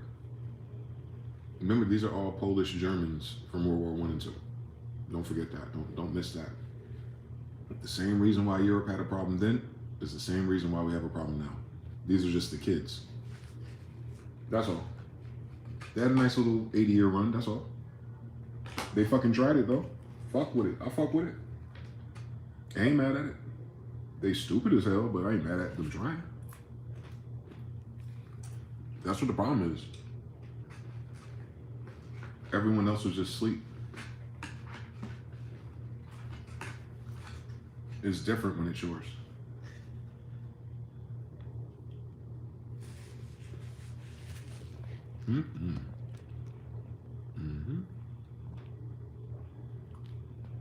Oh, he's sweeping the stuff that falls off the table while people fight on top for the table. Yep. U.S. went bankrupt in 2018. Again. Like TikTok. He took and kept 50%. Yep. Is why they showed him like the Pope using AI. Jonathan 3. Man, they can't feed off the bullshit. They need to re-up every 15 seconds, bro. It's the weirdest thing I've ever seen. Dang. 3. I have my own mini fridge in this house too. I'm out tomorrow though. Oh snap. You ready for that? You good to go? Damn. I only got about 7 to 8 days left before my fucking turnaround point too, so I got enough pizzas to last until then at least. The mini fridge does keep drinks colder. I have no room for that right now. Especially on MTV Cribs, Pimp My Crib Edition, I got a deep freezer and a mini fridge along with the big fridge because I heard I like fridges. Yep. Austin Sector Receipt says, keep going up. How you doing, man? France just took oil tank in the international war. They just took out an oil tank, or they put an oil tank, or they stole an oil tank, or they captured one. That price is way too high. They need a good. The pirates are going back to piracy. Can you imagine that? Strong arms and nuclear missiles. Ain't that a bitch? Hey, you better give it to us, or we gonna. Okay. We played Call of Duty before, so we already know they do that.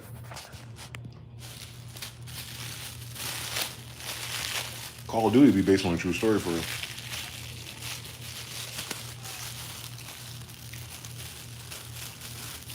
And their duty is to sneak in, take out something, steal something, save something, rescue something. All while everyone's just sleeping for Christmas. Now they can't do it. Now they can't do that. Now they got to answer for all kind of bullshit because the vaccine. That was that bioweapon that escaped, that wasn't supposed to escape. That means you failed the mission in Call of Duty.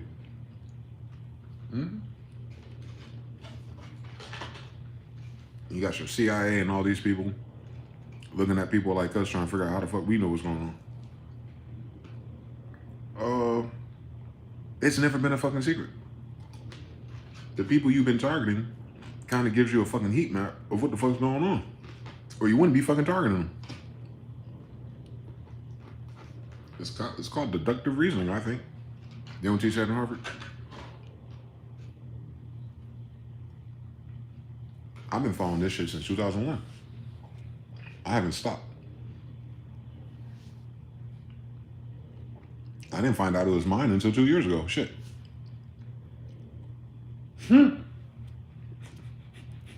What a fucking life.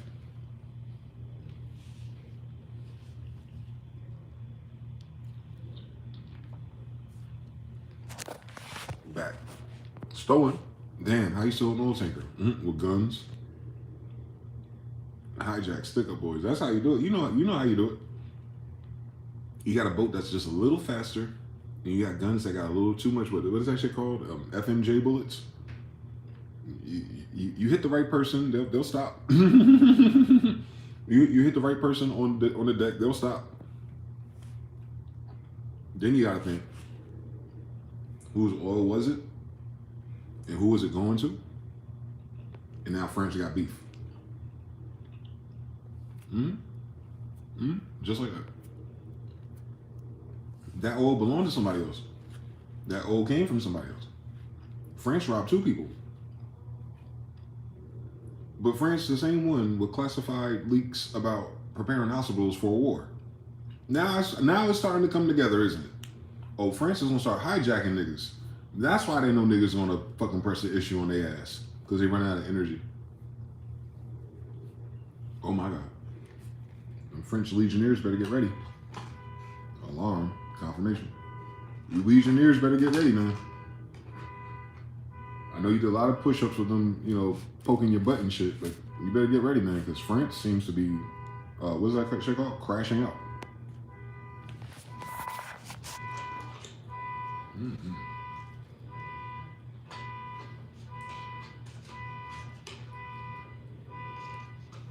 Hit the damn alarm button, bitch.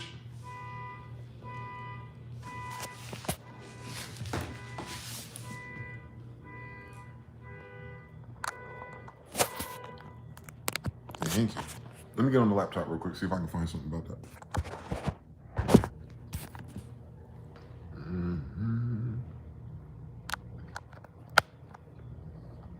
Legionnaire follows out to religions. It does, because it's legacy. Panda.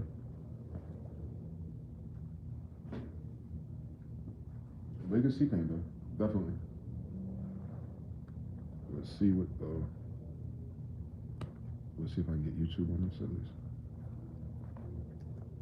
You said it was France oil tanker?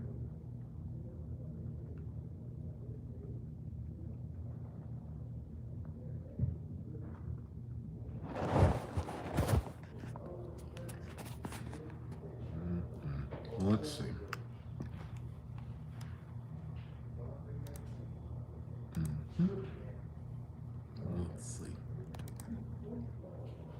Let's see. It's me, Mario. Bruh. Just give me YouTube real quick. Why do you download something? I wasn't downloading nothing, Hope.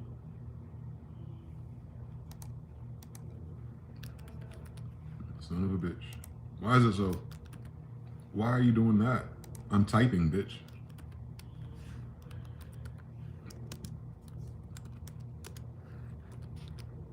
Let's see if there's any shorts already. 9 hours ago. Shadow Fleet oil tanker is positive. What do you say? What are you lying about? D'abord, je pense que nous avons besoin de rester une place attractive et fiable, nous Européens. C'est-à-dire que quand des avoirs sont gelés, on respecte le droit international. C'est ce qu'a rappelé aussi le Premier ministre belge. La deuxième chose, c'est qu'on doit donner de la visibilité à l'Ukraine en termes de financement. Et donc, c'est une très bonne chose. The second thing is that we must provide Ukraine with visibility in terms of financing. And so it is a very good thing that we have a financial capacity to offer to support its defense equipment and its macro financial efforts. What the fuck's that got to do with oil tankers? Chose que nous ayons une capacité financière à offrir pour accompagner son équipement en matière de défense, ses efforts macro-financiers. Pour soutenir l'Ukraine sur les initiatives que nous voulons faire aussi, d'un point de vue opérationnel et financier. So they're doing this for Ukraine, basically.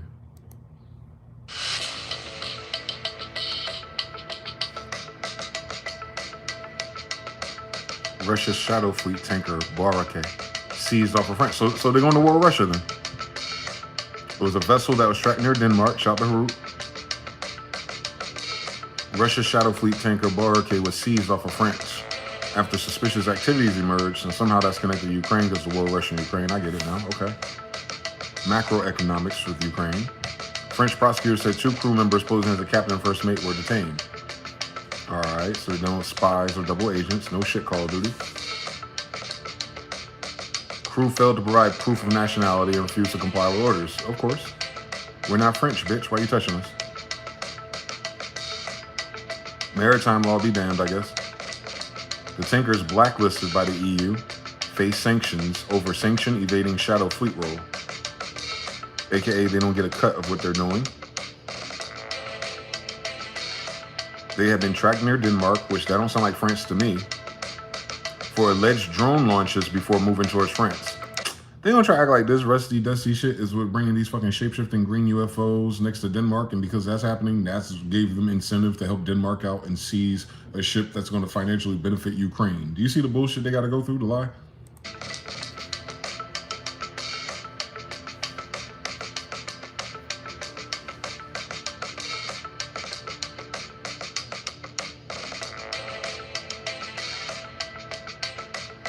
Oh my God, a fine in a local currency that they don't have an account in. Oh my God, I wonder if they're going to pay that.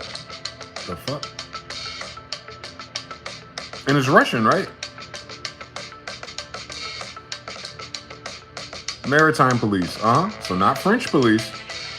I know that's right. They're going to switch the game up on you. Don't listen now. Oh, intel agencies. I told you, Call of Duty, man. Don't play with me. Suspected the ship's involvement in espionage. I know it. I gave you the Black Ops 20 already. I knew this was some Black Ops shit. I'm telling you, boy. I beat them campaigns before I go online, bro. I get my Tom Clancy update every time I buy one of them games. I'm like, what them white boys talking about? They be telling you.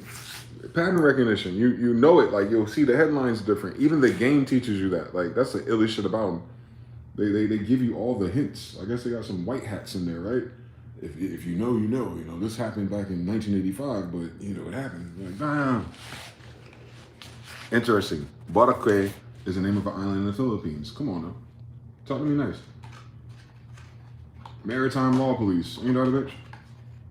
How they gonna hypothecate that into a French jurisdiction? That's interesting. So they are going to war with Russia. Cool.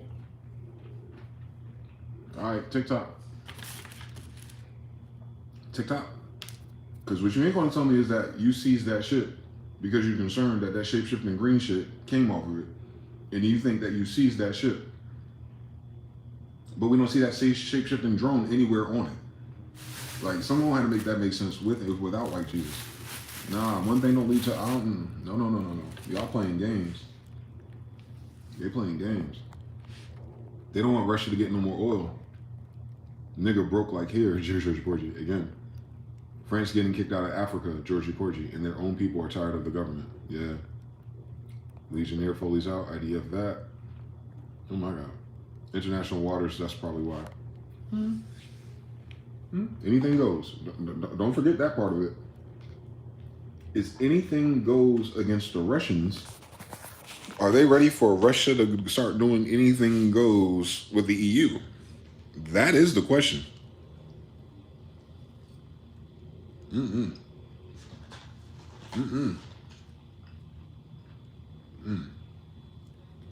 That's why he was here. Wasn't Macron just in New York? He was. And he couldn't get past the barricade, so he had to call Trump. Yep. So that shit in Denmark, bro, that's about this war. That had nothing to do with those fake ass stories about that UFO, though. That's a different issue. They're about to launch a global offensive against Russia. And unfortunately, Venezuela signed a deal with Russia already. So Venezuela is going to provide Russia the oil that it needs for that war, which is why the United States is surrounding it. And then China for everything else. Oh, wow. They're trying to stop BRICS before it really goes. And they're not going to. Because of what the bro just said. The people of these nations are sick of the prioritization of stupid shit. And that's only because the people of the nations don't know what the real policy is. It's the illest thing. They're trying to save what they call a nation, while the nationals or the people of the nation are like, save us. And they can't even stop to address that. They don't have enough time to re-indoctrinate people either. Because they fucked around and labeled everything that's the truth, the conspiracy, along with fake shit as conspiracy. So they can't walk it back. That's why everything sounds like a contradiction when you see your politicians speak these days. How the red people sound like blue people and blue people sound like red people. Because they don't give course correction. They're not telling you the game they were playing when they said those things. So now that they say something different, you're like, wait a minute. That's against your intrinsic value system. Why are you pushing that? And they just look stupid at you? Yeah. You're not supposed to pay attention, that's why. First of all. You're supposed to be distracted by Kimmel, Fallon. You're supposed to be distracted by big booty BBL bitches. You're supposed to be distracted with like nigga drama, people getting hung by trees, random school shootings. You're supposed to be caught up in the emotionalism of your immigrant neighbors. You're not supposed to be asking common sense questions like, hey, if this is your budget or red line issue, then why are you repositioning your strategy this way? And why are you investing $1 trillion into illegal immigrants, aka Ukrainians and Israelis? You're not supposed to ask that. You probably thought they meant Mexicans. That's not what they're doing. Democrats are sending that shit to Israel and Ukraine. $1 trillion for healthcare because they're in a war. You're not supposed to know that. You're not supposed to know that the Democrats are working with Israel more than they're worrying about the black people even. Imagine that. All 10% of us. I know. You weren't supposed to be hearing things like what AIPAC is. You thought AIPAC was like a little pretty logo when your favorite Obama dance comes out on TikTok and you see AIPAC in the background. You thought it was just that. No. You ain't supposed to know that AIPAC is a foreign government buying off your politicians to play in your fucking face. You ain't supposed to know that. And that's why your government shut down. You ain't supposed to know that. You ain't supposed to even be talking about that. We gotta buy TikTok. They talking too much about politics. I know that's right. I know that's right. They better be. Because grandmama died. Pawpaw arthritis medicine costs $3,000 now. You don't want him to start hurting. He unbearable already. You gotta live in the basement with him. Your job furloughed you, they ain't call you back. You can't collect unemployment because you're technically still hired. You know what I'm saying? You ain't supposed to be paying attention to why. You're supposed to be distracted by big booty bitches. Or with a girl that's like pushing you to do better so she can have nice things. You ain't supposed to be single. You ain't supposed to be exhausted. You ain't supposed to be boycotting media and things. And that's what their problem is. There's too much eyes on them. It's really hard to do secret shit. It's like, trying to sneak around the house when everyone's asleep. That's one thing. That's nerve-wracking. Now imagine trying to sneak around the house late at night, but everyone awake, also sneaking around the house. That's the game they're playing. There's a Netflix show about that shit. Hell no. They dumb as hell, boy.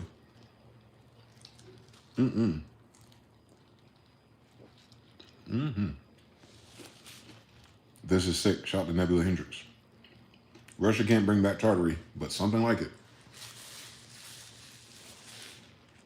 They're check some bad. They're gonna even out each other because they both fugazi to me, on my grandma and my grandfather. So does that mean that they're going to war with New Tartaria? Come on now. The result of this could be.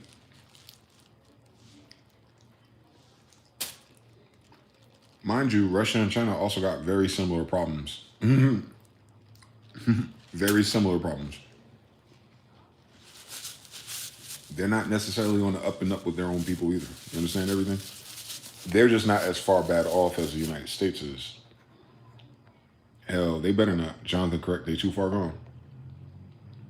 Because Baroque is a callback to Old Tartaria, ain't it? Seizing of Baroque equals Tartary. Yep. Nebula Hendrix says absolutely facts. 89 didn't win in the 89 billion didn't vote. 89 million people didn't participate in that previous election. People are pretty much feeling like what for? Exactly. The West has been robbing Iran and a few other oil tanks, but Russia ain't letting this one go. I know that's right. We know that's right. Listen, like I said, these motherfuckers try to hold us back because they're out of control. That's how desperate it is.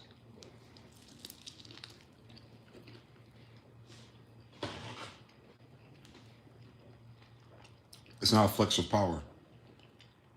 It's a sign of desperation, of energy. They want to control the energy because if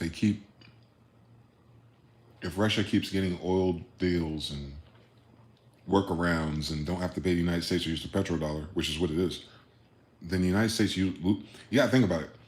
They're so pressed about Russia because if Russia gets off of the petrodollar, then they lose everything. So that means Russia is very important. Russia's fucking huge. Don't forget that.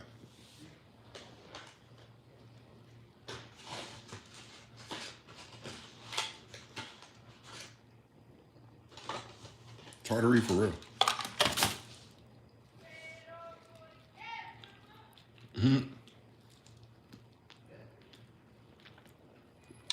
All right, I'm back in the game.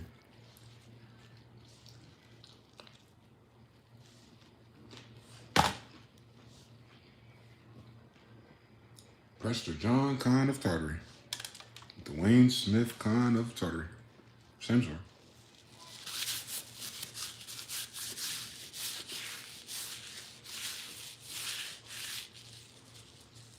King of Kings, Pharaohs, and Caesars. Beefing over some fucking sand dollars.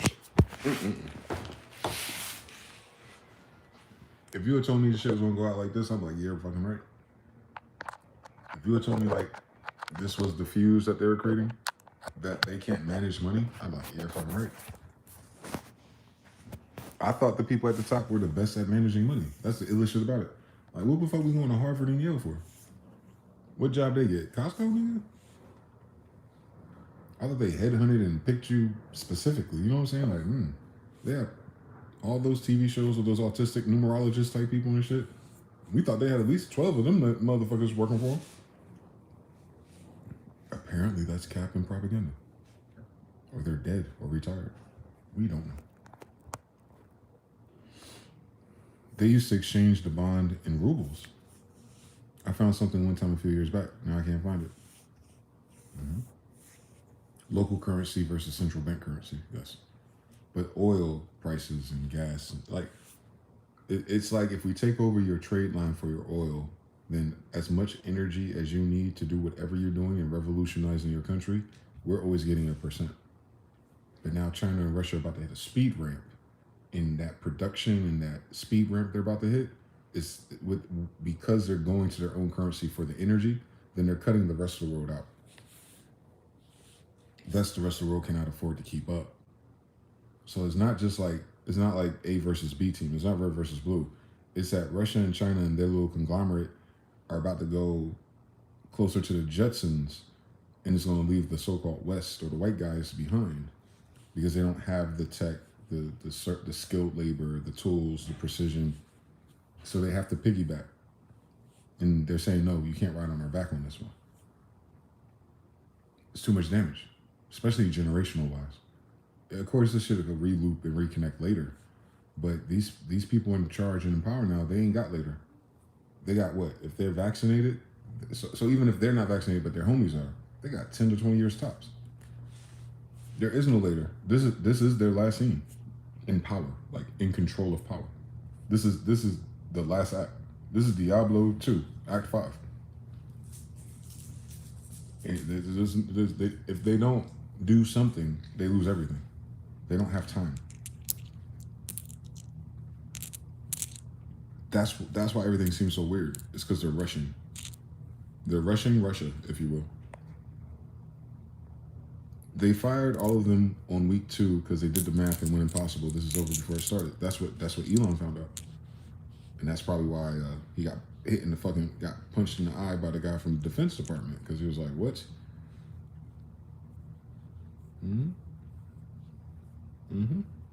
I wouldn't go back either if I was Elon. Don't be punching me when I'm trying to figure out why you fucking crooked. Too late though. The damage is done. Elon probably been sold that data to Russia or China, or one then the other, in both, you know? They know where their pockets at. That's what the problem is. They're like, oh, they counting their pockets. They washing their pockets. They know how much energy they got left. That's why China just turned their back on it. They're like, what did that China say? They can never catch up. Is what China said. Xi Jinping says the United States can never catch up. They have too many domestic issues. I'm telling you, Elon sent that email to his granduncle and shit, Xi Jinping. Nelson Mandela's little DNA kids. Listen, look at his nose. Stop playing with me. Look at Xi Jinping. You stare at him, you squint your eyes, you'll see an African. Ain't that a bitch? Like the cosign? I bet you. I bet you. I bet you he has an Afro-Asiatic grandma. I bet you. I bet you. I fucking bet you.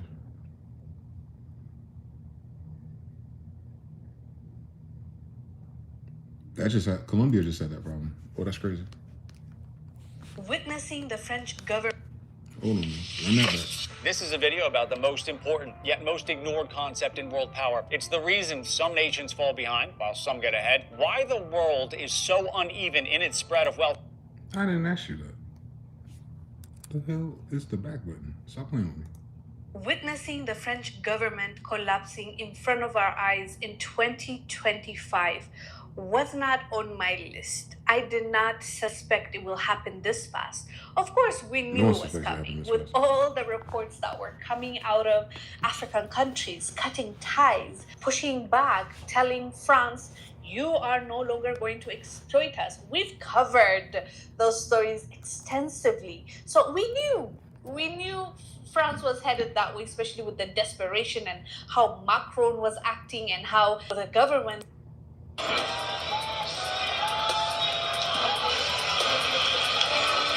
That was intense. And by the way, they're calling for another protest in a few days. And they want to show their government that they're not very pleased and appreciate the younger generation. You've really showed courage and bravery, and you've moved very differently from maybe our generation or the generation before us. Gen Z don't know what the story is, but they know what to do. African countries. Il y a une partie, c'était notre engagement contre le terrorisme depuis 2013. On avait raison. Je crois qu'on a oublié de nous dire merci. C'est pas grave, ça viendra avec le temps. L'ingratitude, je suis bien placé pour le savoir, c'est une maladie non transmissible à l'homme. Et je le dis pour tous les gouvernants africains qui n'ont. Now let's talk about Colombia. Colombia has taken a sharp turn in its foreign policy. Its president, Gustavo Petro, has fired his entire embassy team in Beijing. He accused them of blocking his outreach to China. This comes months after Colombia joined China's Belt and Road Initiative. It's a move that signals a break from Washington. Even though Colombia's trade with the U.S. is... So Colombia is diversifying their bonds too. So Colombia, this guy is trying to create a better economic relations with China, and what he's saying is he's firing his people that work in the embassy in China because they've been blocking this deal, aka their spies, they're double agents for the United States or Israel. But so that means Colombia is cleaning up to finish the deal with China, which just did it with Venezuela, their neighbor, by the way. So that means the United States is losing, or Washington, if you will, is losing their relations with South America, where all the oil and cocaine comes from, by the way. Don't miss that. Worth billions. But Petro says dependence on America is colonial. His relations with the US are already strained. There are tariffs, of course.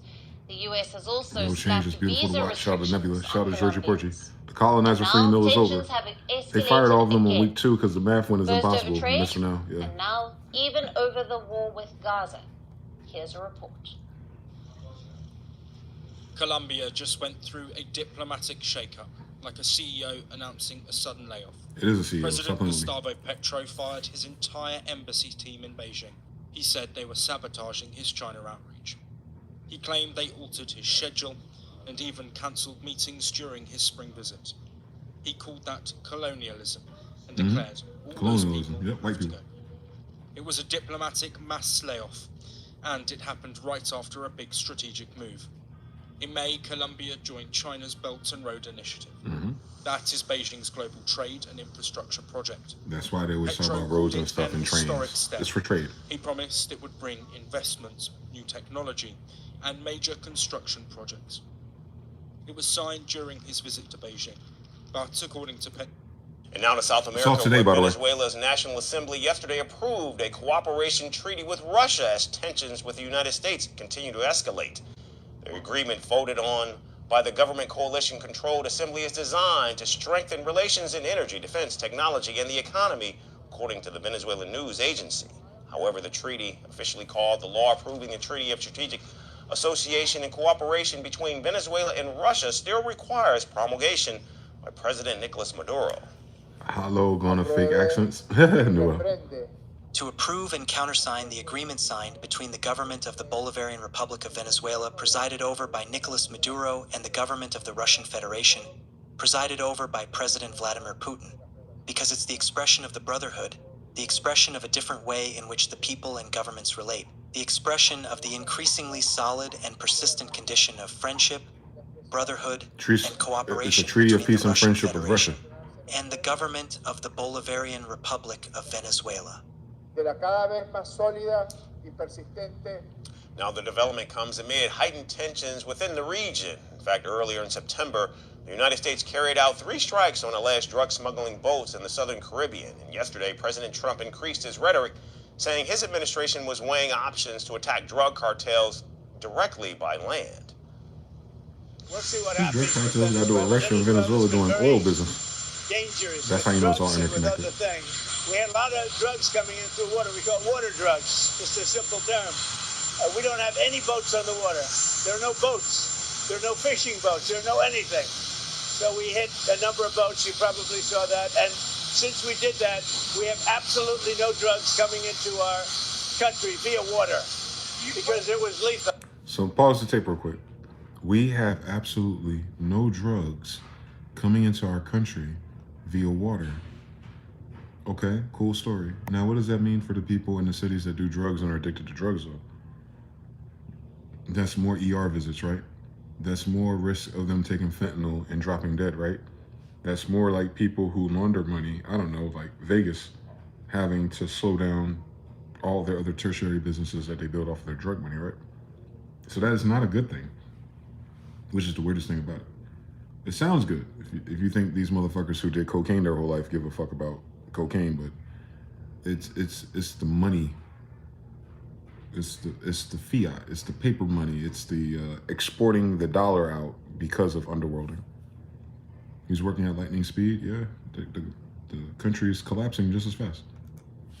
But first, we do dive deeper tonight into the first government shutdown in nearly 7 years. CBS News congressional correspondent He's Nicole working Killian just as fast has as the his phone latest to the from bottom. Capitol Hill. He outpacing the fire that's As the burning it down, government ain't he? grinds to a halt, things are also Peace through slowing strength? down here This on is destruction. Capitol Hill. Lawmakers Ain't nothing in peaceful both about this. chambers This are ain't nothing expected strong about running out of money. observe the Jewish holiday starting tonight, which means Ooh, we Jewish likely holidays. won't see any votes to try to reopen the government until Friday. Now, earlier the Senate took a series It's of taking a few days procedural off. votes to try to advance The country is competing collapsing. bills Fuck you to talking fund about? the I'm in the government, damn but they country. You're damn both foreigner. failed. However, we did notice something interesting. A group of Democratic and Republican senators huddled on the floor during those votes to talk about a potential path forward. Republican Mike Rounds of South Dakota said that those discussions centered on both policy and process. For instance, he outlined a proposal to keep the government open for 45 days, which would buy lawmakers more time to try to work through some of these thornier issues. What? This motherfucker, you know, this cover ass story of what's fucked up and fucking wrong with it. He said they want to buy them time. He said he wants to keep it open for 44. So they're going to vote, I guess, Friday to keep it open for at least 45 more days in the meantime to work through some of these thorny issues. Bitch, what do you mean 45 days? How about you just stay open, period? The fuck are they talking about? How the fuck are you going to call a vote to keep the government open for 45 more days? Why is it closed, faggot? Like, if you could vote to reopen it, why is you putting a time limit on how long it can stay open, rather than how long it should stay closed, right? If you they ain't got no money, that's why that little chatbot don't have no idea what the fuck they're talking about. This now says she better go back to her own garden. I know that's right. Bomb way low. Talk it over some more. What the fuck? 45 days to figure out $1 trillion to Israel and whoever the fuck international friends hidden under fucking Pfizer and pharmaceutical companies with Afghanistan. That's what they're trying to figure out. How to clean that money in due time. 45 fucking days. What is that, fucking Thanksgiving, nigga? 45 fucking days is what? November 15th, right? The fuck are they talking about?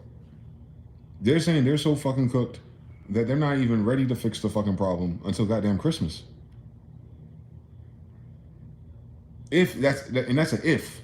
And that's if they pass that. That's an if they pass it. That's an if Friday they actually call a vote, Democrats, and they're like, all right, we'll work on this until Thanksgiving.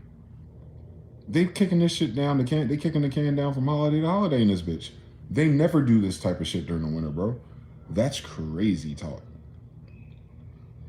Why is it playing? Well, let's see if the mainstream narrative is still mainstream or if they're gonna lie to us. Let's see if the government shutdown is adding uncertainty to an already fragile economy at the worst possible time as it weathers volatility from President Trump's tariff war and shaky job market. Another expected casualty of the shutdown, this week's jobs report, which is not expected to be released on Friday. That means business leaders will miss key data they use to make critical decisions that drive the nation's economy. And the man tapped to run the agency that releases that report won't be taking the job after Trump administration pulled his controversial nomination. So the guy, so imagine this is like your all-star from high school, point guard, about to get drafted, and the president goes, not that guy. Oh my God.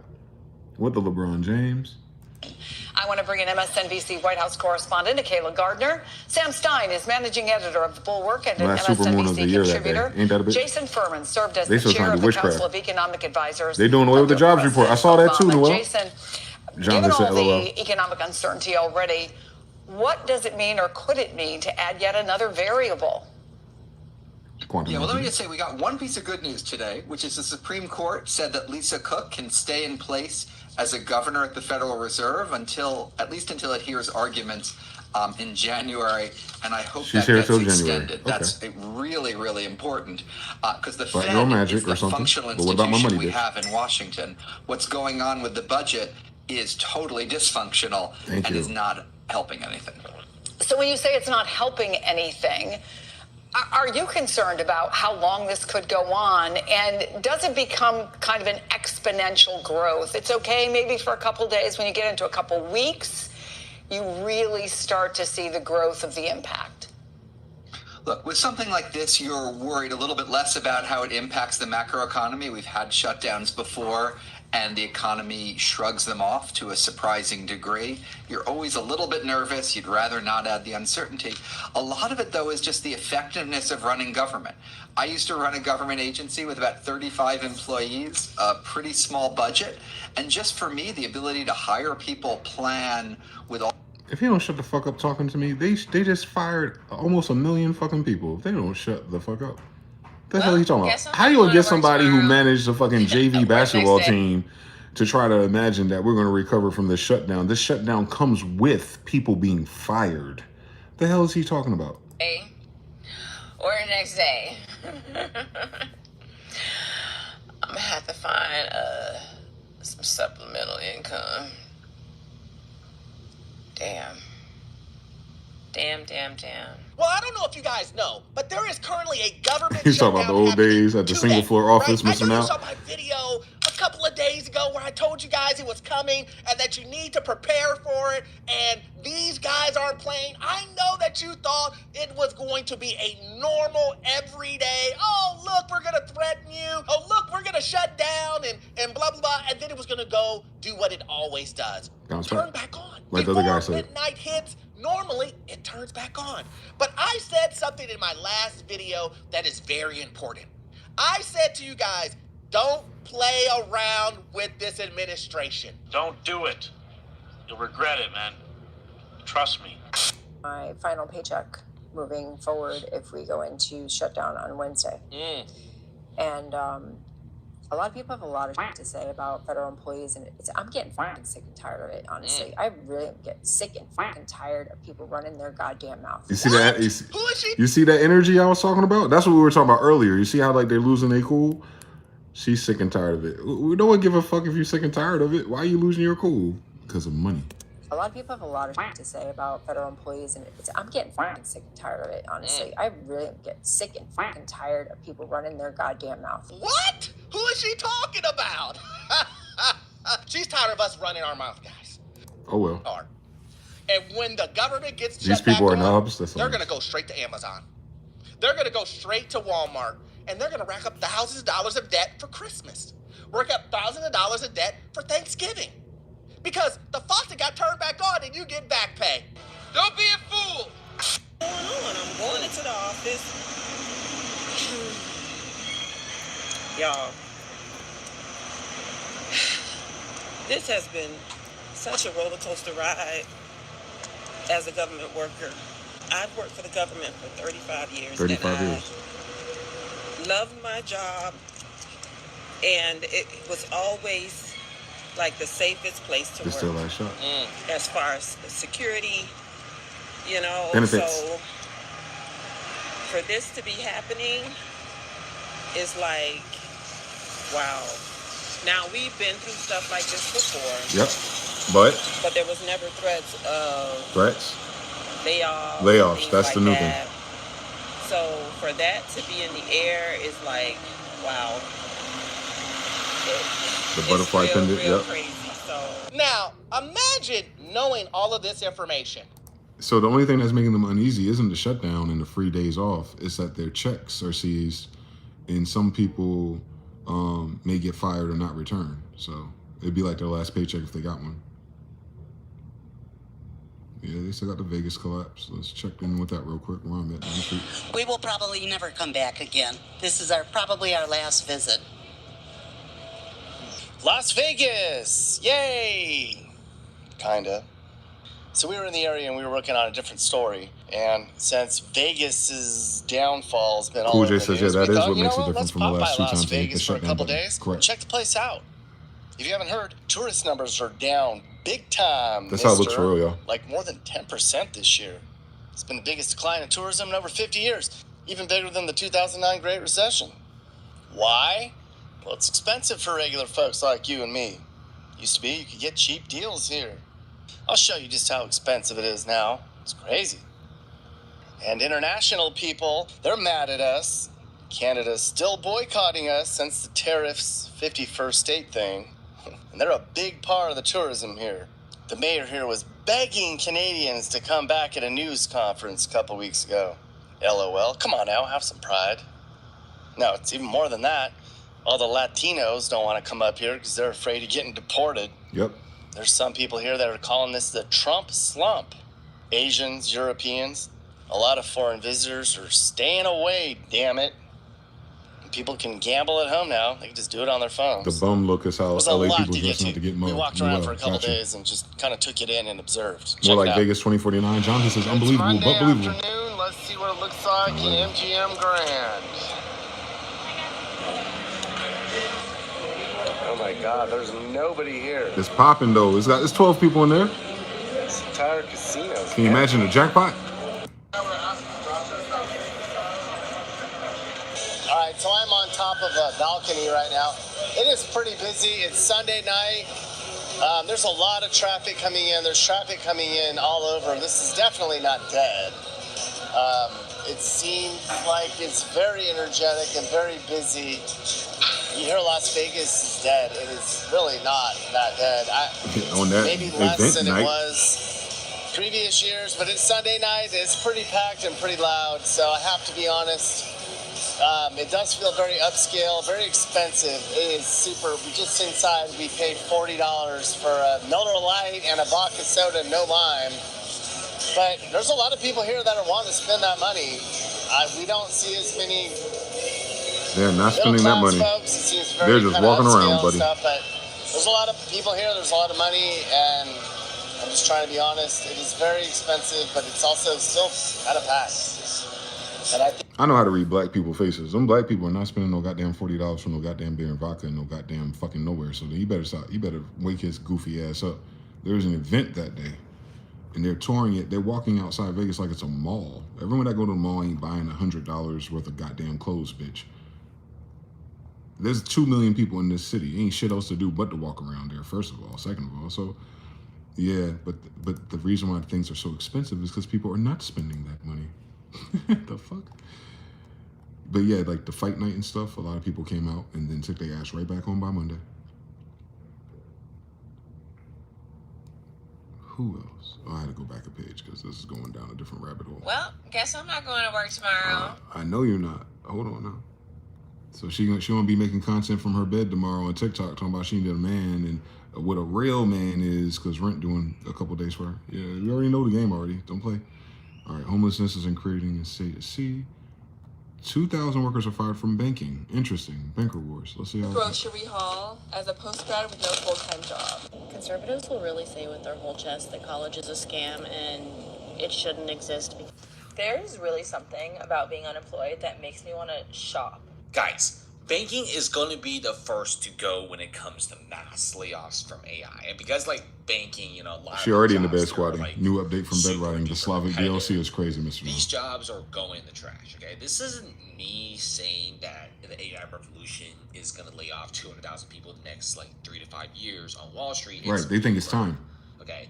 They use, like, a lot of AI themselves. They use different reports. It's not years, And it's a lot now. of executives also said that they want to fire as many people as possible.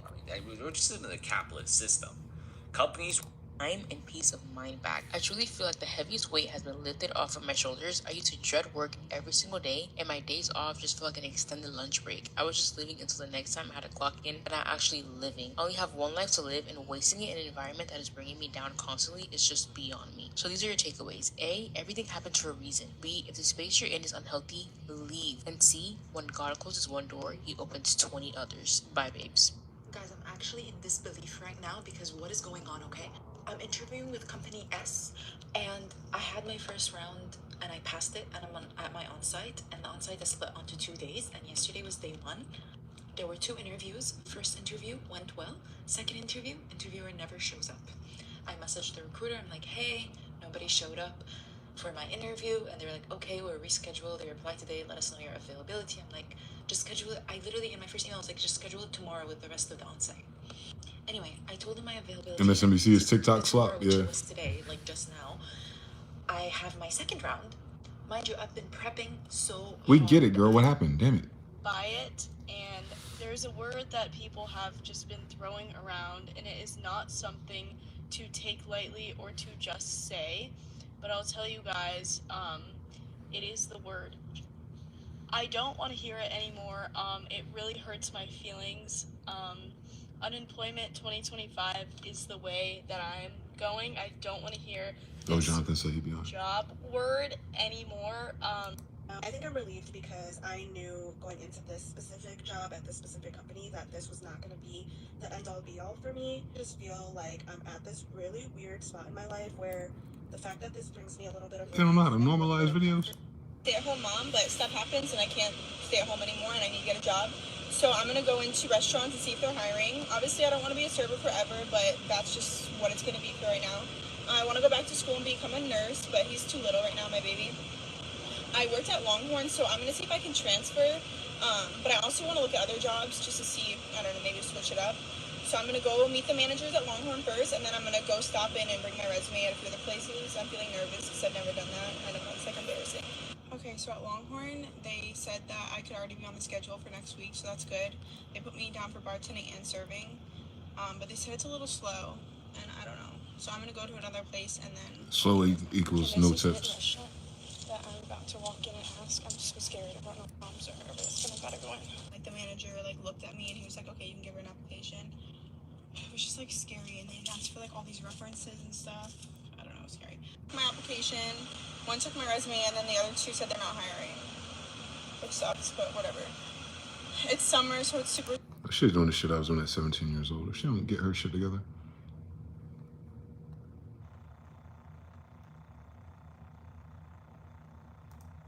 I told you guys I was let go today after 20 years. No reason given. You ever lose your job at 50 and think, I should have... People have to be in restaurants to buy food in order for her to make money. Exactly, Jonathan. 50% of you between the ages of 55 and 65 have this many dollars to retire. So with the ongoing mess that is the job market in 2025, the layoffs are not slowing down one bit. But one aspect that I'd like to dive into a little bit more are the older workers getting fired. I'm not saying that it's easy for any age right now in this climate. Go the coworkers. I want to see getting back into the job market becomes well, extremely... what the humans say. But I don't think people are going to hire me because they don't want someone 58. And in my opinion, I think that's a pretty tough age because it's still 2 days after my 51st. Back was holding the knife. And that's got me kind of shaken. The custom Carolina Blue sure might be, despite my snarky nature, I can be naive sometimes, and I didn't see it coming. Feeling pretty down. I mean, whatever situation happened with a possible coworker is one thing, but my takeaway... Performance reviews. What I'm seeing a trend in them being labeled, right? I'm seeing a trend in them being spoken to through emails or whatever, as if they are losing their memories. They're being gaslit. Mandela effects. As if they're being given directives when they haven't been. And that type of stuff is being put on performance reviews. Don't forget the Jordan drip now. Tips. And the purpose UNC Carolina Blue Boy now. You're creating a paper trail to get them out because they're this close to retirement. Doing all this to fire their own employees, on top of course, trying to dodge things like severance or possibly pensions. Right. Those are increasingly They're cutting them before they owe them. $18 million for the same shenanigans. Employers who do this are engaging in age discrimination, and they're going to owe you social a issues. lot more than whatever Democrats about to run it up at the damn lawsuits, ain't they? Don't take it lying down. My company has done this a few times, offered early retirement so they... The trend of, well, your Gen Xers aren't moldable to new technologies, which is crap, because we they're Gen led X. advantage through multiple technology revolutions or evolutions, right? Mobile, digital, the internet. Oh, they chopping Gen X in the damn we kneecaps. have too much experience, but we're too expensive, and I think that's the bottom line for many big corps right now, is they'd rather take expense out of the business than leverage the expertise that Gen Xers can bring to it. We have a comment from one of you guys that goes along with this. They want a 20-year-old with a work ethic of a 30-year-old, the maturity of a 40-year-old, and the experience of a 50-year-old who will work for the salary of a 10-year-old. So it's just depleted. It won't keep us afloat. And we just can't find a job. Nobody's calling. We're sending out resumes. Nobody's calling. He's got 2 interviews. Both ended up filling from within, so they say. And it's just freaking scary. It is scary. Bless her. So I don't start technically until 7:30, and it's 7 o'clock right now. I don't know if there's anyone even in the office right now, so I'm just gonna wait a little bit. I don't know. So I may be unemployed in a couple minutes. I've been here for 10 years. Okay, so initially this looks like another one of the TikTok videos that we've seen 100 times. People, and I was not finishing tasks, and I was taking phone calls during meetings, which I did, but it was for my daughter who's having surgery, so whatever. ASAP, send me a message here on TikTok, link with me, send me a message, connect with me on LinkedIn, Peggy McKee, Career Coach, Career Confidential, or send me an email at coachpeggy. But safe. Nothing's going to happen to you. And it did. No matter what they tell you, no matter the amount of money they give you, they can let you go at any time. And it is a terrible thing. Got a raise and fired is crazy. I could never do that to somebody. Don't get me started on the friendships at work. Your friendships, people that I thought I was so close with, people that I've traveled with, people that I thought were some of my best friends. Haven't even called to reach out. Oh, she discovered corporate narcissism. So, Jesus Christ, what year is this? Don't put your blood, sweat, and tears into a company, into people. Don't tell boomers that just aren't going to care. So I made a post about over a month ago talking about how I was laid off at 50, being at the peak of my career, and thousands of you replied saying you're going through the same thing. You know, is it ageism? Is it like she's an independent woman, the market right now? What is going on? And probably she chose this life over her own having a family too, which is the illest shit. Because this is the group. That's the shit I was talking about though. Like we be forgetting we old. Like our sisters be posting online talking about I look good for my age. Dang, no one give a fuck about that. That woman, that white woman, right? That nice white woman that looked almost like Michael Jackson right there before 2009. Her. She 50-year-old single. Boss chick, went to school, got whatever job it was, gave her a $10,000 raise, so you know she won't light. And she's talking about as soon as you're no longer in a corporation of sharks, like all of a sudden her friend group and no one's checking in on her and her emotional needs and her social, but you know, women are social.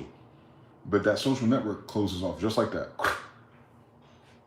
So now she's 50 and single and probably not going to, well, I don't want to speak against what she's going to get next, but it's probably not going to be easy just to replace that income right away.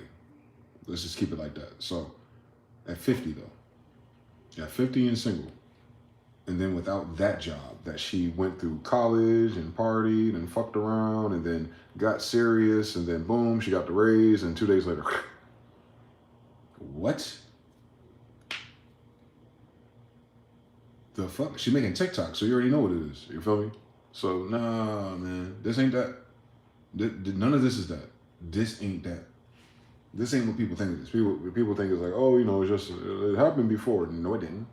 The fuck you talking about? You've never had a $37 trillion debt before in any other previous recession either.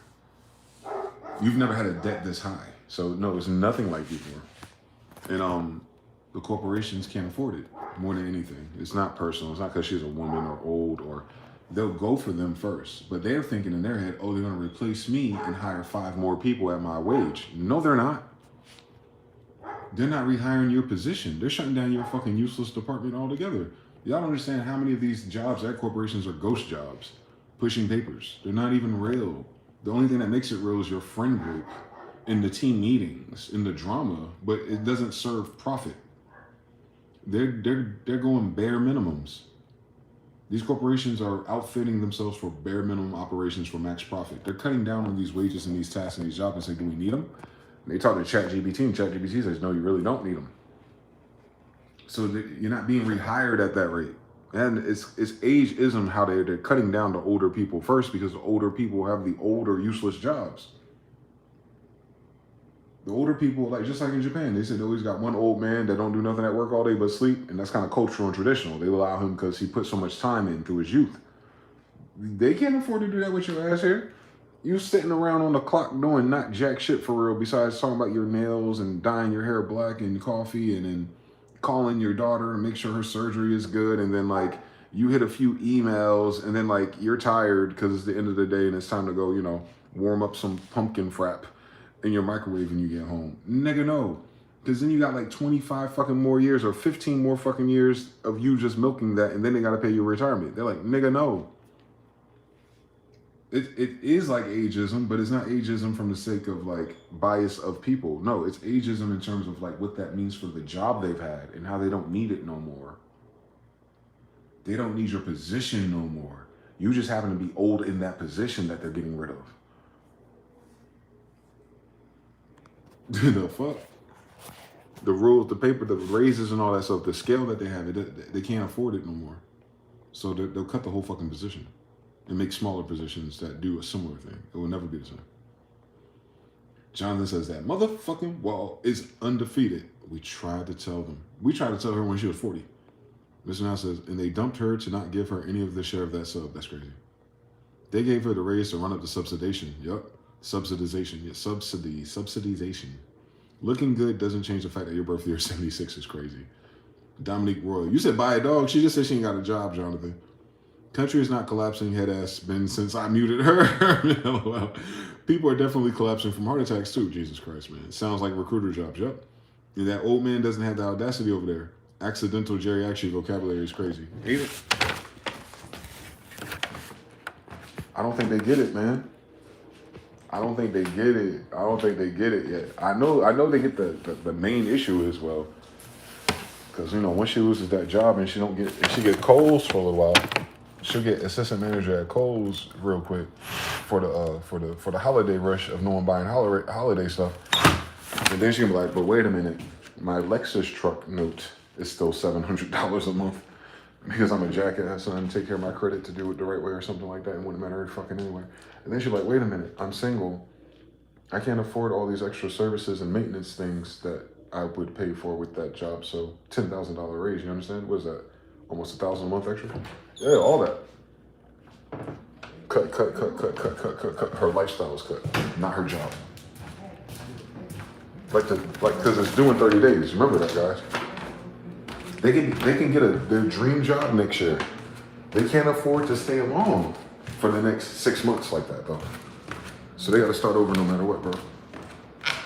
I think that's the part of the game that people do not intellectualize over time.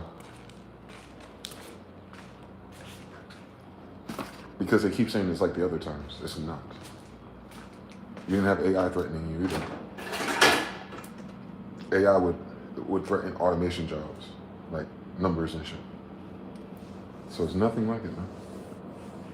Oh, absolutely. I want Mountain Dew. How do I don't fuck up the rest of my day? If I do Mountain Dew caffeine right now, I don't know if that'd be a good idea. But Pepsi caffeine ain't really that different. All right, I'll take a shot. We'll see. I gotta go to the store in a little while anyway. I ain't got enough battery for that thing. I don't. So I'll close the stream. So we're at 5:30. Sunset's starting to happen within the next 30 minutes. Okay. So yeah. Just a glimpse of what people in those categories of my conversations are saying. So that's the grassroots level, if you will, the bottom of the pyramid. It was not to ridicule them or mock them either. I don't think it's fair, regardless.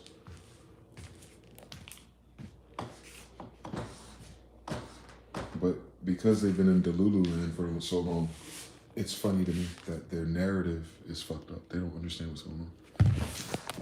That part's funny.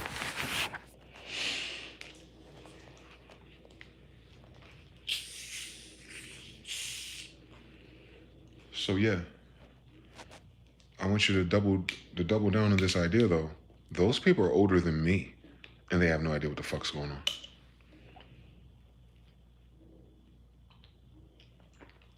They've been out the game. They've been in the corporate substrata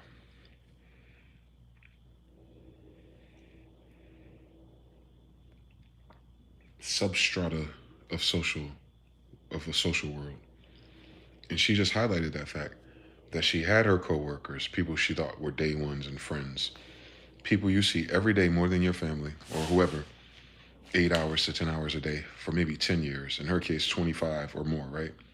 And then as soon as you're not in the fold no more, because half of them hating and being fake nice with you anyway, like most people do. Narcissists don't tend to notice that.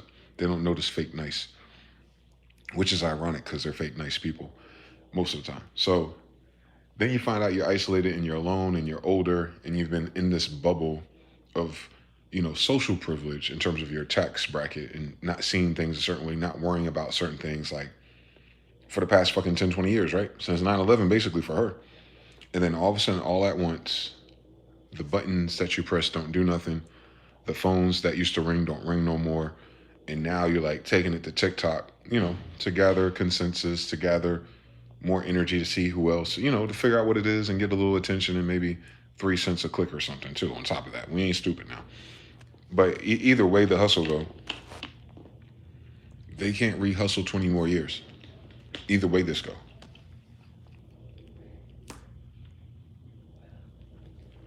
That conversation looked different when she's 70.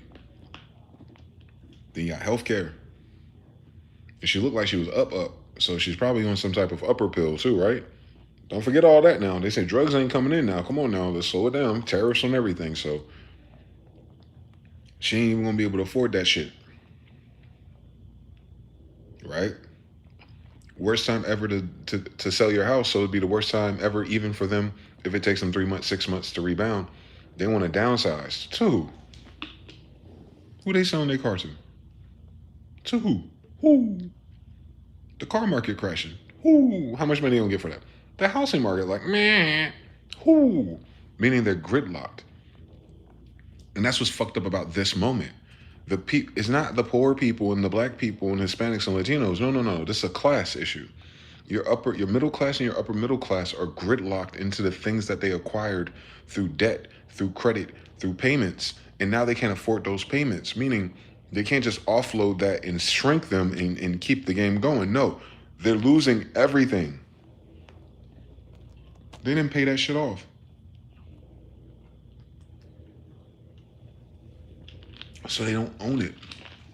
That's what the problem is. That's what makes this very different and very ugly. Super ugly. No Jay-Z Nas. All I know is your hoe wanna be with me. She wanna. Damn, a 50-year-old TikTok influencer. The first will be last and last will be first. There we go. They've been in a work environment since at least Windows 95. That's hilarious. You got to cut it up. Notice zero God mentions in all those videos you watch too. Oh yeah, they're not ready for church yet. Yeah, no one's invoking spirit or God in any of this because some people are too rich to believe in God. Not even in belief or faith, or I have faith that this will work out. I feel the direction of my journey in deep space, yeah. They don't, no. They ain't on this side of the aisle, definitely. So that means their language model of solving problems is super logical, and that's the thing. They're going to rely on their network, their skills, their education, and that is their esteem. While time keeps on ticking on seal into the future. And then when the future gets there, they'll be like, wait a minute, no, this is getting worse for me. Then they're going to be doing the fucking tiny van and all that shit content like I see a lot of older single white women doing, which to me is crazy. Like, they'd rather be single alone, bare minimums, than to, you know what I'm saying? Like, it's a collateral of all their decisions too, so you can't take that away from them. But I'm just saying, like, to the point of there is no reference of else. That means all of their solutions are going to based in grit, based in gross reality. And that gross reality from 1995, 2005, 2015, where it would have worked, does not fucking exist. Meaning there is no other reference point to rebuild to what they had. Once they lose it, they lost it. The majority, that is. And more so the people who relied on the grit reality to always be there the way it is, in the social favor or the political favor or the, like she's saying, communal wise. There is no community when she got fired. Some people have that. Some people could leave a job and keep 1 or 2 contacts and friends. Like, that's more classical. But these days and age, people are so short-tempered and fired up and all these kind of things. They're faking it until they make it just to get the paycheck these days. Not just her, but her damn coworkers she thought wouldn't give a fuck about her. They looking at the same fucking thing like, damn, you fired that bitch. I need to tighten up. I don't need to be talking to her and worrying about her. You just fired her. I ain't stupid. Yeah, same story. She cannot fathom that though. She can't fathom that her position was probably lit, like, you know, in terms of people being over people. And now she's like, that's crazy. That's fucking nuts. No more Botox sprees. Oh my God. No more Botox sprees. No more VIP. They can do something about it. Reality is gone. Yes. Crying alone without a Honda. Don't talk about me like that. I'd rather cry in a Lambo than a Honda. Come on now. I'd rather cry in a Ford or a Chrysler or a Chevy. I'm telling you, boy. I'm telling you, this should get really Mad Max like. I don't care what fucking car it is, as long as that shit go. I'm out. I don't know where I'm out to though, but I'm out. I'm not sitting still through this fucking bullshit. Hell no. Hell no. Hell to the Nizzo, V to the Izzy, none of that. Nah, we out of here. We out of here. I'll strike it out in some shade in somebody's state park or some Walmart, abandoned Walmart, Kmart parking lot or something. Some bread for the ducks and myself and some water bottles. Fuck this shit. You know what I'm saying? I don't know what else is. I don't know. It'll take a lot before it get like that. But the first shall be last, the last shall be first. In that case, we got Gen Z that is getting hit by corporate. Yeah, 50. Yeah, that's Gen Z. Wow, we old. So Gen Z, yeah. Gen Z's getting that knock on the door. Hey, have you heard about Jesus? He's all right.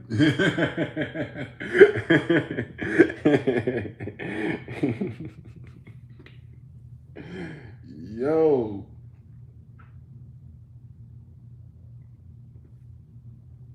This shit gonna turn into The Handmaid's Tale because they wanted to stay 50 and single, not because the government made them do it. They're The Handmaid's Tale because they ain't got shit else to do at their age. That's crazy.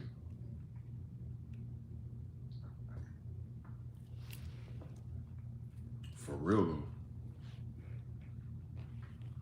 I'd rather live in a fucking vehicle for real at a time like this. That's crazy because I love traveling anyway. The only reason why we sustain these things, and mind you, I'm a niche demographic. I'm a single male, so.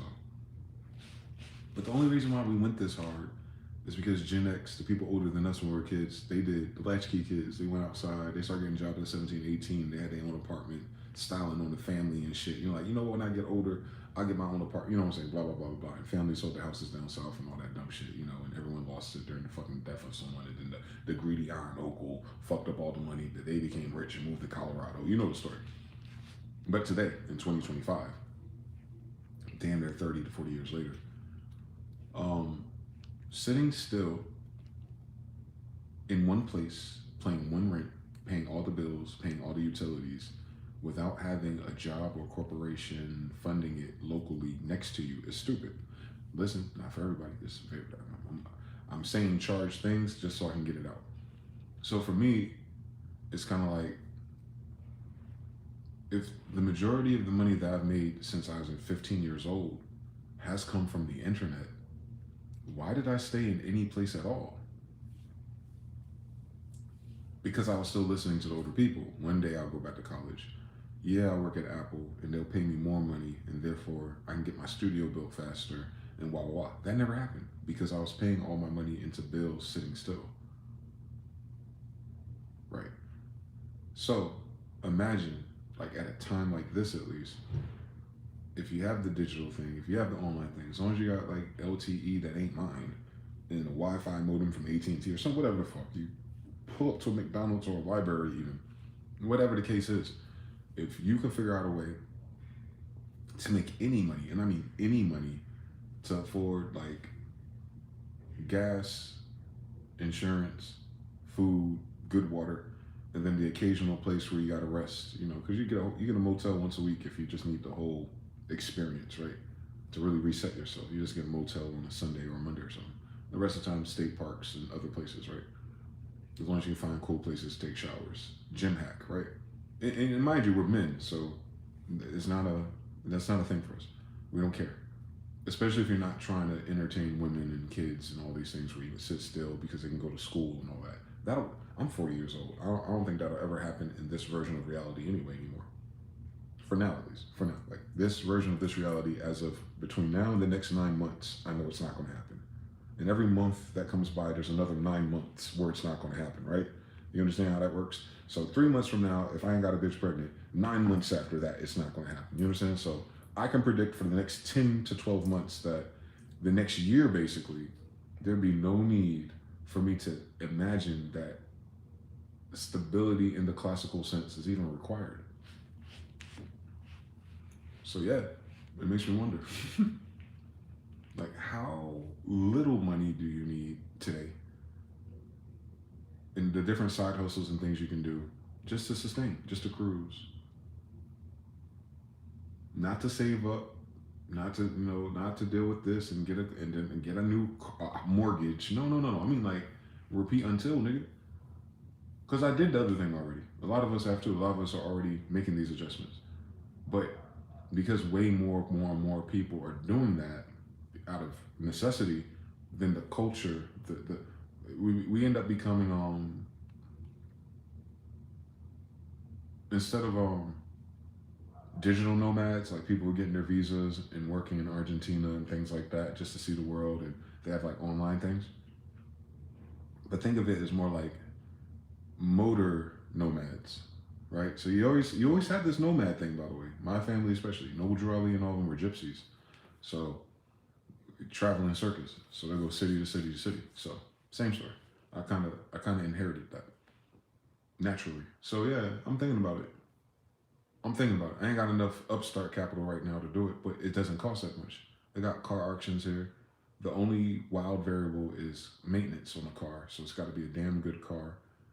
And then have an extra backup, But if you get the right side hustles and internet hustles, then, and good prayer life, maybe you'll make it, right? Yeah. I don't see the intrinsic value in anything else right now. And this is all context based, absolutely. Why would I buy a 3 to 5 bedroom house right now? Like, I'm talking about as a goal. Why would I do that right now? No teenage kids, no newborns, no wife. No reason to, right? So then when you reprioritize your life and what you're trying to do, then it's like, it's not that. Okay. Been doing apartments on and off my whole life, so that's not new. But do I need the luxury mid-rise in Houston for the social network of people that never come over? No. Damn. That's why I don't like it. Because there's nothing here that I want. Wow. It's been like that for a long time though. But I was still thugging it. But I had 4 years to talk to everyone's bald-headed daughters that were still single. And none of them made me feel like working for the next 30 years of my life would be worth it for them. So yeah. Maybe it's time to, dig into my gypsy roots.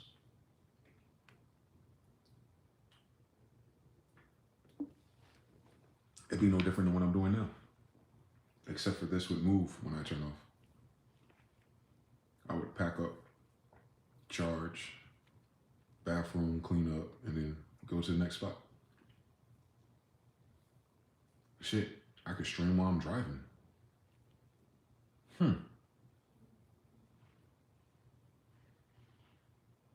I ain't got nowhere to be. That's the illest thing about being this age, at least. At being 40, and between 40 and 50, and you're young enough, but you're older. It's like, and you don't want nothing, like, outside of to survive and make sure you're good. You've had things, you've done things, you've experienced the things. So it's not like we're missing something, right? Experience-wise, we're not missing the experience of. We just couldn't land the kickflip of the nuclear life. And I don't think anyone is, actually. And it requires another person anyway. It's a 2-player game. So that's what it is. at this age, we ain't supposed to be playing a one-player game. Like, such a small percent of your population ought to be.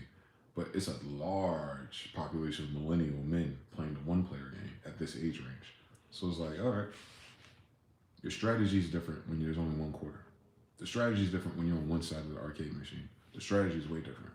It can be harder too. And maybe it's not even as fun. You ever play a fucking X-Men arcade or Ninja Turtles arcade version? That shit crazy when it's 4 of you. But when it's 1 or 2, it's kind of like a challenge, right? Cool. But then you move from that. But that's the thing. That's that game though. There's other games where there's only one. Like Pac-Man and shit. I'm a beast at that. So like, yeah. I'm really considering it.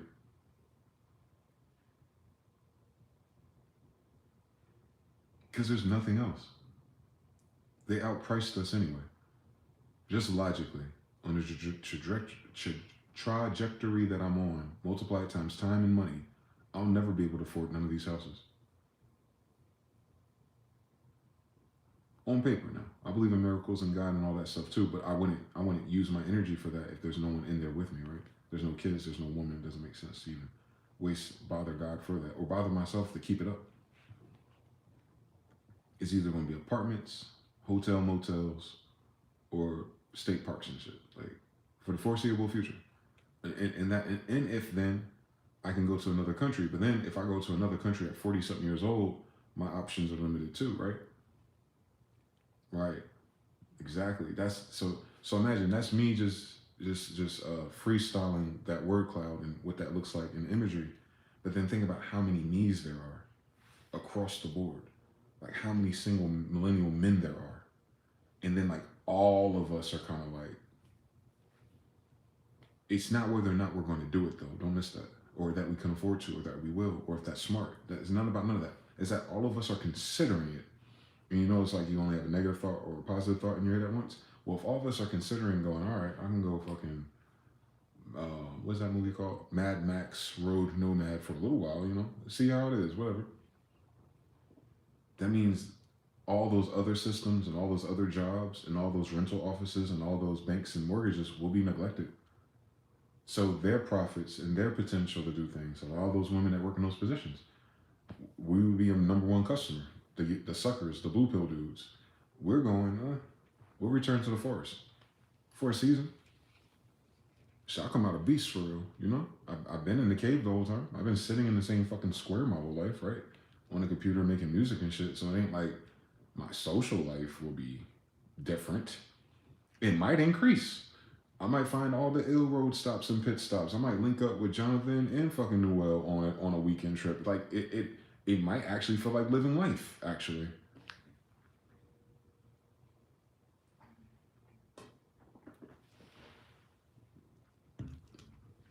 Yeah. When that is way more attractive than everything else, you got a fucking problem. Your society has a problem. The brother says, turtle van, turtle power. Exactly. You get an old Ninja Turtle van. That's it. Only thing I gotta worry about is cleaning, staying clean, fresh water and soap and shit like that. That'd be the only thing I don't want to fucking be lax on, hygiene. But if I keep hygiene, we good. Damn, bro. That won't even cost that much, I bet you. Wow. I'm gonna have to find me a better side hustle that I can do anywhere. I'm gonna start praying. I think I'm gonna do it. I think I'm gonna aim for it, I should say.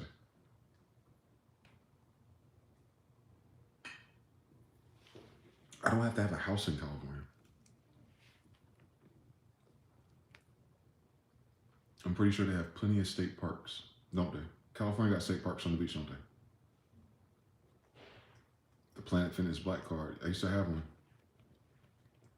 So you can use their showers and stuff. Yeah.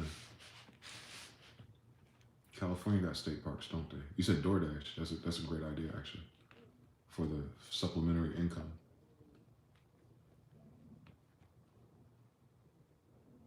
Damn, bro. A solar panel battery sponsor is funny. They have land you can camp on for free. Don't they? Don't they? Don't they? They do, don't they? I'm already doing it. The BLM land out there? I don't know what that is. I have to read about it. Because you know how it is once you start thinking about it, you can do it. Then you gotta pick the vehicle accordingly. And like Harut says, you know, those little, the only thing with DoorDash and stuff is the maintenance on your car too, but I'm gonna be driving all the time either way, so I guess it really don't matter. Yeah, gas, insurance, food, hygiene, water supply, and then places to pull to even if, as long as I can afford one motel a week, I'm good. Damn. Worst case scenario. Yeah, worst case scenario, just be near a motel once a week. Worst case scenario. That way you can do your laundry at the laundromat and get a good bath, restock, replan, meditate, write, whatever you gotta do. But then when you're out in the land, that's the thing. Like, but when you're driving, you ain't gotta drive all day. You just drive a little bit and then just be outside. That's crazy. It's doing the same thing I'm doing now, but just outside. With the ability to change scenery. That's the selling point for Sagittarius ×4. I'm a Sag ×4. So yeah, Scorpio ×3. So, I don't know, man. I don't know. I think I can make it happen. Because I'm in a very blessed position now, but I know it's temporary too. So I don't want to like, I don't know. I don't know. I don't want to say I don't think. I'm trying to think like, is it worth pulling the strings of the universe to put me in a financial liability place and location for the sake of saying I did it? Whereas I could just double down on, like you said, a Ninja Turtle van, if you will, just as an example. It doesn't, for me, it doesn't have to be a van either.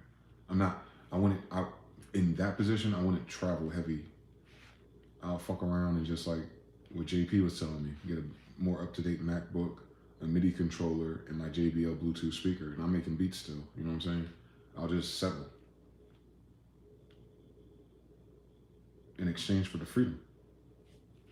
And then the car would just be like clothes and hygiene stuff and power, energy, or chargers and shit. Yeah. I could live off of peanut butter and jelly now, 4 to 5 days out the week. And then when you pull up somewhere else, you can buy food and shit. It don't matter. I already have to do that. So you know what I'm saying? It's like, it's not an adjustment to me. But with the fringe benefit of getting the fuck up and going where the fuck I want to go. Is the mobility more important than stability? Ooh. But you have to really be able to take care of that vehicle too, and gas and all that. So that's the only risk. The risk is issues with the vehicle per se, or not getting too far away from civilization in case you run into an issue. That'd be the only surprise that really will, piss in your Cheerios. But at the same time, that type of variable can happen even if you didn't. I just went through that, so yeah. It might make way more sense to not pick a city, to not sit still at all going forward. I'm gonna look into it. BLM lands are usually remote. Okay. Portable stovetop. Or you could do Airbnb room rental once in a while. Make sure they have a washer and dryer included. Oh, that's smart. That is smart. You can do Airbnb, a cheap Airbnb, and make sure they have a washer and dryer on site. That is correct. Solar panel. They have land you can camp on for free. State parks are around $14 a night. A 14-day maximum park. Okay. And then one day you can just drive around. It don't matter. BLM, Bureau of Land Management, American Public Lands. All right, shout out to the ancestors. El Cujo says Cali beaches are mostly private or public. No state parks near beaches, but there are lots of RVs parked on street for miles near the beach. There are lots of RVs parked on streets for miles near the beach. What does that mean though? No Sprinter vans, high and unpredictable repairs. Gotcha. I'll do it in the car. It's just me. I mean, like, you know, I got my kids in the back and niggas gotta be comfortable and stuff. No, I'll fuck around and sleep outside. I've camped before. I've camped for days. Like, someone taught me how to do the tents and everything. Got eaten the fuck up though by all kinds of bugs, chiggers and all kind of shit. But I did it. I thugged it out. I camped at a state park and I camped at a beach.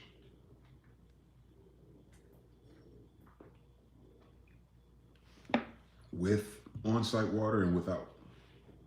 And I camped in Virginia too. I forgot about that. I took a trip between was that my first Atlantic City trip from North Carolina? Or was that fucking the Outer Banks? One of them trips I took up the coast, Virginia, the coast of, the border of Virginia and North Carolina. So I must have been going to Jersey. But for whatever fucking reason, they thought it'd be a great fucking idea to camp in Virginia, like in between. Nope, don't do that. But anyway, we did for a day or two. And you know how it is online back then? It's like 10 years ago. Jesus Christ, I'm old. And they had like the listing of the cabins and stuff. Basically, it's a tiny home if you think about it. But they had like these tiny ass shed houses with air conditioning and beds and stuff. And boy, was it hot. It was a miserable experience. But it was cool because it's so cheap at the time, especially think about 10, 15 years ago. And got a chance to see, like, it was around a lake and had other RVs and other people and the kids on bikes and shit. Like, people like live there. And I was like, wow, to see all these white people thug it out like this. Always being the only black guy, American Indian for miles and shit. But I've done it, is what I'm saying. I've lived in that energy before. It wouldn't be sudden for me. It'd be unfortunate if, you know. But nah, maybe not. I don't know. I like when you think about something, you get more ideas and you get more steps about it. That's how you know it's a good idea, by the way. When you say it and it just keeps climbing for you, that doesn't mean you're gonna do it. But it's worth the consideration for me, for real. Rather than trying to manifest a dream mansion within the next year or two, you know what I'm saying? Just manifest a very stable vehicle and then outfit it per your needs. Mainly for me, it'd be mainly power and clean water. Yeah, power and water. Yep, power and water. And then like your rinsing water and your hand water, you can just refill at fountains. Yep. You don't even have to buy it. You can just keep reusing it for that shit, like washing your face and stuff. So yeah, it's very doable. Or you can stealth camp sometimes in neighborhoods. Yeah, I ain't got no problem with that either. Honda or Toyota is small to medium SUVs. Okay. Most folks lose the house not over the mortgage, but over the property taxes. Amen, Rob. I can see that. Because it's sudden. You need it all at once. Yeah. Cool J says, if you do run into a car issue, there are some mechanics at the local AutoZone doing parking lot repairs in LA. I did not know that. Thank you for the heads up, bro. Truck stop showers come in handy as well. They do. Yep. So all you need is a route then. Kind of like Grand Theft Auto. You just need your route. Like, all right, this is where I go to repair this is where I go to fence. This is where I get weapons. Like that kind of thing. Yeah. That'd actually be fun. That'd be really cool to make content and document as well. For a little while. Not for the rest of my life or nothing. But until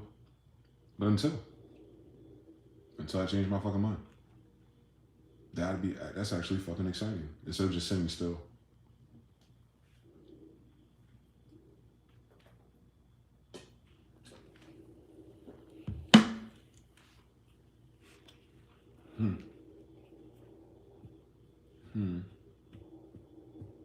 I'm thinking. It almost seems inevitable. That's why it's funny to me.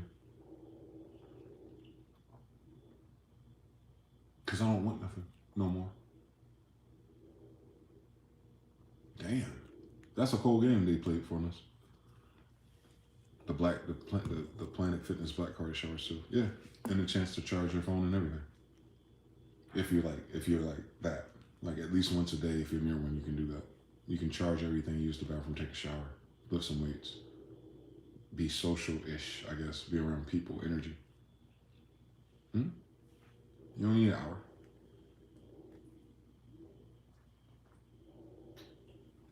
Knowing me, I can do all that in 30 minutes or less. But yeah. Yep. Planet Fitness type shit. In your car. The only thing you have to come up with, like Jonathan's saying, is like worst come to worst. When you're just chilling for a minute or things are dry, have that $14, $15 a night fee for the state parks. Or master the stealth camping.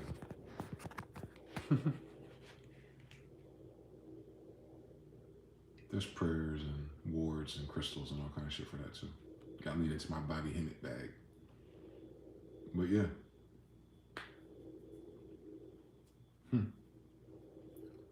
Interesting. That's interesting. It's interesting that that's interesting and nothing else. That there's nothing else for people to talk about. I know people who got families and girls and girlfriends and kids and stuff. That this ain't y'all bag. I get it. But with us out your fucking way, your rent will drop and everything else will drop too. Eventually. It won't take long.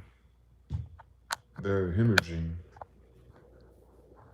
I think rent just dropped in Vegas too. Because people are not moving here anymore. I think the brother Newkind was telling me about the under issue of houses here because of the materials they use and the soil that it's on. They're not a good value for big investors, I guess, or whatever the fuck's going on. So, and I can tell about the state of decay of these. In fact, these feel like, I don't know when they made these. It feels like the 80s though. I could tell by the amenities and the faucets and stuff. These are definitely at least 30 years old. And the terracotta and the stucco and all that stuff on the outside. It's old. And most people are not repairing theirs. Right now, this whole neighborhood is going through new air conditioning, so I can tell. I mean, they'll look decent for another decade, but other than that, this stuff will start to look bad. So yeah, spending $400,000, $500,000, first time owner of some shit that's old wouldn't make sense. At all. Not at all. Nah. They're locking us out the game, but not because of, well, yeah, it's money, but because we don't want it. It's not money, it's value. We're losing. Yeah, it's an awakening of values, social, political, relationship, job, work-life balance. Everyone's they're reevaluating the American dream. Like Shark Tank and stuff, go through evaluations and stuff. Yeah, we're reevaluating everything. It seems music, culture, distractions. Damn.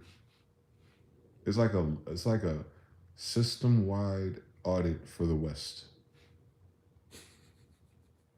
Everyone's auditing everything. Their time, their energy, their dedication. Like everyone's auditing. It's a mass audit.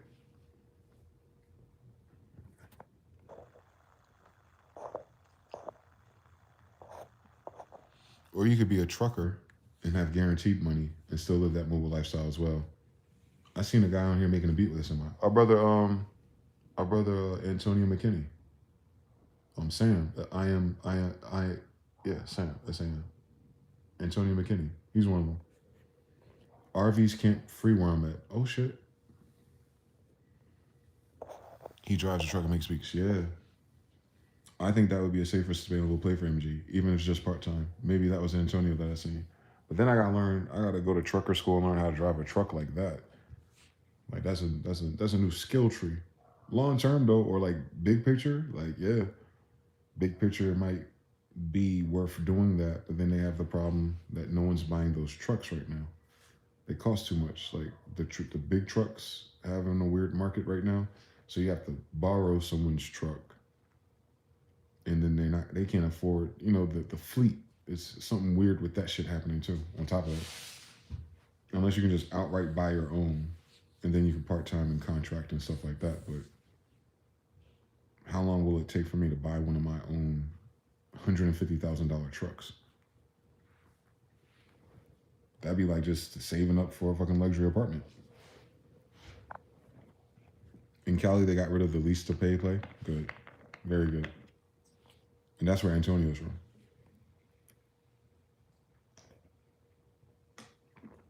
But yeah, I have to learn how to drive that truck, pass all that paperwork shit, and then buy a truck. That's more of like a career focus for me.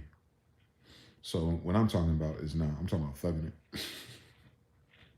I'm talking about bottles of water, peanut butter and jelly, and me and the beach and the highway, and anything I want to fucking do, and anywhere I want to fucking go, just because I feel like it. Instead of, you know, living a more rooted life, it doesn't make sense to me. Because most of our life is just spent sitting in a fucking square, whether you're at work or not. You live in a square to die in a box. No, thank you. Don't buy one, just work for a company. Got you. I don't feel that right now, but I'm gonna keep that in mind though. The bigger play. That'd be perfect for someone in my 40s to become a truck driver if I can get through the preliminary things to do that. You're absolutely right. Overall, you're right. I just gotta learn how to drive a truck like that. That's the thing. That's a whole nother.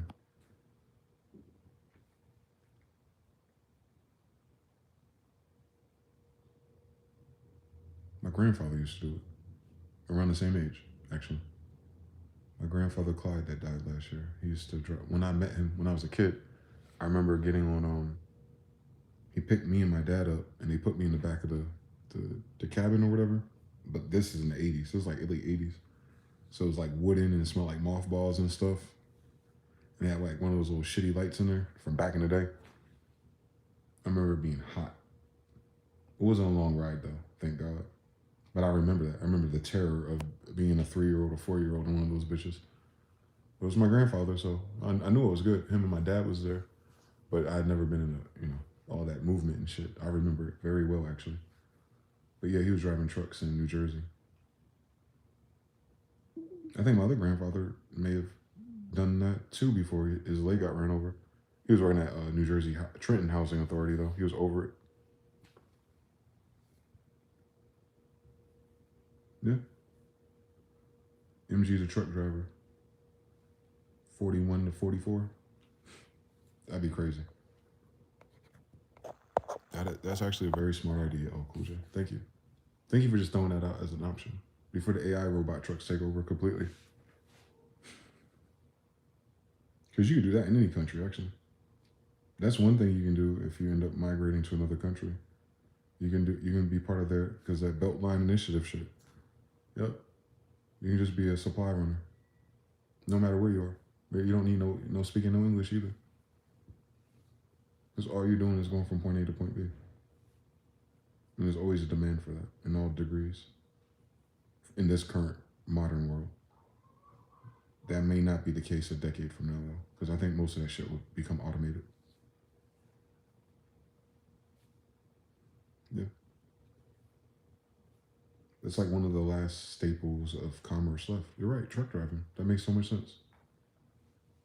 Yeah. Yeah, so I need some time. Get the car first. Get my new paperwork together, new IDs and all that shit. So I'm good for more than the next year and a half. Because I think my ID only lasts until 2027. I gotta renew all that shit. Because you know that the federal, state bullshit, they might push for the digital ID too. So new social and another copy of my birth certificate, all that dumb shit I gotta take care of ASAP. And then, that's gonna be prerequisite for that bullshit anyway. So yeah, I got things to think about. I gotta align my energy towards that direction. And that's assuming nothing else changes by then. And that's the shittiest thing about that. That assumes that nothing else in that great idea changes in the next year or two that would take me to do it. That assumes that nothing changes. That's probably why it's not blinking to me like that. I have a feeling that there's some other resistance there.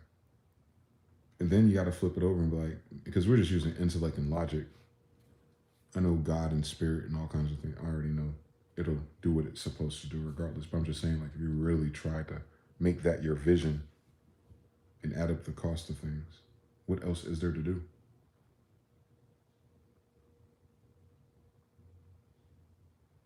For a tech nerd, jobs are gone. The foreigners that will hire you are leaving. AI and entertainment is in a hiatus. What else do you do at our age? The world may never know.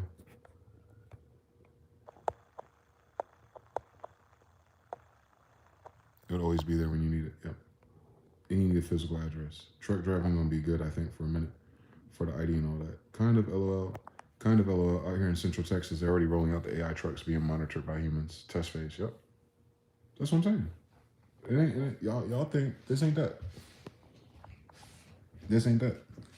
The high paying gigs, the high corporate gigs that you would hope to make, they're gonna be automated. But still, there'll still be others who can't afford automation. So that's why I said a decade.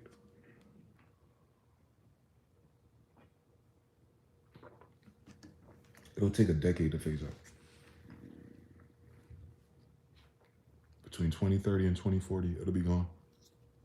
So I would have to jump on that in the next year and a half to catch a few years of that money. And then when it's over, you know. I end up saving all that. Foreign currency. Take at least 30% of that shit and put it in somebody else's bullshit. Mm-hmm. Or buy my own beats with a VPN. Buy my beats in rubles. For real. Y'all better stay woke out here. You just buy your own shit. Digital products in a foreign currency. But you need the foreign accounts in it. Oh man. Either way. That's a lot of fucking hustling. Just because the United States fucking sucks. What a simulation. How is it going to work with cars on the road? But the automated drivers, they know. The automated trucks know there's other cars around it.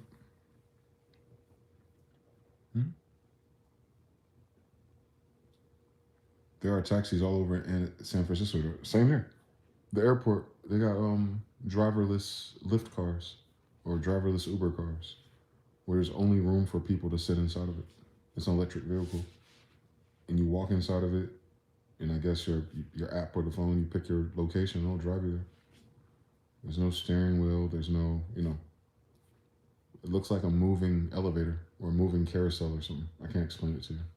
It's an oddly shaped car. But it's the 2 sliding doors, so it's like a bench seats, and they're facing each other like a limo, and it just drives you. No people, no drivers.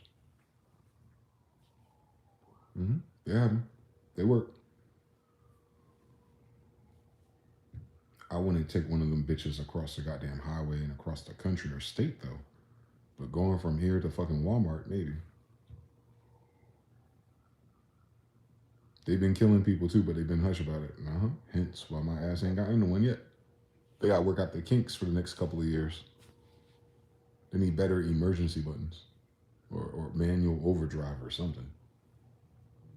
That no steering wheel shit sounds stupid to me.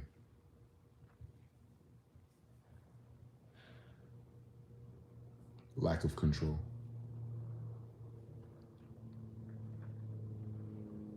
But they're killing people, and then they're also taking people to where the fuck they want to go to, so it's not all bad.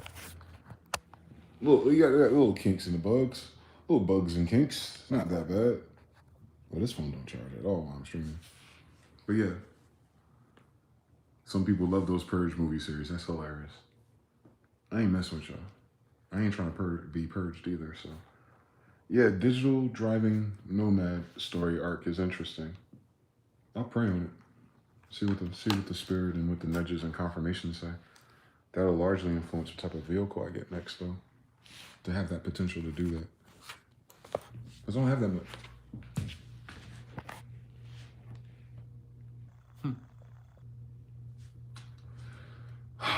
But let me get the fuck on and walk to the store one last time. If y'all need me, shoot me on the text messages or stuff. As always, thank you for the support. Thank you for listening to the shenanigans. It helps my day go by too, by the way. Like I said, I got some little extraneous things that are pending over my head, but Lord willing, this time next week it'll all be said and done and I can move on. And if I can move on, then I'll revisit these thoughts and then I'll track my progress. I'll see what happens. Yeah. It feels good though. I feel all right now in this moment. I feel fine. I'm not worried as much. It's one thing to have like your own nigga drama in your life of dumb shit and you gotta get through to see the other end of it. To God be the glory. But then it's like, once I'm done with that, then I gotta deal with the global shit that's been bothering all of us and figure out how I'm gonna maneuver that, per se, as an intellect, as a thinker, as a person. They say, man plans and universe or God laughs. I get it. But that's just the only thing I know how to do. Plot, repositioning, focus on the path, like a navigator, like our ancestors. I know where I get it from, but I don't know where to go from this position, like playing chess. It's like, if you can go anywhere, where would you go? And why? And then, and the rest of the movie don't load for me no more. Because none of the things that made those decisions valid for me exist anymore. And I'm a different age. I don't feel older. Like, I don't feel like I'm getting old per se, but I'm just saying, like, mentally, novelty old. Like, that don't do nothing for me. Which is a beautiful thing, to be able to let go of your whole old life and be okay. I want to say that for the younger people. You may hit your midlife crisis early, but it's okay. You'll survive it. As long as you're not holding on. Like, if you want to receive something new, you gotta let go of what's in your hand anyway. So I look forward to what happens next. I look forward to see how this evolves. I look forward to see, to even come back to these videos later and be like, well, I'm glad that worked out and I didn't end up in the fucking forest for 2 years, you know what I'm saying? But as of right now, in this mind state of how all these variables show up and what's going on, I don't want nothing from this world.